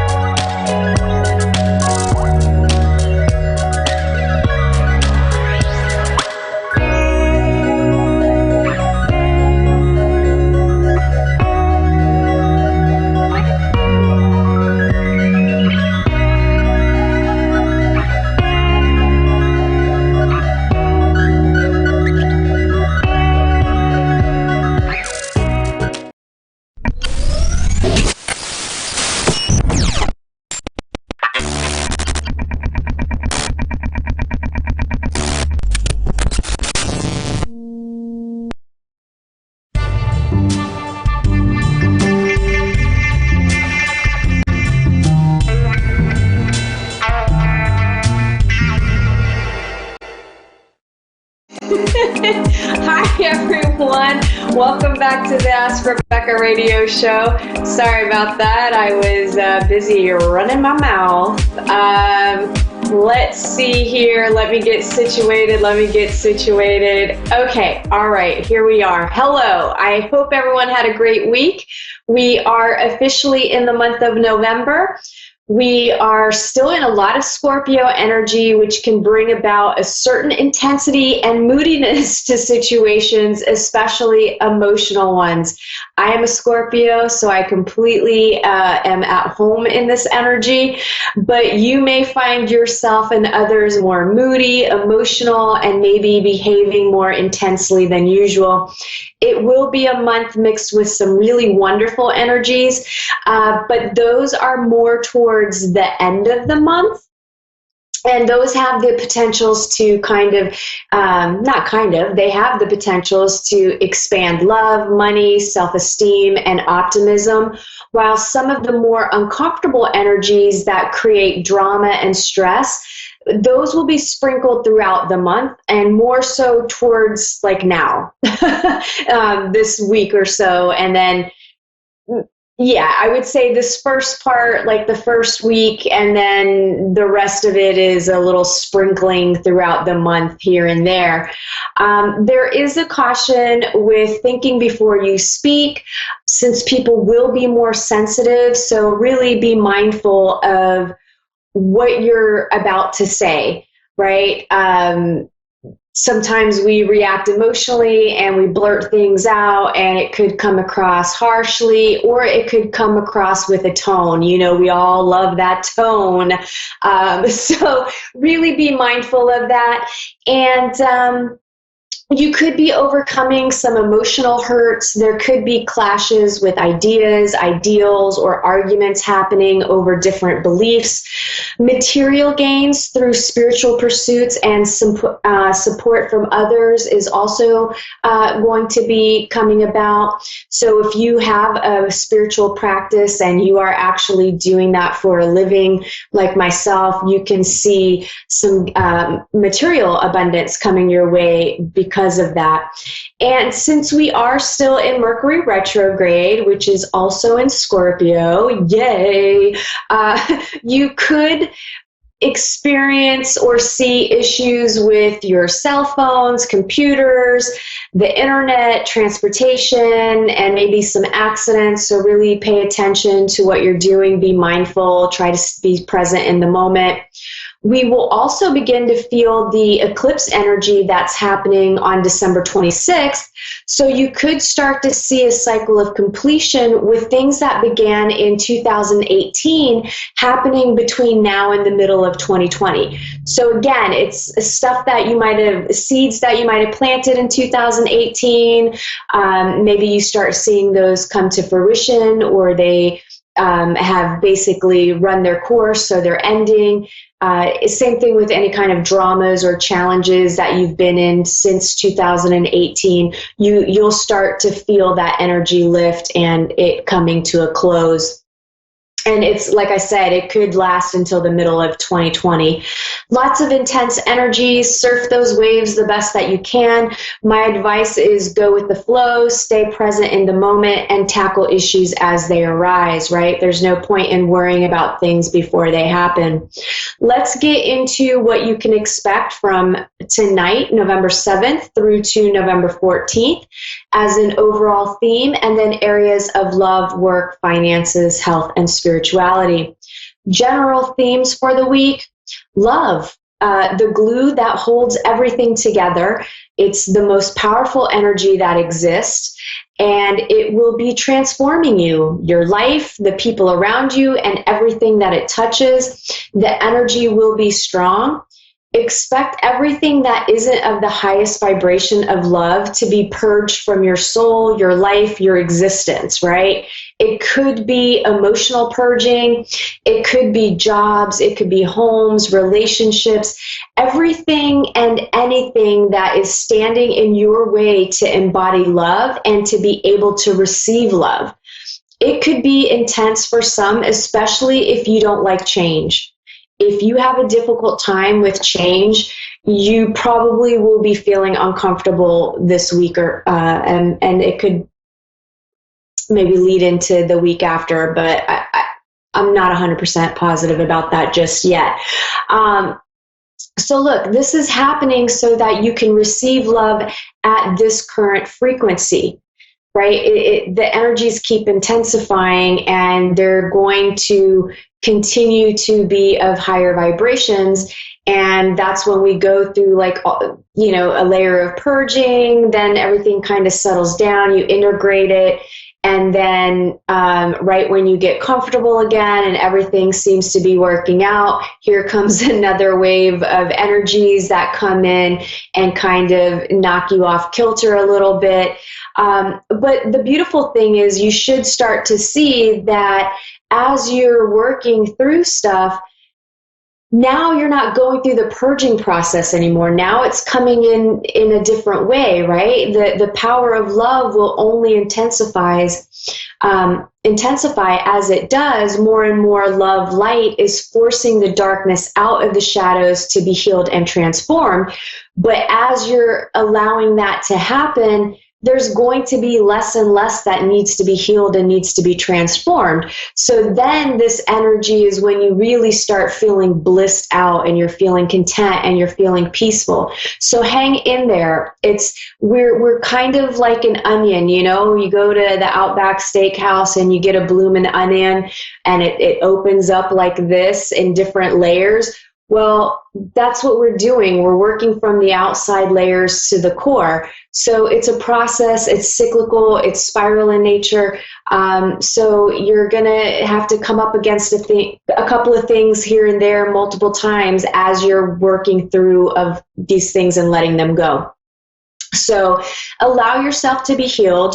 Receive the love and stand strong. Don't let dramas in your life and the world impact your focus, your strength, and the truth of who you are and what you want to accomplish. And this will be a time to silently watch as new doorways begin to open while other ones close. And you'll know when to take action. For now, it's time to just kind of let go of things or transform them, right? Like if some things maybe don't need to be let go of, but they just need to be approached in a new way, or you need to look at it from a new perception with a new set of eyes. So work on that.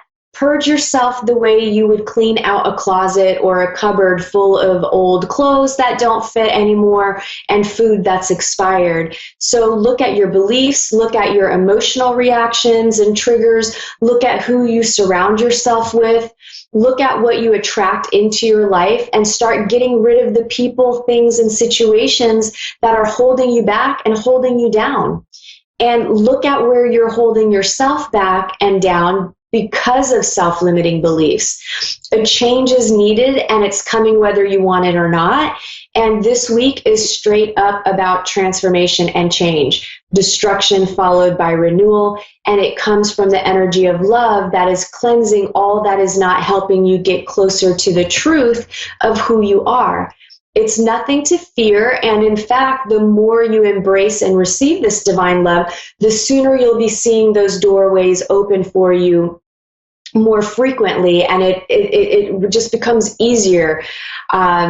I know it sounds weird, and how is that possible? But it is. It really is. So don't look at those things, those challenges, and what feels like destruction happening as a negative. It really is a positive. Embrace it. It'll make it so much easier. Those of you who have been feeling stuck and like nothing is moving forward in your life, this energy is going to show you where you've not realized you've been keeping yourself stuck because you've been too afraid to just make a decision, any decision, to get you moving forward again, which would require you to make a decision and take some action steps so that those blocks can be released.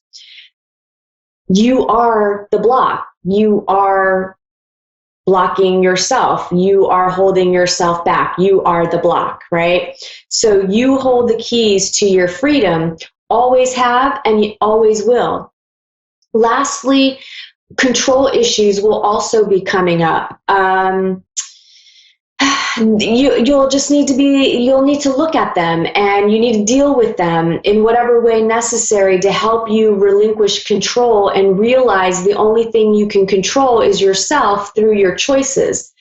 You choose what you feel, you choose who you date, you choose who you socialize with, you choose what you eat, you choose what to buy, what to wear, when to sleep, when to talk, what to drive, when to walk, when to run, when to cuss, when to go to the bathroom, when to have babies or not. You choose to use protection or not. You see how many choices that you make?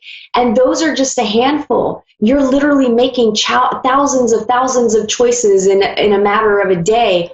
And you make so many of them, yet some of you believe life is happening to you, and or that you can control other people's choices, right? So that's a false illusion. You can only control yourself. In summary, it may be an intense week for some, and those of you who have done lots of purging and you've been doing the work on yourself and you've been getting real about your baggage and your hang-ups, well, it's going to be a little less intense for you.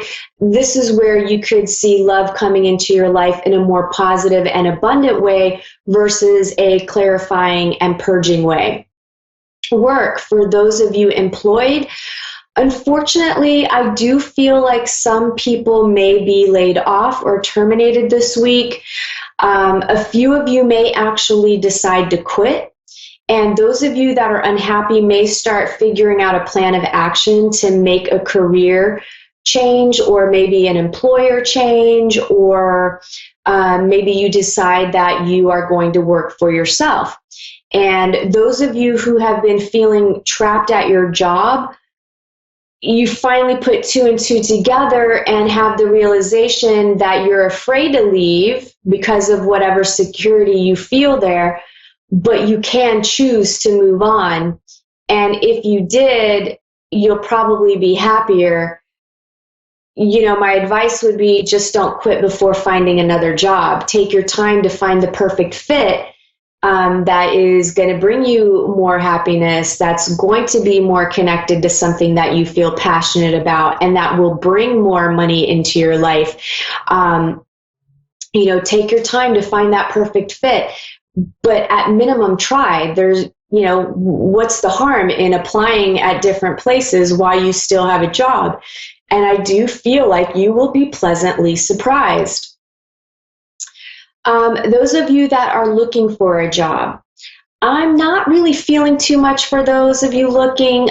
We are coming up on the holiday season, so there may be more temporary jobs that are available that I feel like you can get involved in and do while you continue the job search, right?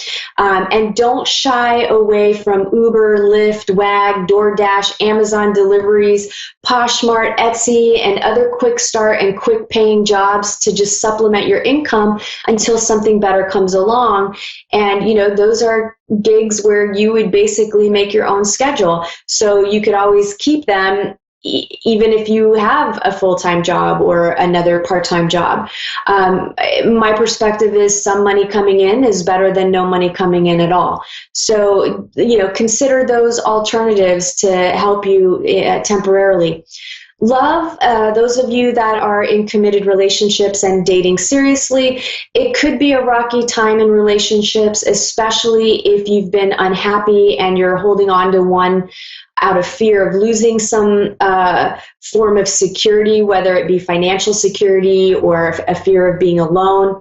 If you don't choose to make a change, it will stay the same, and you could live another 50 plus years, right? Depending on your age. And with technology, you know, we might be living well into our hundreds, and you're going to wake up every day being unhappy. I don't know. Take a look at that. Think about that.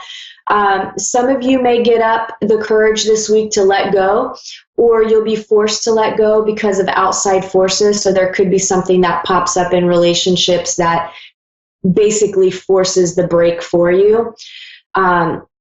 Some of you may make some choices to stay and try to keep that magic alive, or at minimum, you're talking about how unhappy you are in the relationship so that change can actually happen, right? If you're not facing it, if you're not talking about it, nothing is going to change. And those of you that are in happy relationships, I'm not really feeling too much drama for you guys at all. It just feels like it's going to be, you know, the usual, whatever your usual pattern is in your relationship. Those of you that are single and dating, I do feel some of you may need to take a time out from dating and reevaluate what type of people you're attracting into your life, and to take a look at the energy that you're actually putting out there. Is it one of neediness, desperation, insecurity, fear, or lust? If it is, you could be attracting the wrong type of people or pushing people away. So really take a look at that. Finances, some may be dealing with financial challenges and may be making sacrifices this week. Face the situation, ask for help if you need it, and work through the problems one day at a time. Even those of you who may not be having current financial challenges, I do feel like you could see some financial things pop up, like maybe you need a new water heater, or you know, you need to get a new set of tires, or some other kind of unexpected bigger ticket item that you were, you know, it's not something you purchase frequently. It's not something that's part of your budget. It's one of those things that just kind of happens and it puts a little dent into your cash flow. And I also feel like someone may lose their wallet. So pay attention to your wallets this week. Health, stress in all caps this week, manage it, or you could see some physical symptoms in your body. I also feel a few of you just need a hug and some physical contact. If you don't have someone you can hug, go to the animal shelter and volunteer and love on some animals. And also, I'm getting for those of you who are dealing with a chronic health issue, don't let it define you. Stop reinforcing that you're sick, right? Stop saying, I'm sick, I've got this, I've got that, I've got this. You're just reinforcing that, and you can kind of feel better if you're not stuck in your head about it. And focusing your energy on healing. Spirituality, change and more change. And some could be dealing with really critical, nitpicky, fault-finding people. Set boundaries. And if it's you who is acting this way, get over yourself. It's not attractive. And last thing coming to mind here is if you don't like something, change it and cultivate a positive attitude as well. That wraps up this week's intuitive messages for everyone. Let me get to tonight's caller. I have Fiona in Kilmore, Victoria, Australia. Hi, how are you? Good, thanks, Rebecca. How are you? I'm doing all right. How can I help you tonight? Just any messages you've got for me would be really appreciated. Okay, let's see.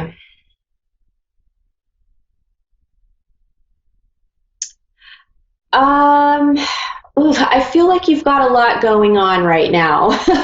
I do. Yeah, I feel like there's sort of different pockets of maybe people in your life and situations where it feels like a little bit of drama, right? It kind of feels like there's some challenges here and that there's lots of changes happening with certain people in your life. And I feel like the message that I'm getting is that you're holding on too tightly, and you may be fantasizing, or maybe fantasizing isn't even the right word. Maybe it's, you know how we have that, we build ourselves up and we have so much hope that things will change, or, you know, we just expect things to maybe be a little bit different. And I feel like you might be too immersed in that energy, and you might need to consider really letting go a little bit. Okay, because I've been in a 22-year relationship, and I'm just deciding if I want to leave it or not. Ah, okay. But I don't know how that will affect my kids. Okay, so I'm not surprised you say that, because I actually felt like your relationship just ended, or is on the verge of ending. He won't leave.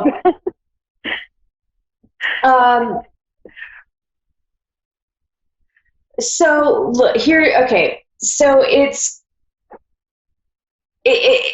two things that I'm feeling here. Yeah. I know that you have obviously a lot of history and a lot of love there.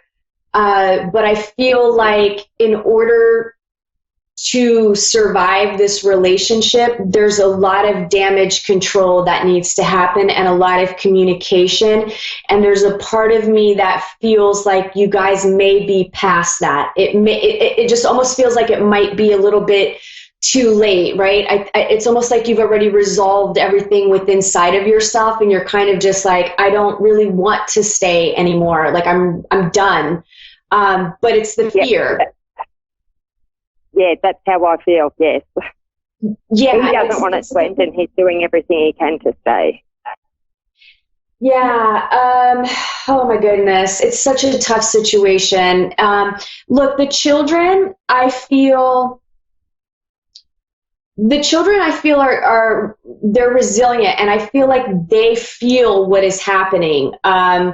Are they middle aged? They don't feel really, really young. They kind of feel like maybe somewhere between 10 and 15, somewhere like that. I have a 5-year-old, a 6-year-old, and a 22-year-old. Oh my Lord. Okay, so your 5 and 6-year-old feel pretty mature for their ages. Yeah, they are. They're really, really sharp. And they're really wise, actually, for how young they are. Like they've been here before. I'm sorry, what? It's like they've been here before. They know exactly what's going on. They actually feel so much more mature than your 22-year-olds. That's funny.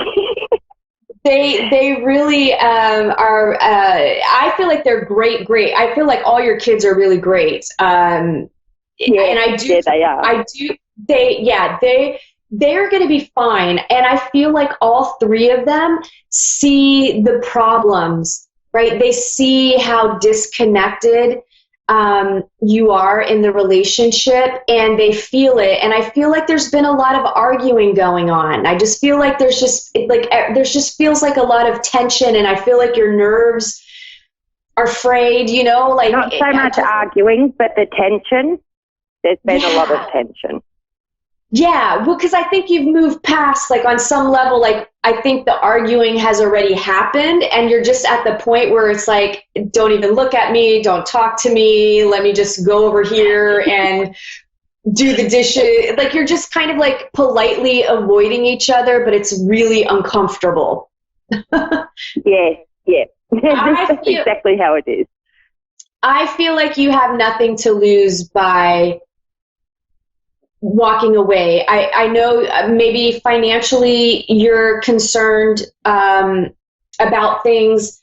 I do feel like you will be okay. And I do feel you can get to a point where you can co-parent. And I think both of you want to split up. Honestly, I feel like both of you do. Yeah, I do. He tells me he doesn't, and he won't move out. I'm actually not working at the moment. My youngest is starting school next year, and my the 6-year-old is in prep. So I'm not working. So that is one of my big concerns. How do I financially do it? Right. So you definitely, I feel, would need to get a job before you leave. So this is something, look, it's hard. I just feel like you're completely done with the relationship. And even though he said, like, I know, like, there's a part of him that doesn't want to split up, but I feel like the other part of him, he's just tired of the uncomfortable awkwardness and not, you're just not, you're roommates. But you've even gotten to the point we where don't even share a room. Right, like you're just like strangers living under the same roof that happen to have children together. So yep. I feel like look, he's not a horrible guy. I feel like he's willing to work with you. No, he's not, and he's a great dad. Yeah, and he will co-parent, and I feel like he would give you the opportunity to stay under the same roof, find yourself a job, or figure out something that you could do on your own to make money. I feel like he's even willing to kind of do a trial separation to see, if you really do want to break up permanently. He has got a place to stay, and he stayed there 2 nights, and he just refuses to go. He just wants to stay here. So he tried, and it's not working for him. For one night, he tried. Yeah, you know what? He's got a lot of fear, too. I think he's afraid of being alone. And, of course, he loves you, and you have the kids, and I think he's worried about that. Look, I mean, if you want, you can email me at askrebeccatoday@gmail, and I'll give you a relationship book. It might have some pointers in there where you can get on the same page a little bit while you temporarily work through this. I keep saying to him, I'm happy to co-parent together because I believe kids need both parents in their life. Absolutely. Absolutely. We are about to get cut off. Fiona, email me and I'll give you a book. I think you're going to be all right either way with whatever decision. Thanks, everybody, for tuning in. I will see you next week. Bye.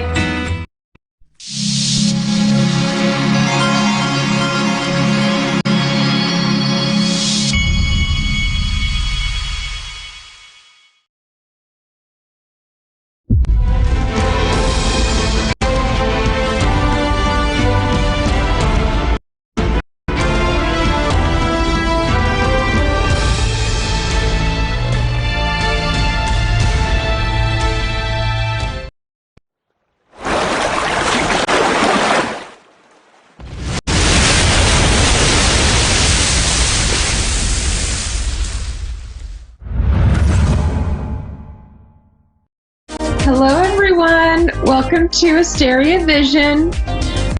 Also, my dog's barking in the background, so sorry about that. But I am doing it from my house. But welcome. I go by the name Asteria. I'm a psychic empath, and I connect to people's energy through